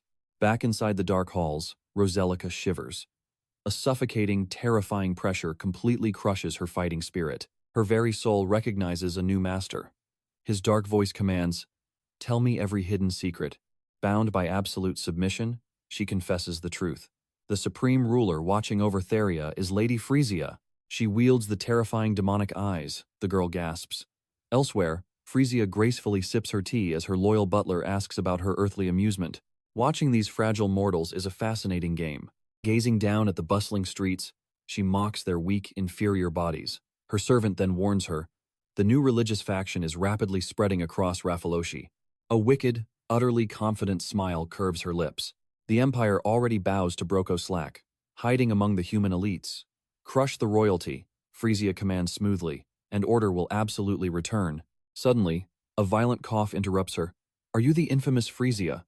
An icy voice echoes behind her. The mysterious vampire steps from the shadows. Your face is completely unfamiliar. He slowly licks fresh blood off his fingers. You reek of impure blood, Frisia sneers with utter disgust. Think of me as a mere branch family, he taunts. Fury flashes in Frisia's eyes. A filthy, low-born mongrel. You dare challenge your absolute superior? Bow before me, she roars, launching forward like a deadly viper. Yet, the terrifying intruder stands completely still. Confusion grips her mind. How did he resist my demonic eye? He steps closer, smirking. Your little trick is completely useless. Why does your absolute power fail against me? He mocks coldly. Tell me again. Who is the inferior mongrel? Shock paralyzes Frisia. Is this terrifying invader actually a true blood? Are you suicidal? She screams, attacking the very heart of Brocoslack's domain. His crimson eyes gleam with dangerous ambition. The answer is incredibly simple. I will devour everything Broclack owns. She scoffs at his sheer arrogance. You are bold, fool, but you made one massive, fatal miscalculation today. Frisia unleashes her terrifying aura. She is a pure blood too. He finally flinches, caught completely off guard. She moves like lightning, overwhelming his defenses. Did you really think your pathetic little scheme would succeed against me? Crimson energy solidifies. She forms a brutal blood blade, kicking him straight through the air. He crashes hard, coughing up a sickening mouthful of blood. A deadly close combat monster, She closes the distance instantly, her voice dripping with venom.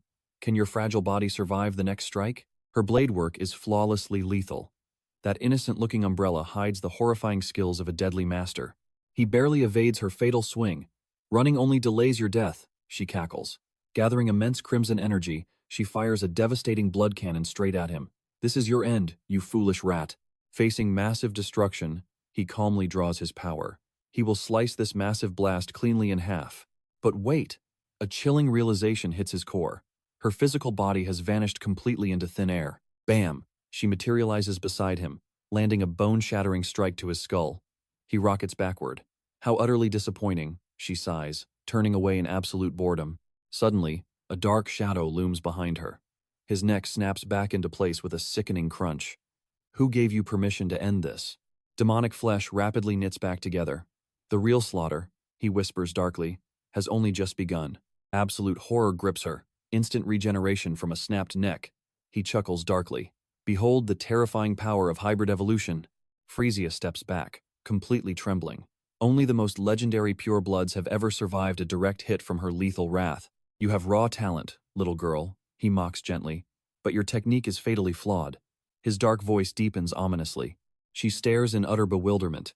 He extends a pale hand. Bow down to me, and I will grant you absolute power. Veins bulge on her hand as she furiously grips her weapon. What arrogant nonsense is this? Blazing fury consumes her. I will shred you into 1,000 bloody pieces, she roars. But as she lunges for the kill, an invisible force paralyzes her completely. A massive, ominous magic circle ignites beneath her feet. You fell right into my absolute trap, he chuckles darkly. Since you refuse to submit, I must break you. Deadly crimson spikes erupt from the earth. Impossible. When did you cast this trap? He laughs wickedly. I am no mere brawler. I am a grand master of blood magic. The crimson energy heavily shifts. A razor-sharp blood needle violently manifests, plunging straight into her delicate neck. He directly pumps the forbidden serum, Rafalashi, into her bloodstream. Frisia screams in pure agony as the dark poison violently spreads. For a mighty pure blood, a single drop is never enough. He mercilessly unleashes a massive, overwhelming wave of dark energy right into her soul. Frisia crashes to her knees, utterly defeated. Forcing herself up, she snarls with demonic rage. What did you forcefully inject into my body? You will die for this. He mocks her sheer ignorance. Can she not feel the monumental shift? Frisia suddenly realizes her senses have sharpened, her physical power exploding to a completely unprecedented tier. The vampire smirks, sensing her terrifying realization. My newly awakened power is more than enough to completely obliterate you. She lunges forward with intense, murderous intent. Yet, her devastating strike abruptly halts barely an inch from his unfazed face. Total paralysis grips her. Panic sets in as Frisia feels heavy, invisible shackles completely immobilizing her struggling body. He calmly reveals his absolute blood dominion. Now, she is merely a helpless puppet bound to his every command. She fiercely denies this reality, but the monster merely laughs at her disbelief. The atmosphere shifts drastically. He leans in with a lethal demand, asking exactly where her leader hides. Frisia desperately fights the compulsion, yet her traitorous lips freely confess the truth. He currently hides at Duke Bright's estate. Pure horror washes over her as she loses bodily control. The vampire mockingly praises his fiercely obedient hound, igniting a blazing fury within her soul. Guessing the leader already sensed a pureblood's capture, he decides to heavily escalate their timeline. It is finally time to end this bloody game permanently. Arriving at a foreboding manor, Frisia desperately calls out, Master, lower the barriers. I bring incredibly urgent, fate-altering news. The heavy gates slowly open. Stepping inside, she mutters about the pitch-black void. He responds coldly, We require absolutely no illumination here. He demands immediate answers. Before she can utter a single syllable, he fiercely cuts her off. His piercing gaze has already locked on to the uninvited shadow behind her. Cloaked in absolute darkness, the intruder secretly marvels at the patriarch's terrifyingly sharp instincts. Shattering his stealth, he steps forward with a wicked grin. It would be pathetic if a Grand Master completely failed to sense my overwhelming aura. Absolute disgust radiates from the leader as he glares daggers at Frisia. He viciously brands her a wretched, pathetic traitor. Lord Mullo's voice heavily drips with venomous disdain. He fiercely condemns Frisia for the ultimate, unforgivable sin of bowing to another master. The true Frisia frantically pleads her absolute innocence. but the furious patriarch violently silences her. He already smelled the sickening corruption, completely tainting her crimson essence. 100 years of bonds shattered instantly. Furious, Lord Mullo blindly surges forward to violently execute her. Roaring his betrayal, his claw descends. Yet, the rogue casually catches the lethal attack single-handed. "Not on my watch," he sneers, forcing Mullo back. Shock completely paralyzes the patriarch, as his mighty strike is effortlessly blocked. The invader sighs, claiming he genuinely wanted a completely peaceful, bloodless resolution. "You arrogant, bluffing liar," the noble spits, violently vowing to brutally rip out his lying throat alongside the wretched defector's life. An ominous, crimson hex completely engulfs the ground. He awakens the nightmarish spawn of Broklak, commanding the savage beasts to mercilessly devour the flesh and blood of these insolent fools. Frisia rapidly sculpts a lethal, jagged blade from her glowing veins. Uninvited pests have absolutely no right to walk freely within this sacred domain. A chilling realization suddenly strikes Mullo. Only a pathetic handful of guards remain standing here. Watching his elite force crumble so easily, a terrifying question violently echoes in his mind. Have my loyal armies completely vanished from the royal capital? Driven to absolute madness, Lord Mullo violently seizes Fria's fragile throat. He violently interrogates her regarding the ultimate fate of his missing forces. In response, her elegant parasol simply clatters against the cold stone floor.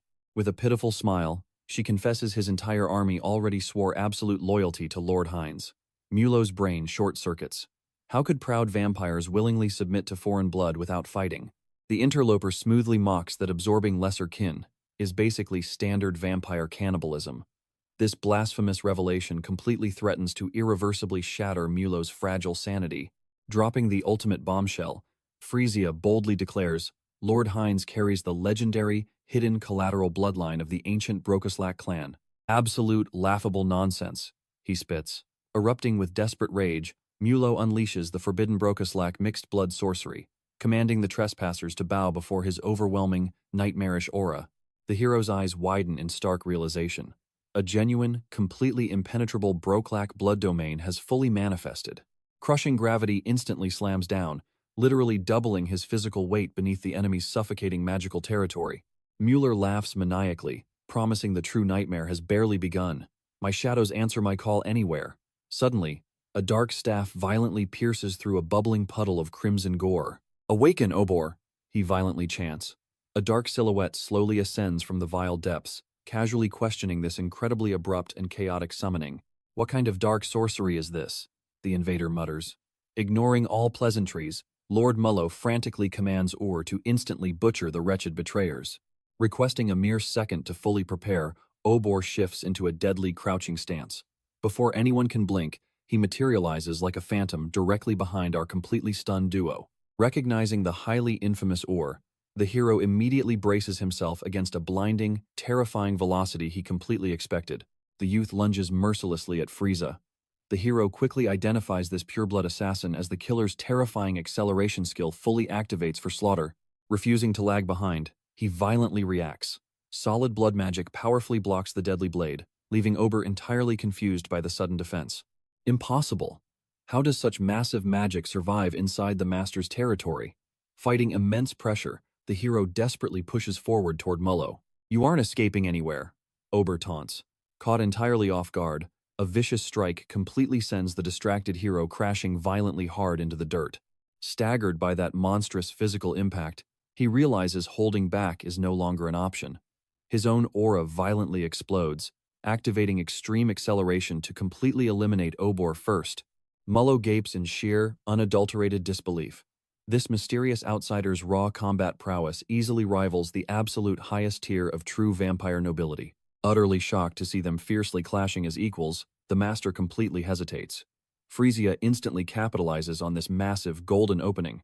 Coordinating flawlessly, her devastating strike completely crushes him. Pinning the battered assassin, she coldly whispers how she always deeply despised his highly arrogant, immensely disrespectful attitude. Frisia smirked, suggesting he should savor their deadly dance instead of stumbling blindly. Mullo gritted his teeth, completely baffled by her overwhelming speed. Staring at his decimated forces, he frantically questioned the source of this terrifying strength. Suddenly, the vampire materialized right beside him. It appears the mighty lord grew careless, the intruder mocked.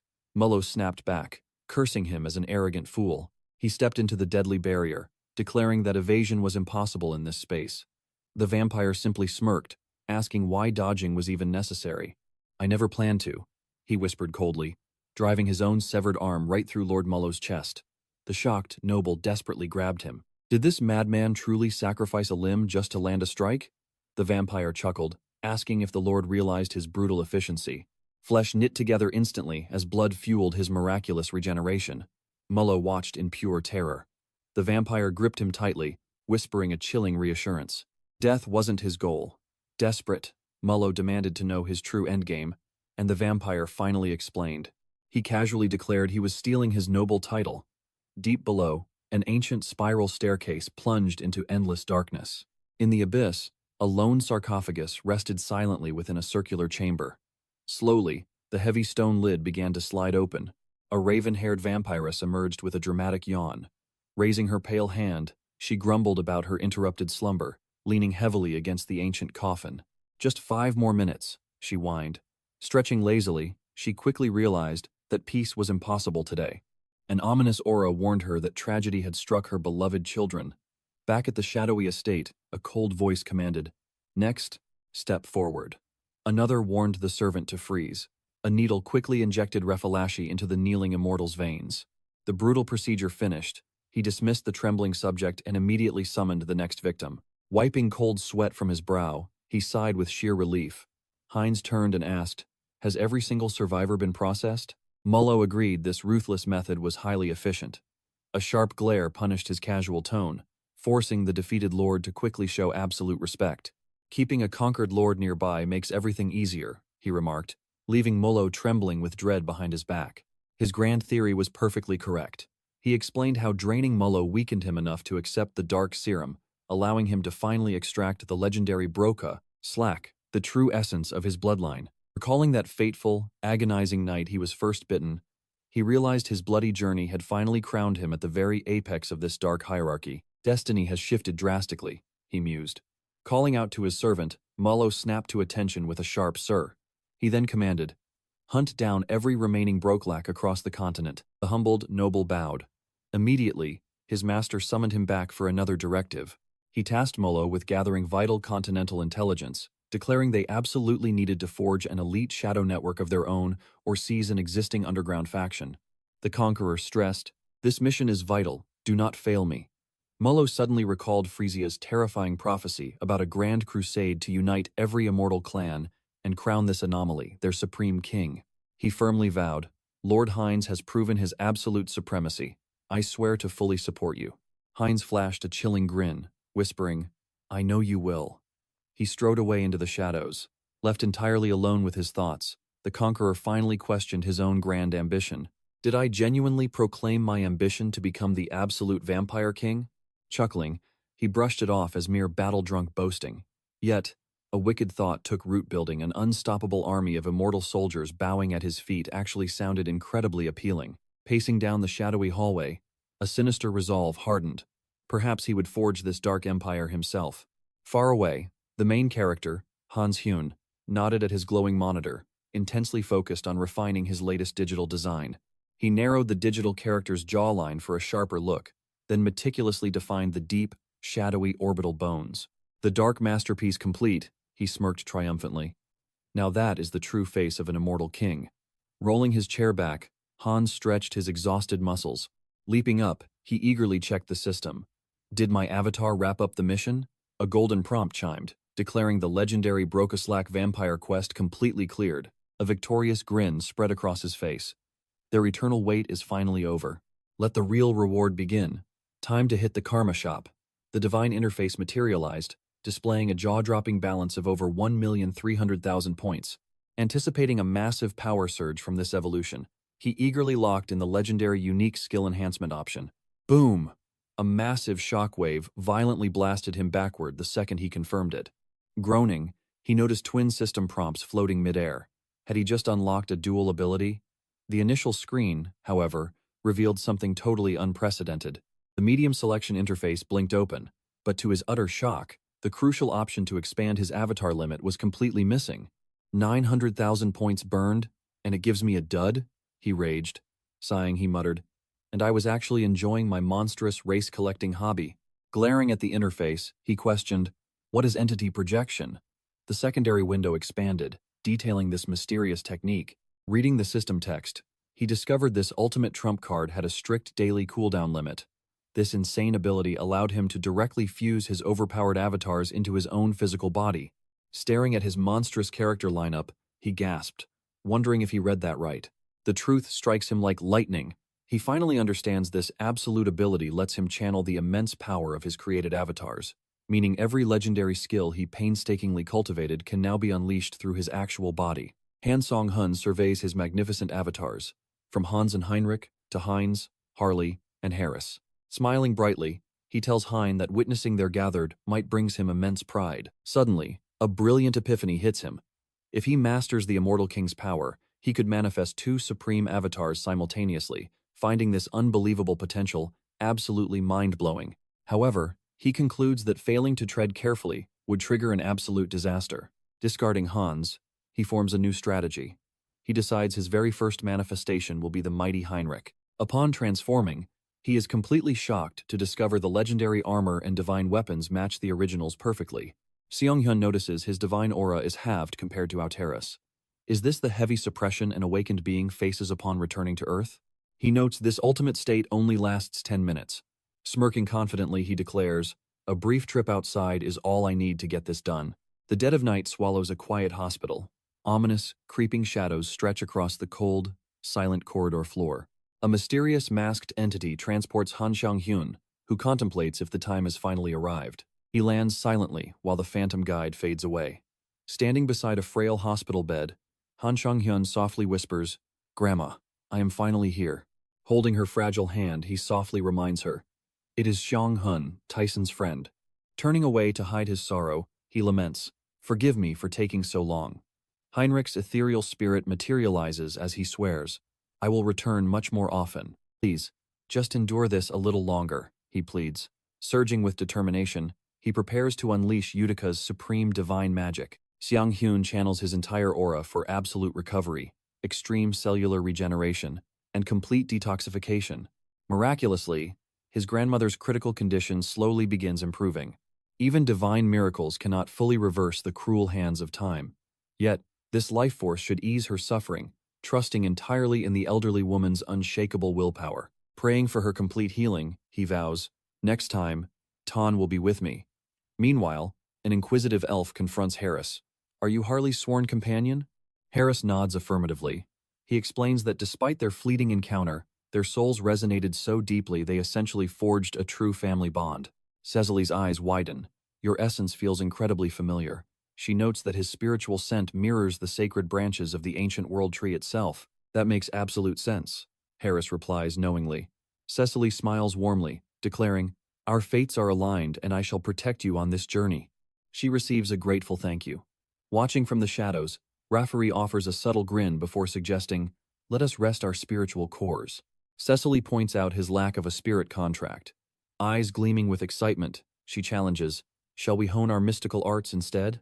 The elegant elves step apart within the dense, whispering forest. Cecily fiercely concentrates swirling elemental mana into her palms. A tiny, radiant spirit bursts into existence. Thrilled by her absolute success, she immediately summons Harris over to witness her newly awakened magical feat. Noting his distress, Cecily asks, "Is everything all right?" Frustrated, Harris mutters, "Why did my magic fail?" He wonders why nothing happens despite maxing out his elemental affinity. He senses something is fundamentally wrong. Rafferty approaches, explaining that mages and spirits are lifelong companions bound by mutual growth. He reveals that forging a soul-deep connection is absolutely essential before attempting any summoning. Rafferty commands him to harness nature's raw power and formally introduce his soul to the waiting spirits. The realization hits Harris hard. He blindly rushed the summoning before establishing the spiritual tether. Overjoyed by this massive breakthrough, he cheers, "Trusting the elves was my greatest decision." Closing his eyes, he taps his maximum affinity and unleashes pure, raw nature energy. Brilliant mana condenses in his grasp. Cecily gasps in absolute awe, while Rafferty simply praises his monstrous learning speed. "A connection is forming," Harris shouts. The system suddenly chimes his spirit reached enlightenment, unlocking a legendary new skill, sparking a massive wave of celebration. With this terrifying momentum, where powers will soon rival hers, Rafferty remarks. Pouting, Cecily jokes that his insane growth rate feels like an absolute betrayal to her hard work.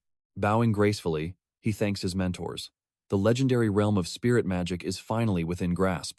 Gently petting the tiny magical entity, Harris proudly declares its name will officially be Pikachu. Rafferty steps up, volunteering to carve their path forward. He reveals a profound secret. Every single forest and leaf in existence is physically bound to the world tree's natural grid. Through this sacred link, elves can open spatial portals to instantly leap between woodland realms. Cecily possesses this exact same spatial power, Rafferty declares. She gasps, completely stunned. The concept of a vast, planetary network interconnecting all forests completely changes everything. Harris pieces the puzzle together. So basically, this is nature's own massive teleportation network. Venturing deeper, he marvels at the flawless spatial magic. This completely outclasses the Great Divine Order's portals. Is this the true, terrifying might of the World Tree? Suddenly, Rafferty halts. We have finally arrived. Harris stares forward, utterly paralyzed by the majestic sight.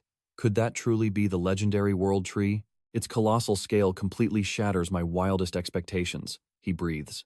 Turning to his companion, Harris asks, Cecily, is this your first time witnessing its divine glory too? Without warning, a blinding wave of primal energy swallows Cecily whole. Her body levitates helplessly as panicked cries echo through the ancient forest.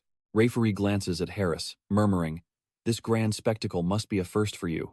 Before their eyes, the majestic world tree unveils its breathtaking glory. Cecily finally completes her profound eye-awakening ritual. An extraordinarily rare elven miracle. Harris watches in awe, whispering the sacred name. Suddenly, an overwhelming pure energy instantly resurrects all surrounding flora. The ancient tree's spirit materializes, offering a divine harvest.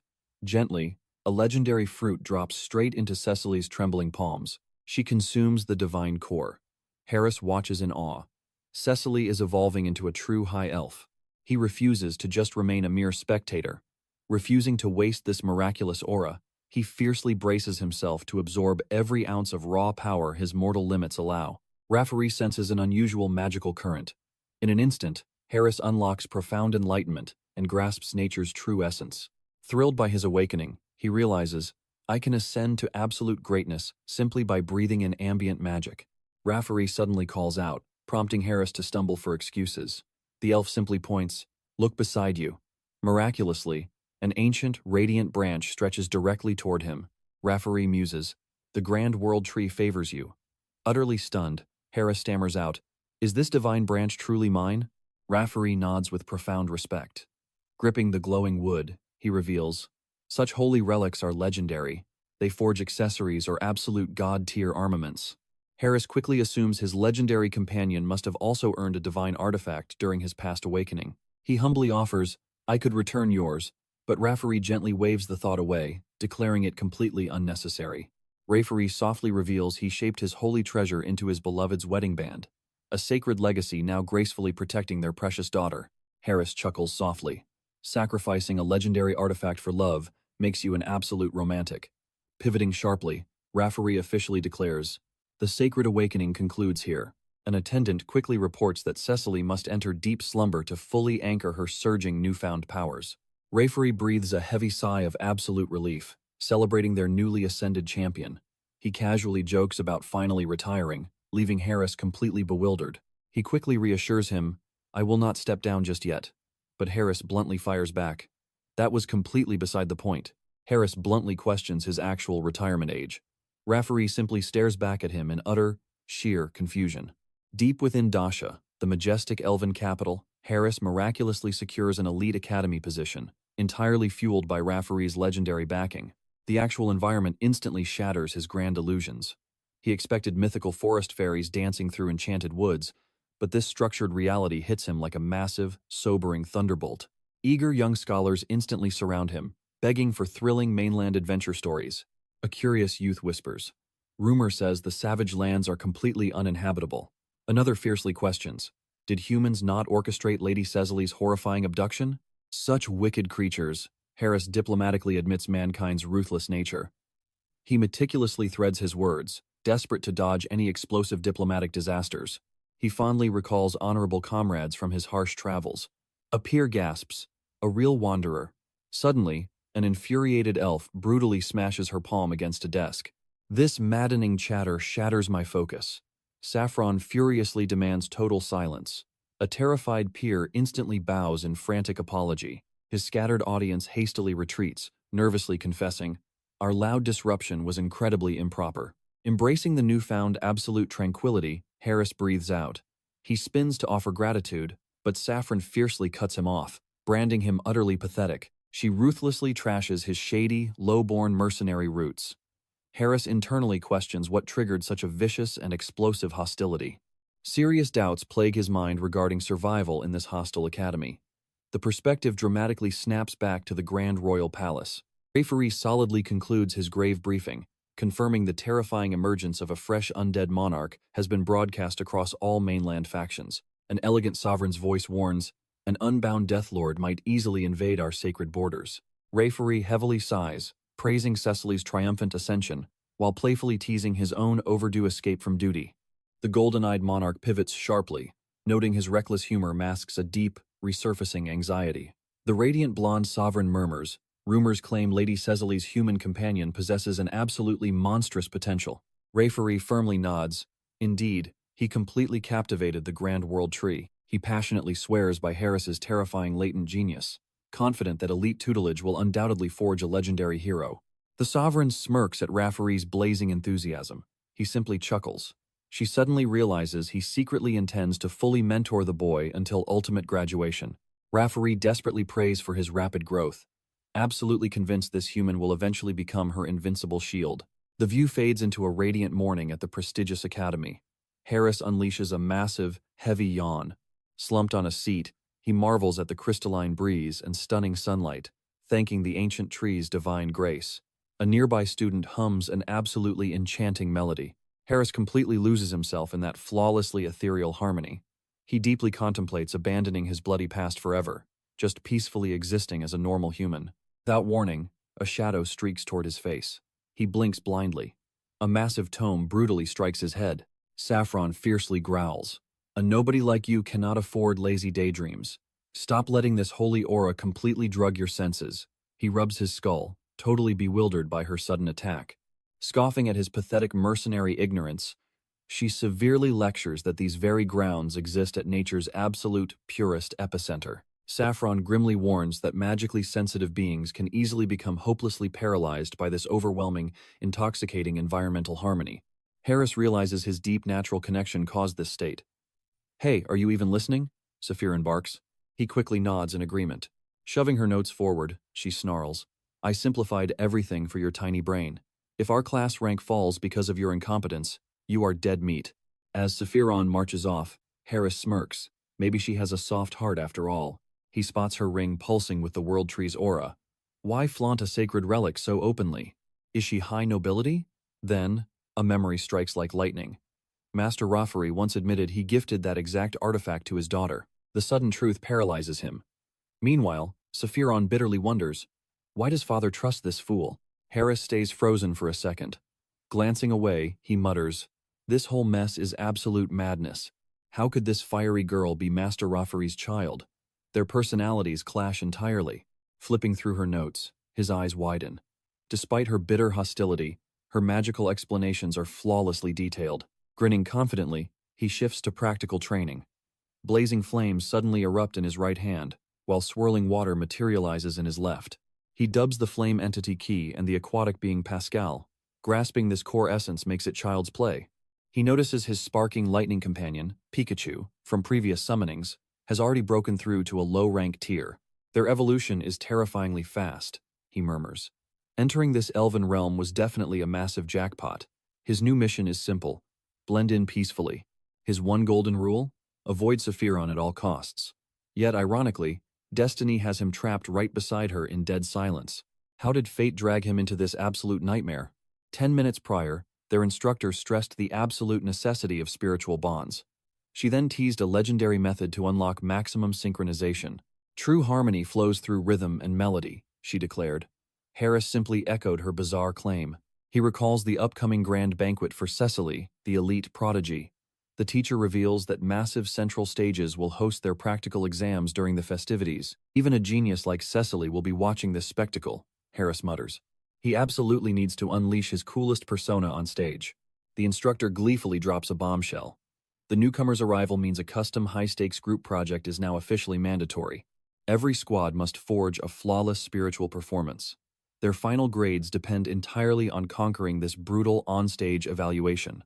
Trapped with his random squad, Harris feels completely numb. A guy named Timer Coffin breaks the ice, with Curie chiming in right after. Sephiron furiously demands total cooperation to somehow salvage this doomed brainstorming session. Glaring at Harris, she snaps, "Can you even hold a tune or move? Otherwise, we will assign you background duty." The duo nods eagerly, fueling Sephiron's fiery momentum. Harris suddenly realizes a loophole. Spiritual resonance does not strictly demand traditional high elf melodies or dances. Rising confidently to his feet, he offers them a polite, appreciative bow. "An old hometown anthem just hit me," he declares. Intrigued, Timer asks, "Wait, a melody from entirely across the ocean?" "Exactly," Harris nods. "My family worshipped this track. It is burned into my soul." Sephiron scoffs at his arrogant smirk. "Trust me, it is a masterpiece," he boasts. He remembers his flawless 80-plus karaoke scores. Crossing her arms, Sephiron glares daggers at him. How could a filthy mercenary ever grasp the refined arts of elves? She seethes openly. How did a brute earn the World Tree's blessing and Father's sacred wisdom? Slamming the desk, she roars, "I absolutely refuse to acknowledge you." She boldly dares him to start. "If it fails, you take the blame," she threatens. Harris agrees. "One condition, though." Sephiron blinks, stunned. "When we succeed, you must personally tutor me in high elf traditions." Reluctantly, Sephiron seals their high-stakes wager. "Only if the axe shines," she warns. Instantly, the squad's voices merge into a unified chord. Harris pours his soul into the vocals, strumming a lute while elemental auras dance. Suddenly, a glowing system prompt heralds a new skill, Melody of Harmony. Muttering the divine art's name, he breathes out. "My spiritual core feels incredibly anchored now. Pure nature energy flows through my voice." Stunned by the raw resonance, Timer and Curie gasp in sheer awe. This melodic phenomenon is completely unprecedented. Sephiron aggressively averts her gaze. "Utter nonsense," she mutters, yet her own spirit wildly dances to his beat.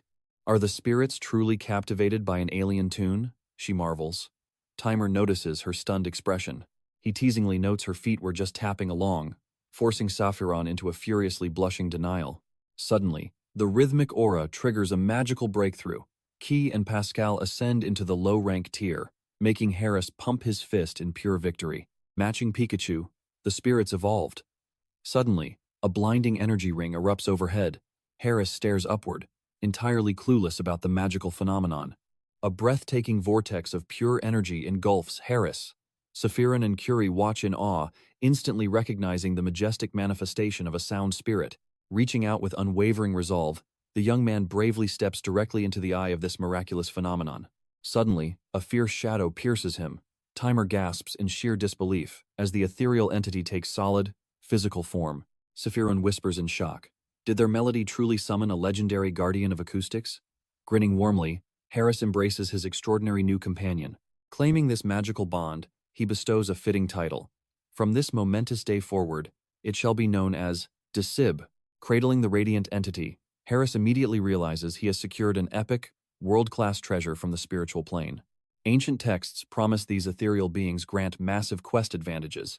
Timer steps closer, utterly amazed that their raw rhythm moved a divine soul. With blazing confidence, he guarantees their upcoming concert will become an absolute legend. Curie nods, praising their enchanting harmonies.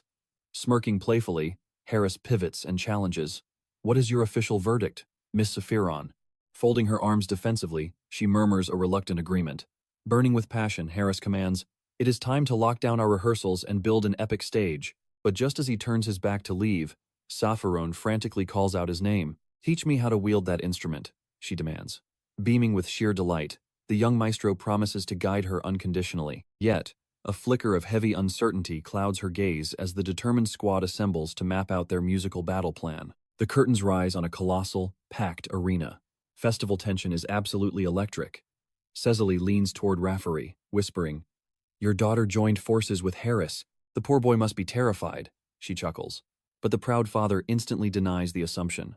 Cecily giggles, certain of his stage fright. Suddenly, the grand announcer booms. Let the legendary performance of Harris commence.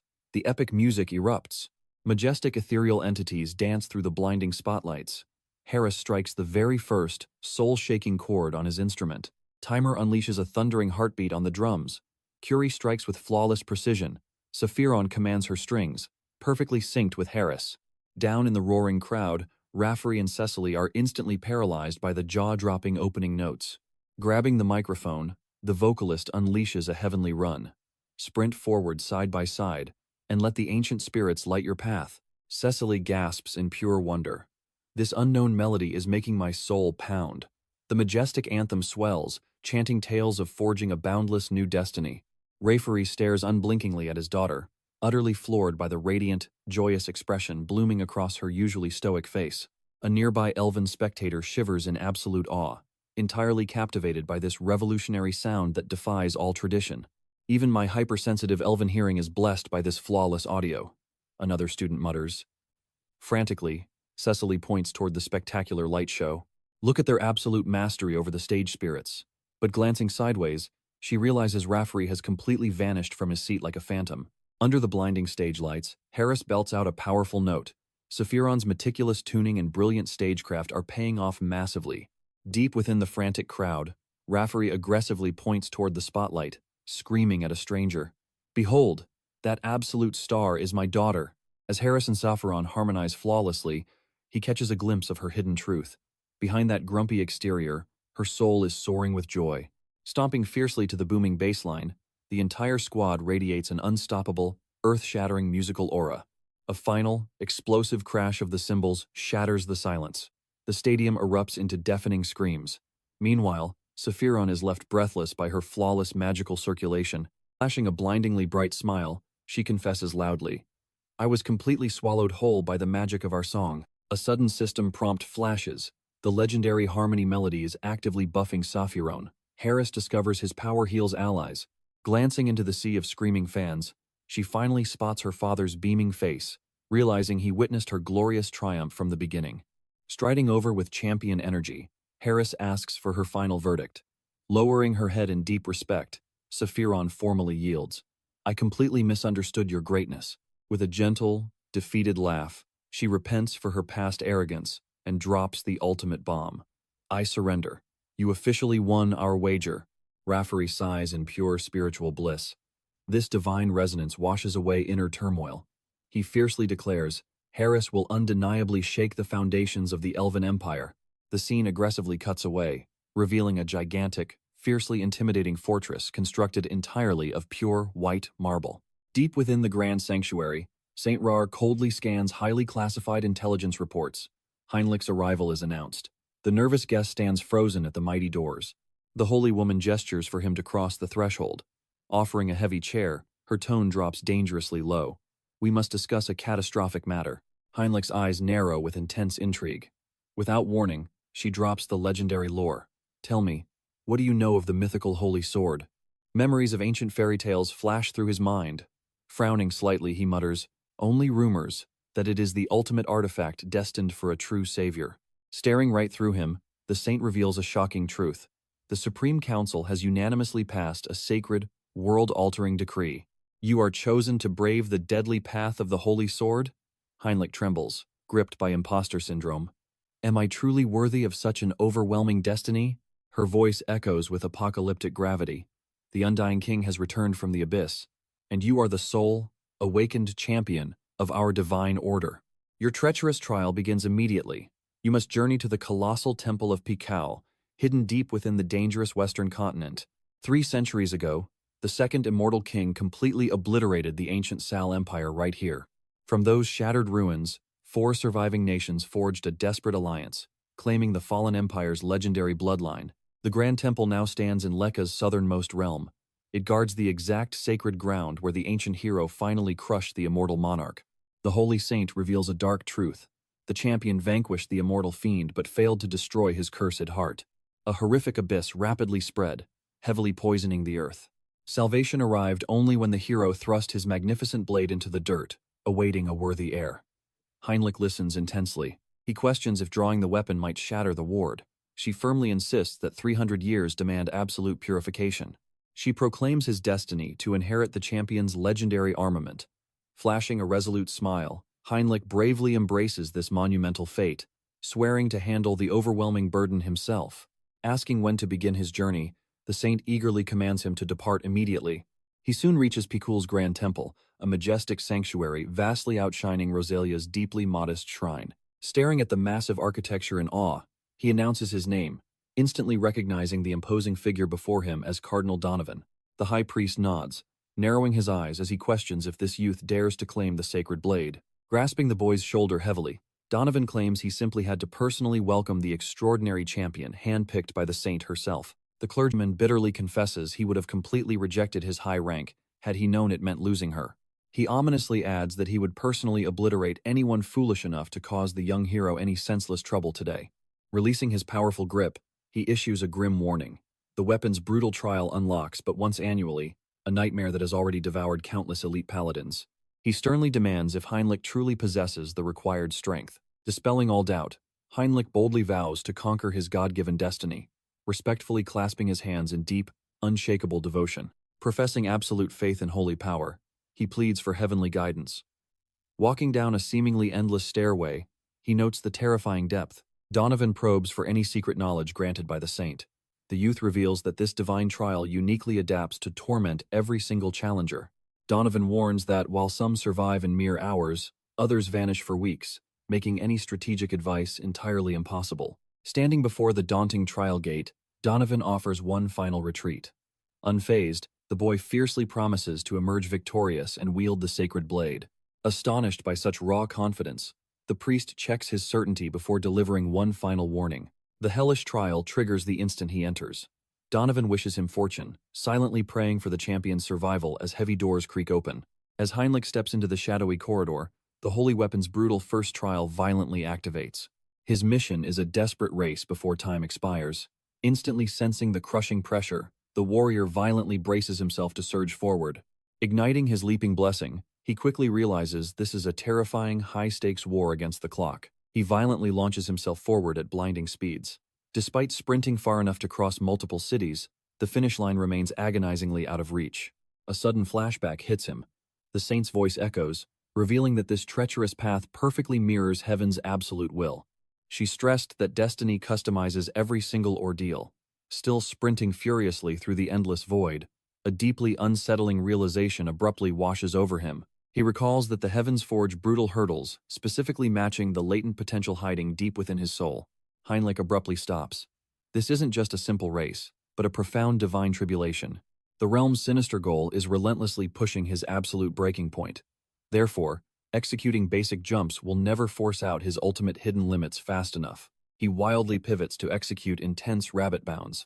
Straining his muscles to the absolute maximum, he grimly jokes about enduring a hellish military boot camp. After 40 agonizing days, the first phase ends.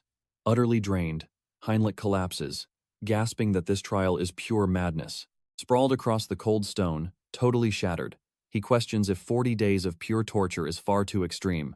The terrifying truth suddenly dawns on him. Time flows 10 times faster here than Auterica, creating a staggering 100-to-1 ratio compared to Earth. Barely crawling, Heinrich's spirit wavers briefly. He deciphered this maddening temporal distortion by relying entirely on his summoned avatars. He shudders, recalling how his absolute willpower was violently tested halfway through this hellscape. Without their crucial support, his sanity would have shattered. Dragging himself up before the looming gateway, he fiercely resolves to conquer the next nightmare. Miraculous vitality suddenly violently surges through his battered veins. By surviving the absolute edge of death, his physical core has undergone an unimaginably explosive evolution. Connecting the dots, the tenfold temporal dilation isn't a trap, but a god-tier hyper-training ground. Thrilled, he intensely vows to shatter his limits, attempting 2,500 leaps. Elsewhere, cloaked figures confirm their sinister ritual nears completion. The leader darkly proclaims that overwhelming shadow will soon utterly devour the continent, leaving only apocalyptic ruins. A gruesome, blood-drenched skull flashes ominously. A cloaked shadow whispered chillingly. The undying monarch breathes once again. A single nudge, and his absolute wrath will inevitably consume everything. A wicked grin spread across his face. The dark rift awakens. This realm belongs to us now. Channeling forbidden magic, he declared. Everything serves the ultimate heaven-defying supreme. Heinrich felt a suffocating pressure. Was this monstrous aura truly rivaling a supreme archbishop? A system window glowed. Trial 2 cleared. The next stage awaited as a massive gateway materialized out of thin air. Right on schedule, he murmured with absolute confidence. He stepped straight through the dimensional rift. Absolute darkness swallowed him completely. His deadly objective demanded total annihilation, yet this desolate, empty wasteland felt incredibly out of place. High above, a sinister shadow hovered ominously. That familiar, terrifying presence sparked a distant, unsettling memory deep within his mind. The monstrous entity uncloaked. An arch-lich. A terrifying vanguard of the ancient, undying sovereign. A pathetic divine hound? The arrogant abomination hissed. What trickery brought a weakling like you here? The horrific aura perfectly mirrored Hans's pre-awakened state. Mental danger alarms blared immediately. Even elite Templars would severely hesitate before fighting a supreme lich, he muttered. Dead silence answered him. The bone construct flared with dark mana. Perish, holy mutt! It roared. A massive tidal wave of corpses rose. Facing the undead commander was suicidal enough, but battling an entire legion of death was completely overwhelming. Yet, a confident smirk surfaced. The dungeon architect definitely anticipated this terrified reaction. Too bad for them, I will absolutely not be caught off guard. The skeletal overlord glared, deeply confused by this madman's arrogant muttering. Raising its cursed scepter, it boomed. Dead men have absolutely no need for final words. Begone. The zombie avalanche charged forward violently. Rotten claws slashed through the air, but the agile warrior gracefully slipped past the fatal strike. A lethal sneak attack missed entirely. Spinning seamlessly, he planted a devastating kick into a shattered skull. The commander watched in utter shock. Impossible evasion, it shrieked furiously. Minions, tear that human into bloody shreds. Who said I was only retreating? He mocked sharply. Steel sang loudly as his holy blade erupted with blinding divine aura, completely obliterating the rotten vanguard. The monster recoiled backward. Does that blinding holy mana belong to a pontiff? Looks like a certain bag of bones is trembling, Heinrich taunted. Nonsense, it roared defensively. My cold blood boils with the thrill of an ultimate slaughter. Dark energy coalesced around its staff. Your pathetic fate is sealed right here, it boldly proclaimed. Defend against this if you can. A cataclysmic wave of death blasted forward. Heinrich stepped into the storm. One flawless sword stroke shattered the destructive wave. What? Deflected entirely with a mere swing. The beast gasped. The warrior stood unyielding, his blade gleaming fiercely. The commander panicked, screaming, How are you reading my ultimate strategies so perfectly? I have no divine foresight, Heinrich replied calmly. Aiming his glowing sword directly ahead, he declared, I just survived a brutally brilliant master. The intimidating phantom of his relentless mentor materialized right behind his blazing aura. And that monster utterly refuses to let me perish. The lich laughed mockingly, entirely dismissing his mortal training as purely pathetic garbage. Heinrich's gaze sharpened intensely. How long will you struggle in vain, little insect? The monstrosity hissed. A horrifying magic circle expanded rapidly. The skeletal lord dared the holy knight to somehow survive this incoming apocalypse. An annihilating beam of absolute darkness vaporized the battlefield. As thick smoke cleared, the undead king eagerly sought its victim. Nobody survives my forbidden annihilation art. Rot in eternal hell, arrogant Templar, it gloated viciously. Then, a chillingly calm voice echoed perfectly. Was that truly your ultimate technique? The commander froze in sheer disbelief. Stepping gracefully out from the smoking ruins completely unscathed, he confirmed his survival. Your miserable magic entirely missed me. Trembling with heavy denial, the beast unleashed frantic spells. Impossible. A pathetic mortal cannot withstand this sheer power, it screeched in madness. Bracing for the chaotic onslaught, Heinrich focused deeply. Even with massive tactical advantages, nullifying such devastating magic required absolute, flawless precision. But armed with Hans's supreme insight, every blind spot became glaringly obvious. Exploding forward, he roared, Your nightmare ends here. The crushing holy blow landed heavily. Yet, the abomination laughed. My dark existence is utterly eternal. Shattered bones instantly fused back together. As long as my absolute soul jewel survives, death cannot claim me. Your church birthed a genuine monster, the lich admitted grimly.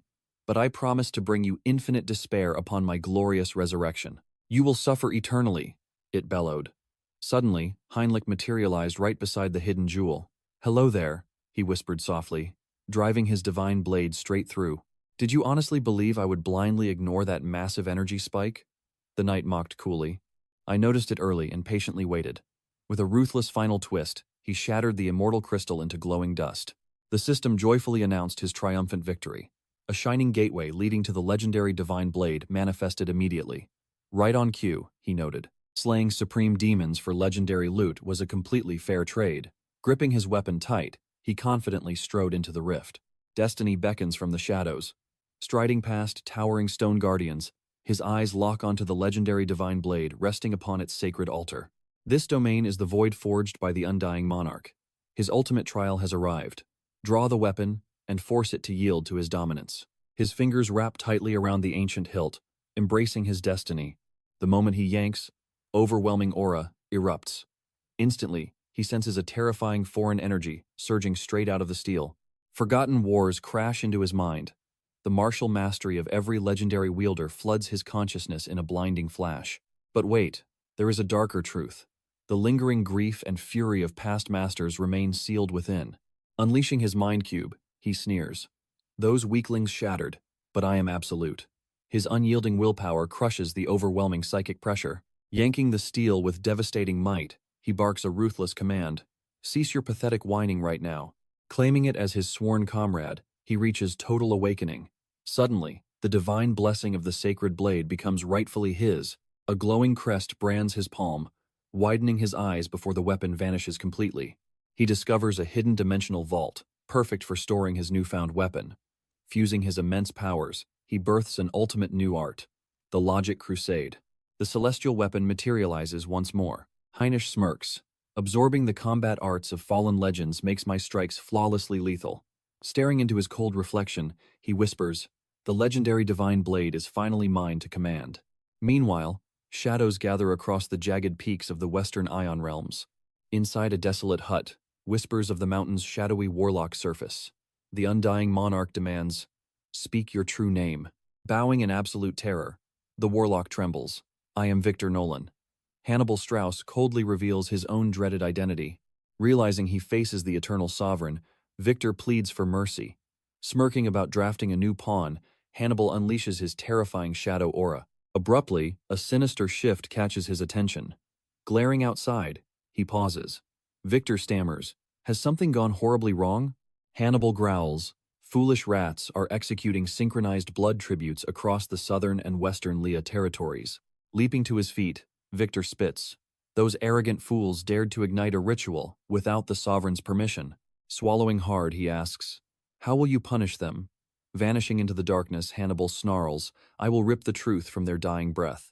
Elsewhere, amidst the chaos, a robed zealot shouts, this is our grand, bloody culmination. The cultists pour their dark mana into a monstrous summoning circle. Their mastermind gloats, watching his flawless, catastrophic plan unfold perfectly. The wicked high priest laughs, revealing his 30 years of agonizing preparation for this very massacre. But panic abruptly strikes. Why is it fracturing, he gasps, watching the demonic array shatter, threatening to destroy his entire lifelong ambition. Driven by sheer madness, he refuses defeat, gripping the cursed artifact hanging against his chest. Hoisting the cursed pendant, he detonates its core. A devastating shockwave rips outward, violently crushing his fellow cultists instantly. Apocalyptic energy erupts from the shattered rune. Smiling like a lunatic, the mastermind roars. The core of absolute insanity has successfully anchored into flesh. He whispers a chilling goodbye to his fallen master, vowing to etch his legendary sacrifice into history forever. He screams that total annihilation is finally at hand. Miles away, the undying monarch watches a cataclysmic pillar of raw mana pierce the heavens. Frowning at the impossible sight, he mutters, the primordial void, the very gateway of world-ending calamity, has been torn wide open once more. He curses his own blind spot. By the time he traverses the distance, the apocalyptic disaster will have already consumed everything. A deadly smirk forms. The exact moment has finally arrived to violently settle his ancient, blood-sworn vendetta. Suddenly, a sickening throb echoes deep within the sovereign's heart. The tormented screams of previous undying lords trapped in the void begin to claw at his mind. A hollow whisper echoes, "Why do you hesitate?" The spectral shadow demands the primal rulers join forces, aiming to drown the entire mortal realm in endless agony. Unfazed, the monarch scoffs. "Did you truly think the pathetic wails of dead ghosts could control my fate?" Ignoring their pathetic taunts, he sneers. "I bow to no defeated failures." The hollow shadows merely erupt into maniacal laughter. The phantom brags about transcending mortality, hissing, "How does your sanity remain intact after claiming the throne of eternity?" The sovereign casually mocks, "This new generation is quite entertaining." The spirit snarls, "I am consumed by jealousy. We rot here, forever shackled by the chains of doom." Gripping his chest, he finally realizes the lingering corruption in his soul stems entirely from their pathetic resentment. The entity wails, admitting they are eternally bound by agonizing regret and an endless thirst for true liberation. As the phantom screams for salvation, the sovereign rolls his eyes at the noise, mocking, "Do you failures even comprehend true peace?" He realizes every single living being is ultimately enslaved by the terrifying shadow of mortality. The spirit tempts him with forbidden absolute power in exchange for final annihilation. The sovereign simply glares, growling, "Shut your mouth," and vows to grant its desire for oblivion. He murmurs those haunting words, reflecting on a power he was forever denied. With his mind made up, he declares the truth will surface, unleashing his absolute skill. Persona. This power dominates isolated emotions, directly manipulating the deepest fragments carved into a person's soul. Reaching out, he begins purging the lingering sentiments from within. The fading spirit echoes, "I am dissolving into nothingness, finally embracing my eternal slumber." The undying monarch merely offers a quiet farewell, wishing it peaceful rest. Levitating above the ground, he spits curses at those ancient fools. Glowing runes flare across his palm. He smirks at this magnificent prize, genuinely astonished that the ancient monarch's legacy remained concealed in plain sight. History proves the ancient rulers required absolute devotion and massive legions to obliterate rival empires and continents. While the Divine Order slaughtered most of their forces, a few elite generals survived. These dark remnants deliberately sealed themselves within the abyssal depths. Han Seong-hoon ominously declares that the very first of these dormant legacies is finally awakening. Meanwhile, the Avatar breaches a colossal chamber. Baffled by the surreal sights, he barely reacts before the stone floor violently shatters ahead. From the crumbling debris rises Arch-Lich Dwell McCain, the legendary royal vanguard of the undying monarch. The undead monstrosity curses the Order's fools. He bellows, "I will not tolerate this world now that I am reborn," but freezes instantly, sensing the Avatar. The Avatar tilts his head, asking casually, "Haven't we crossed paths before?" Meeting the Lich's stunned silence, he mockingly apologizes for his resurrection, adding with a smirk, "You chose a terrible time to return to the living." In a blinding flash, the Holy Knight lunges forward, obliterating the Arch-Lich in a single devastating strike. Where the terrifying beast once stood, only a solitary crystal lingers. Snatching it up, the Avatar realizes the divine spring was wedged between the holy blade and the abyss. Inspecting the glowing core, he mutters that he would usually crush it immediately, but generously decides to pass this burden over to Hans instead. He murmurs to the crystal, "You had better serve your new master well." Back at the ritual grounds, the immortal king descends. Scanning the desolate courtyard, he notices the cowards from the Vow of Defiance have already vanished. He recognizes this exact spot as the epicenter of the sky-piercing abyss, its dark energy boiling densely around him. Gazing upward, he stares at the massive crater above, a brutal scar left by an abyssal rift, powerful enough to tear through the heavens. Suddenly, a glint in the dirt steals his focus. Crouching down, he snatches up what looks like a jagged shard of dark metal. He questions if it was deliberately abandoned, but the wildly volatile aura makes tracking its owner utterly impossible. Discarding the useless fragment, his instincts flare. The intoxicating madness, bleeding from the abyss, is starting to pulsate. Though chaotic, this overwhelming force could easily shatter the entire continent. Without hesitation, he awakens his mystic ability, the Eye of Darkness. He discovers this wild energy perfectly mirrors the dark magic forged deep within his immortal king's heart. Han Seong-hoon knows that with flawless execution, he can conquer this wild force. Focusing intensely, he compresses his aura into a single, terrifying focal point. Thrusting his hand toward the sky, he violently draws in the rampant energy, clenching his fist to devour it all. The catastrophic power of the abyss surges fiercely into his veins. A wicked grin spreads across his face. I can feel the dark current. He laughs triumphantly. The abyssal essence is burning through every single fiber of my soul. Reveling in his exploding power, he sneers. Those pathetic fools actually handed me a miracle. But instantly, a massive shockwave blasts him backward. Crashing into the dirt, he watches in awe as something titanic fractures the earth, a gargantuan skeletal monstrosity pulling itself from the crater. The legendary bone dragon, Entrazio, violently bursts forth from the shadows. Assembling its horrifying frame, the ancient beast unleashes a soul-shaking roar. The breathtaking sight thrills his soul. Yet, the monstrous dragon suddenly snaps its jagged jaws, roaring viciously at him. Han Seong-hun glares, demanding, "Does this beast not recognize its true sovereign?" He commands Entrazio, its eye fires shifting instantly. The colossal titan humbly bows before its immortal ruler. It finally remembers who holds the leash. Striding fearlessly toward the nightmare dragon, he smirks. Up close, you are actually quite adorable. His gaze hardens. This is nowhere near the end of the immortal king's majestic legacy. He proudly announces, "I am the unstoppable continuation of this dark empire." Abruptly, a heavy presence alerts his hypertuned senses. Glancing at the skeletal beast, he asks, "Do you smell them too?" Across the distant horizon, armored knights march forward. Han Seong-hun grins. "Looks like we have uninvited guests." He pauses, realizing this is not the perfect moment to slaughter the great divine order, lacking absolute mastery over the abyss's secrets. But a wicked thought crosses his mind.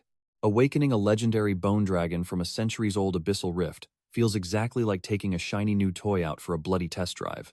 Leaping gracefully onto the gargantuan beast's jagged spine, he commands, "Time to farm an absolute mountain of karma."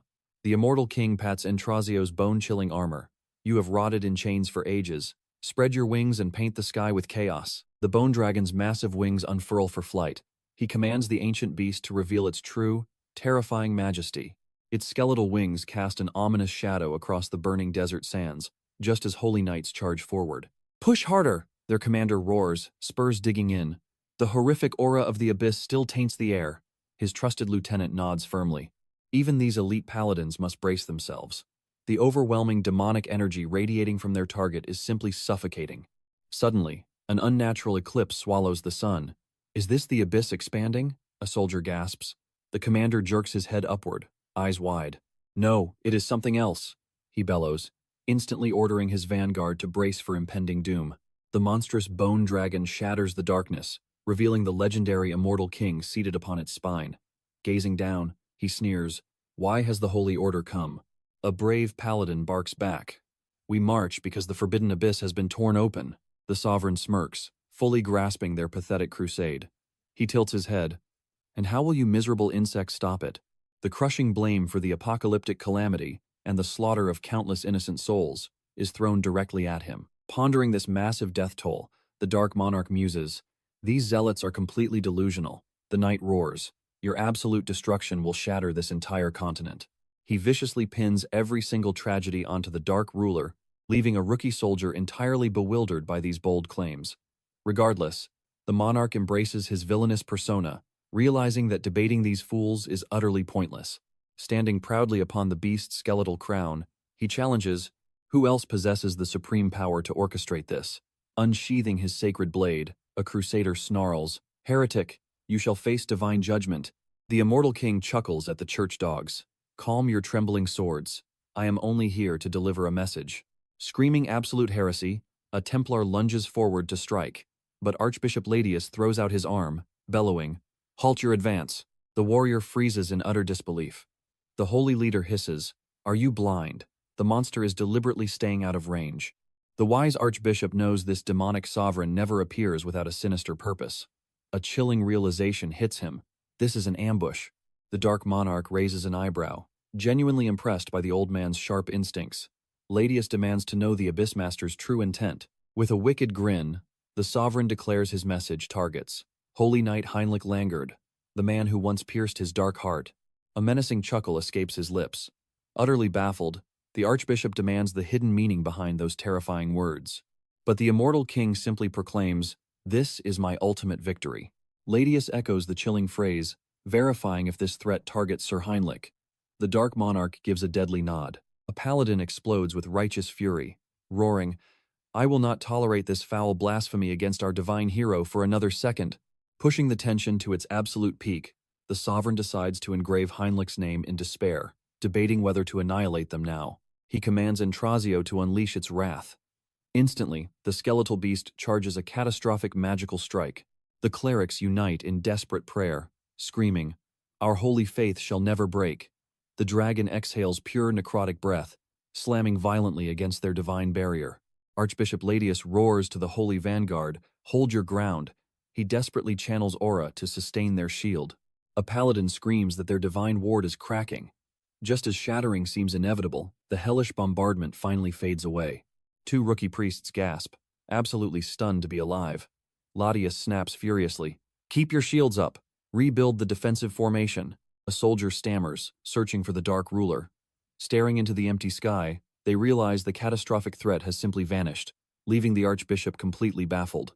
A Templar scoffs in absolute frustration, demanding, "Did that cowardly demon think one pathetic strike would break us?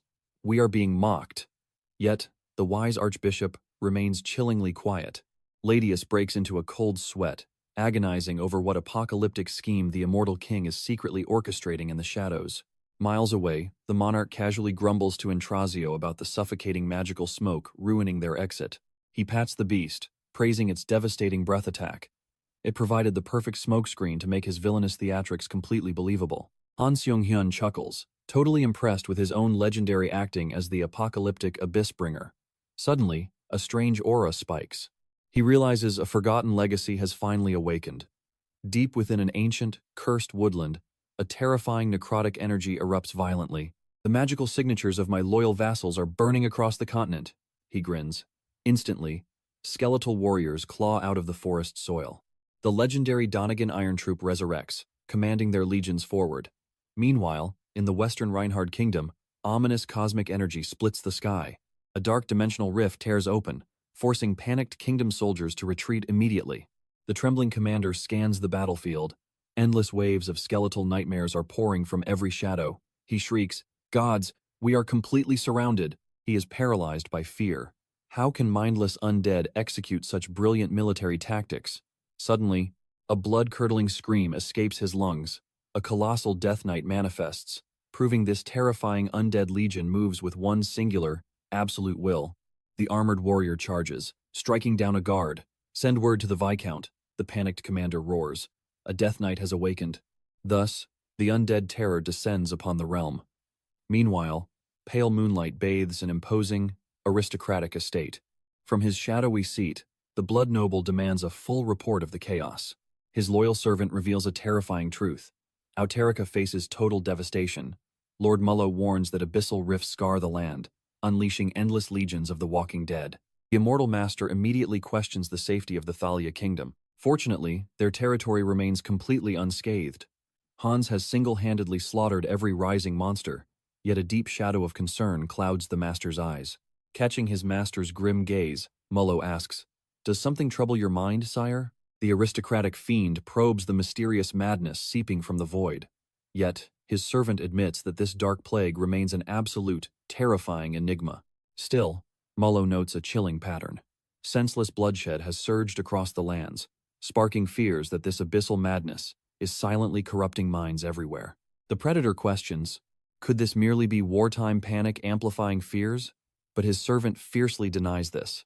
"What makes you so absolutely certain, Mullo?" the master intensely presses. A heavy silence falls before Mullo speaks. He reveals a horrifying truth.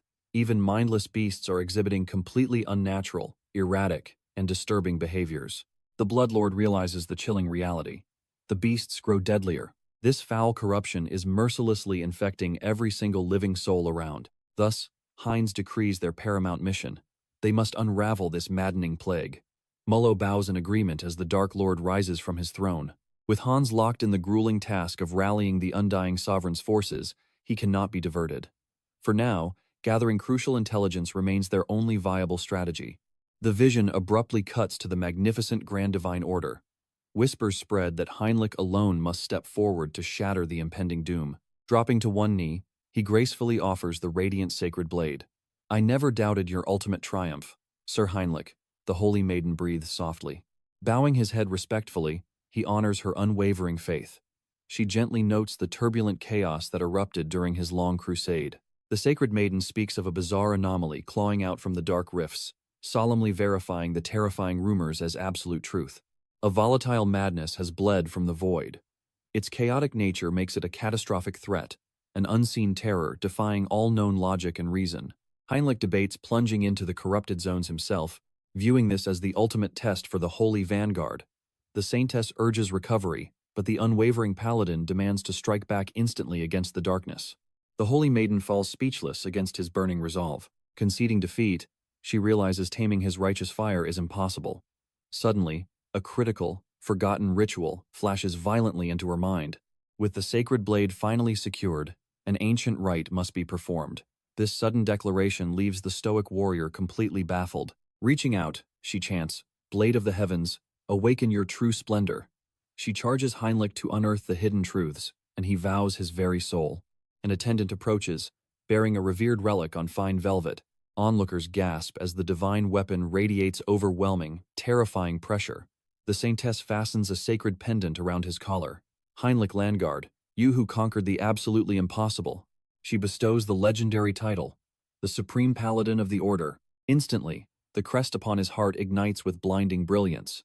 A torrential surge of pure energy completely consumes him. Dropping his mental defenses for just a fraction, the celestial pressure nearly shatters his skull. He gasps, completely stunned by this unfathomable, godlike might coursing through him. His very flesh and bones undergo a miraculous, agonizing rebirth. The tempest clears, unveiling his ascended, glorious existence standing within a radiant holy seal. Saintess Ristar and her awestruck clergy watch breathless. She proudly proclaims that heaven's absolute favor now freely flows through his veins. Celestial requirements met, absolute enlightenment achieved, unlocking the ultimate legendary skill, the Supreme Blessing Knight. Touching his locks, he discovers his hair has bleached entirely silver. Saintess Ristar, the supreme leader of the sanctuary, bows in reverence, leaving the bewildered warrior demanding answers. She firmly interrupts his confusion. "You are no longer merely Sir Heinrich Landgard."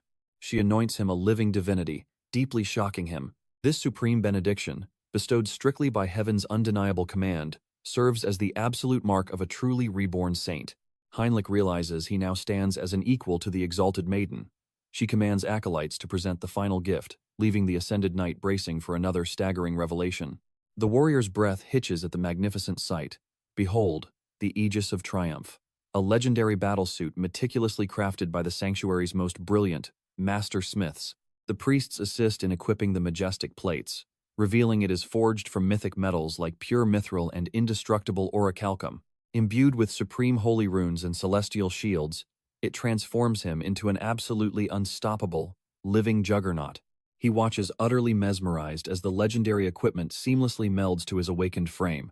A mere touch surges godlike vitality through his burning veins. Wielding the heaven-cleaving blade and the Aegis of Triumph, the ultimate holy crusader is finally, magnificently realized. Saintess Ryer remarks that fate has definitively bound their paths together from this moment forward. Heinrich bows in profound honor. Yet internally, anxiety gnaws at him, doubting his own worthiness to stand beside such a radiant presence. The Saintess joyfully confesses her relief at splitting the burden, exhausted from countless sleepless, grueling nights. Staring blankly at towering mountains of paperwork, he questions if this is divine retribution. The Saintess urgently announces the imminent Continental Committee, where they must forge absolute strategies to obliterate the rising undead threat. Placing her absolute faith in Sir Heinrich, he swears to exceed her every expectation. She proclaims they must push beyond their absolute limits until that fateful council begins. Plunging from the heavens, the immortal king lands before Karam, the Death Knight, calmly announcing his delayed arrival and true identity. His crushing aura instantly suffocates a nearby warrior, while Karam trembles before this unfathomable, godlike presence. The eternal sovereign touches the earth, confronting his dark vassal. He proclaims his absolute reign as the new immortal king. The Death Knight reverently echoes this ultimate title. The monarch perceives that Karam is no mere swordsman, but a brilliant warlord wielding forbidden necromancy to lead grand armies. Officially crowning him the Death Knight, Karam bows deeply, humbled by this glorious dark acknowledgement. The sovereign playfully notes his fierce vassal has clearly reveled in the recent bloodshed. Seeking pardon for awakening among mortals, the knight declares the slaughter complete, urging them to immediately amass overwhelming dark power. A commanding retreat is issued. Karam vows absolute obedience to his liege. As the undead legion melts into pitch-black shadows, the king inspects the devastating dark mana surging within his palm. Surveying the absolute ruins, he realizes standing idle is no longer a viable option. Echoing Saintess Ryer's grim warning about divided forces falling easily, he resolves to unleash his true might before tragedy strikes. Sensing the land agonizing beneath massive devastation, he hears the realm screaming for salvation. Reluctant to unleash such perilous forbidden magic, necessity forces his hand. Reaching out to his dark kin, he roars, "Your eternal monarch has returned." His chilling voice pierces his loyal servants' minds, declaring his physical, skeletal manifestation. Fully aware this exposes his exact coordinates, he gambles that deciphering this grand spell will delay his enemies. If they amass rapidly and vanish into the abyss, the danger is entirely justified. He roars for them to answer. Blasting devastating aura into the heavens, his legendary commanders violently materialize from the void. Kneeling in absolute submission, they praise the true sovereign of the underworld, pledging to mobilize their monstrous legions instantly. The Eternal King swears to lead them toward an era of unprecedented, glorious domination. Throwing his arms wide, he rejoices before his fearsome horde. Meanwhile, two travelers navigate a dreadfully cursed forest. Paralyzed by ghostly rumors, one asks Mike about safety. However, Mike arrogantly dismisses the whispers as mere foolish fairy tales. Without warning, something grazes Mike's hand. Mocking his terrified friend, he insists it was merely a harmless wild beast. Claiming monsters make noise, a rabbit quickly scurries off, but his trembling friend points frantically over Mike's shoulder. Mike groans in extreme annoyance. Suddenly, a vicious beast ambushes his companion from the shadows, delivering a devastating, lethal strike. Watching the lifeless corpse violently hit the dirt, Mike stammers in sheer terror, realizing a massive beastly horde completely surrounds him. Another survivor sprints over in pure panic, screaming about these unimaginable, bloodthirsty nightmares.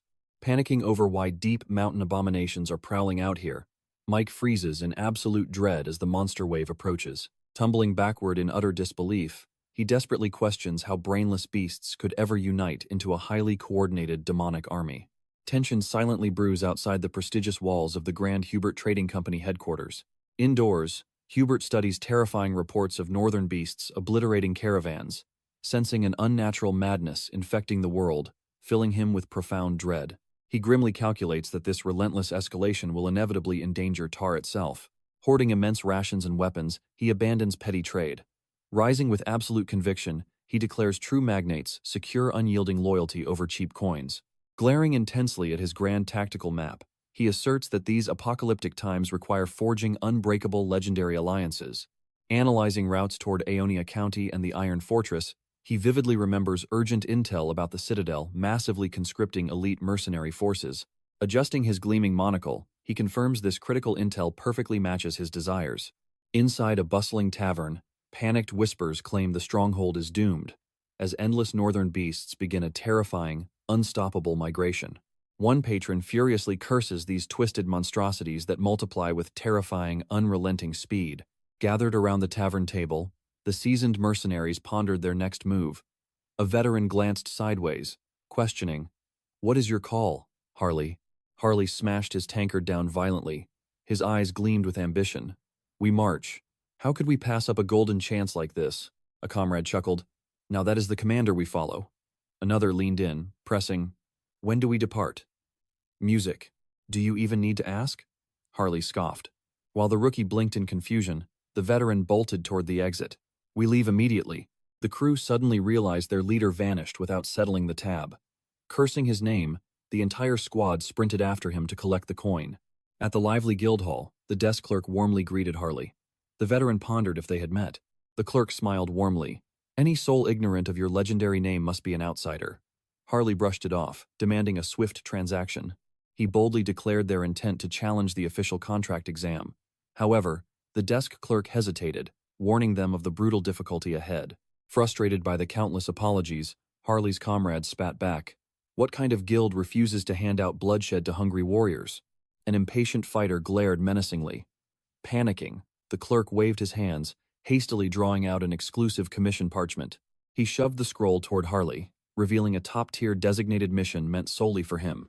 Harley scoffed at the exclusive summons, already dead set on conquering the Iron Fortress. He casually tossed the elite parchment aside, drawing roaring cheers from his loyal crew. The terrified clerk stammered, "I fear you cannot possibly decline this specific order." The patron was none other than Lord Telmine Aeonia. Harley flinched, his aura shifting instantly, while his rookie comrade just scratched his head in bewilderment. Music. The clerk solemnly echoed the terrifying noble title. Moments later, Harley stood inside the Aeonia estate. An elegant steward greeted the warrior, guiding him toward the master's chambers. "Is he beyond these doors?" Harley questioned, stepping inside to boldly declare his presence. A heavily armored figure turned as the doors echoed. Harley locked eyes, demanding, "Are you some music? Royal Guard? Where is the master?" The armored warrior scoffed coldly. "His Excellency does not waste breath on lowly sellswords." The formidable man revealed himself as Sir Robin, the commanding officer for this bloodbath. Harley smirked confidently. "Your legendary reputation precedes you." He acknowledged the elite warrior's unrivaled prowess. Crossing his arms, the rugged veteran demanded, "Why would a noble blade seek out my bloody services?" Sir Robin narrowed his gaze. "We require survival experts for the freezing northern peaks." The grim objective was simple: extract a high-value target known as Jick Steelstone. Harley raised an eyebrow.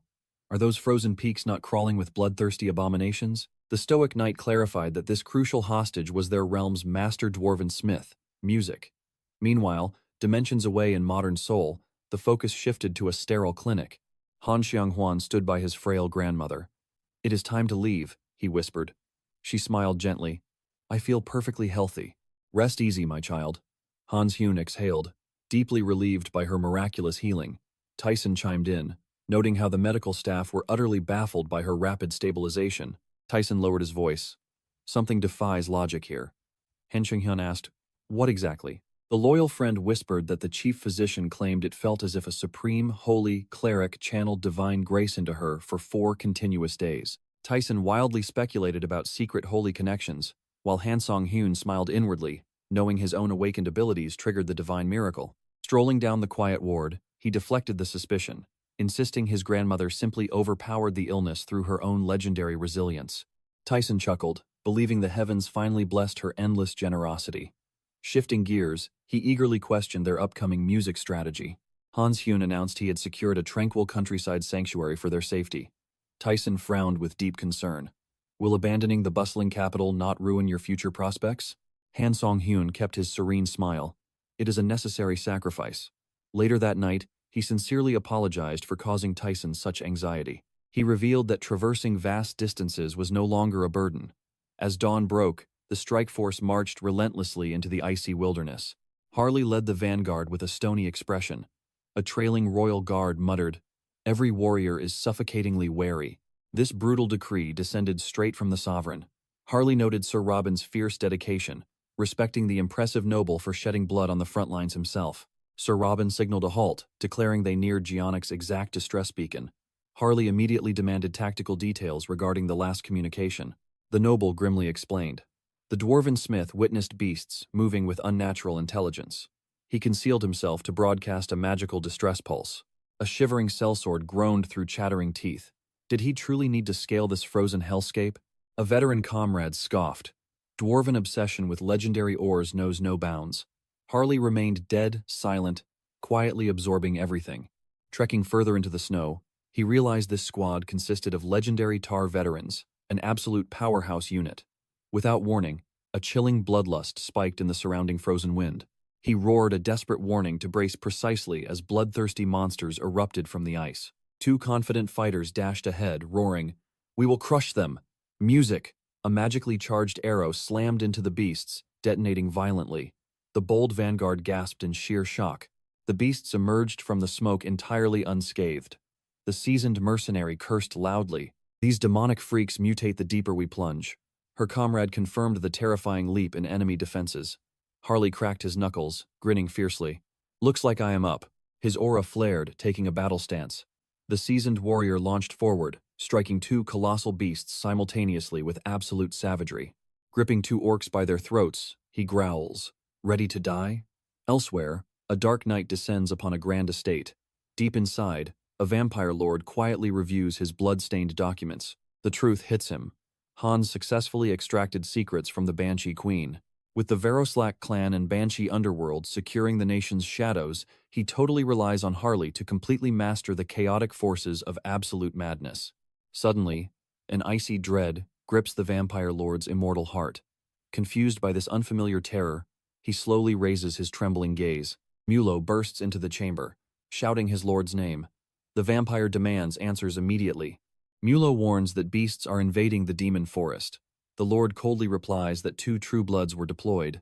However, Hines steps forward, declaring the nightmare has only just begun. Hines reveals a catastrophic threat. An unstoppable beast horde from the northern mountains is charging south.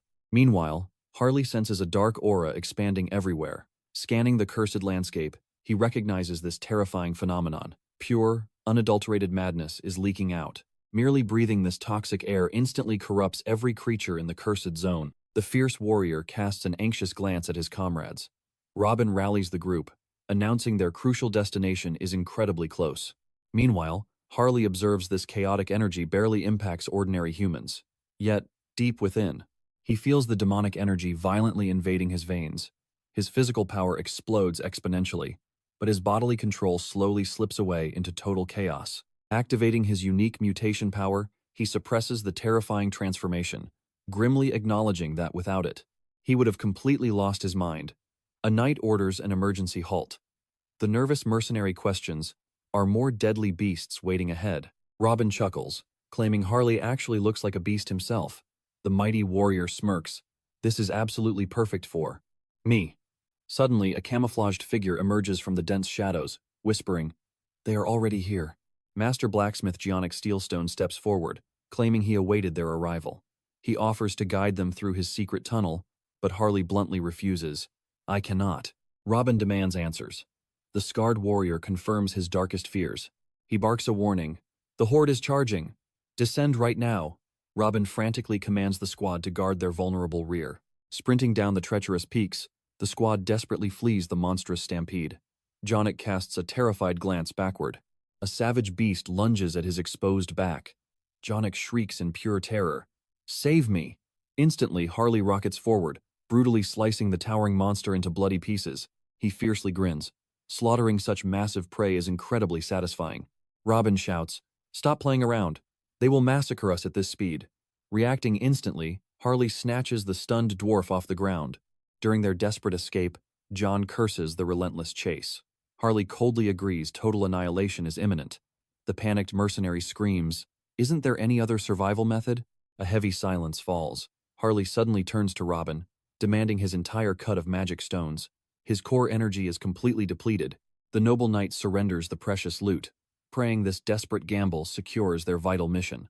Harley snatches the glowing pouch with a grim nod. Immediately, he casually tosses the heavy dwarf toward a bewildered knight. The lone warrior halts, anchoring his feet firmly into the earth. His comrade screams in panic. "What are you doing? It is a suicide mission. Run away!" Harley merely glances back, smirking dangerously. "Didn't you beg for another way to survive?" He slowly extracts the pulsing magic stones from the rough leather pouch. Shockingly, the berserker dumps every single glowing crystal into his mouth, crunching them into explosive magical dust. An overwhelmingly catastrophic madness violently erupts from the crushed gems. Sensing their chaotic, varying intensities, he realizes absolute truth.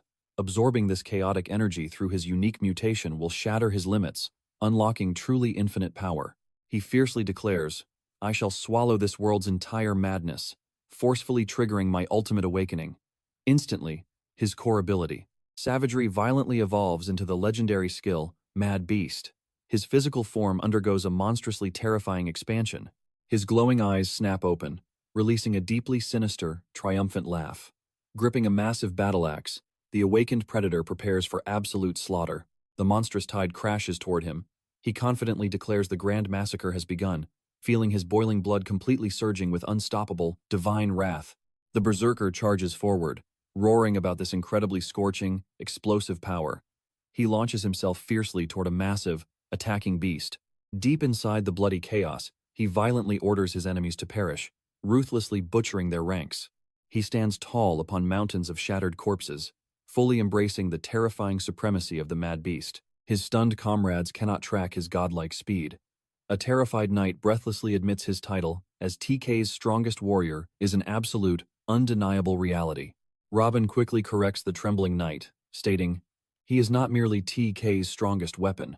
He is the absolute strongest monster across this entire continent." Suddenly, a massive beast attempts a fatal blindside strike.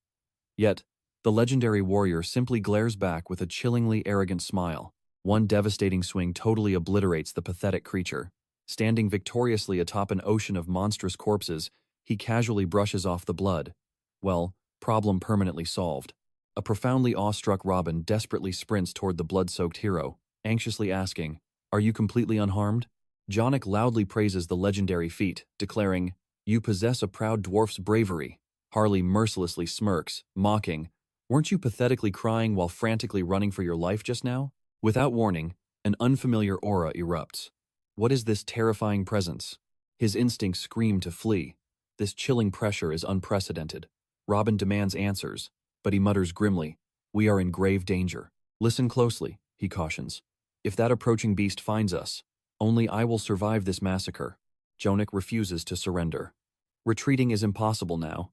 He begs his burly companion to unleash a miracle. The swordsman asks if the dwarf prepared a sanctuary.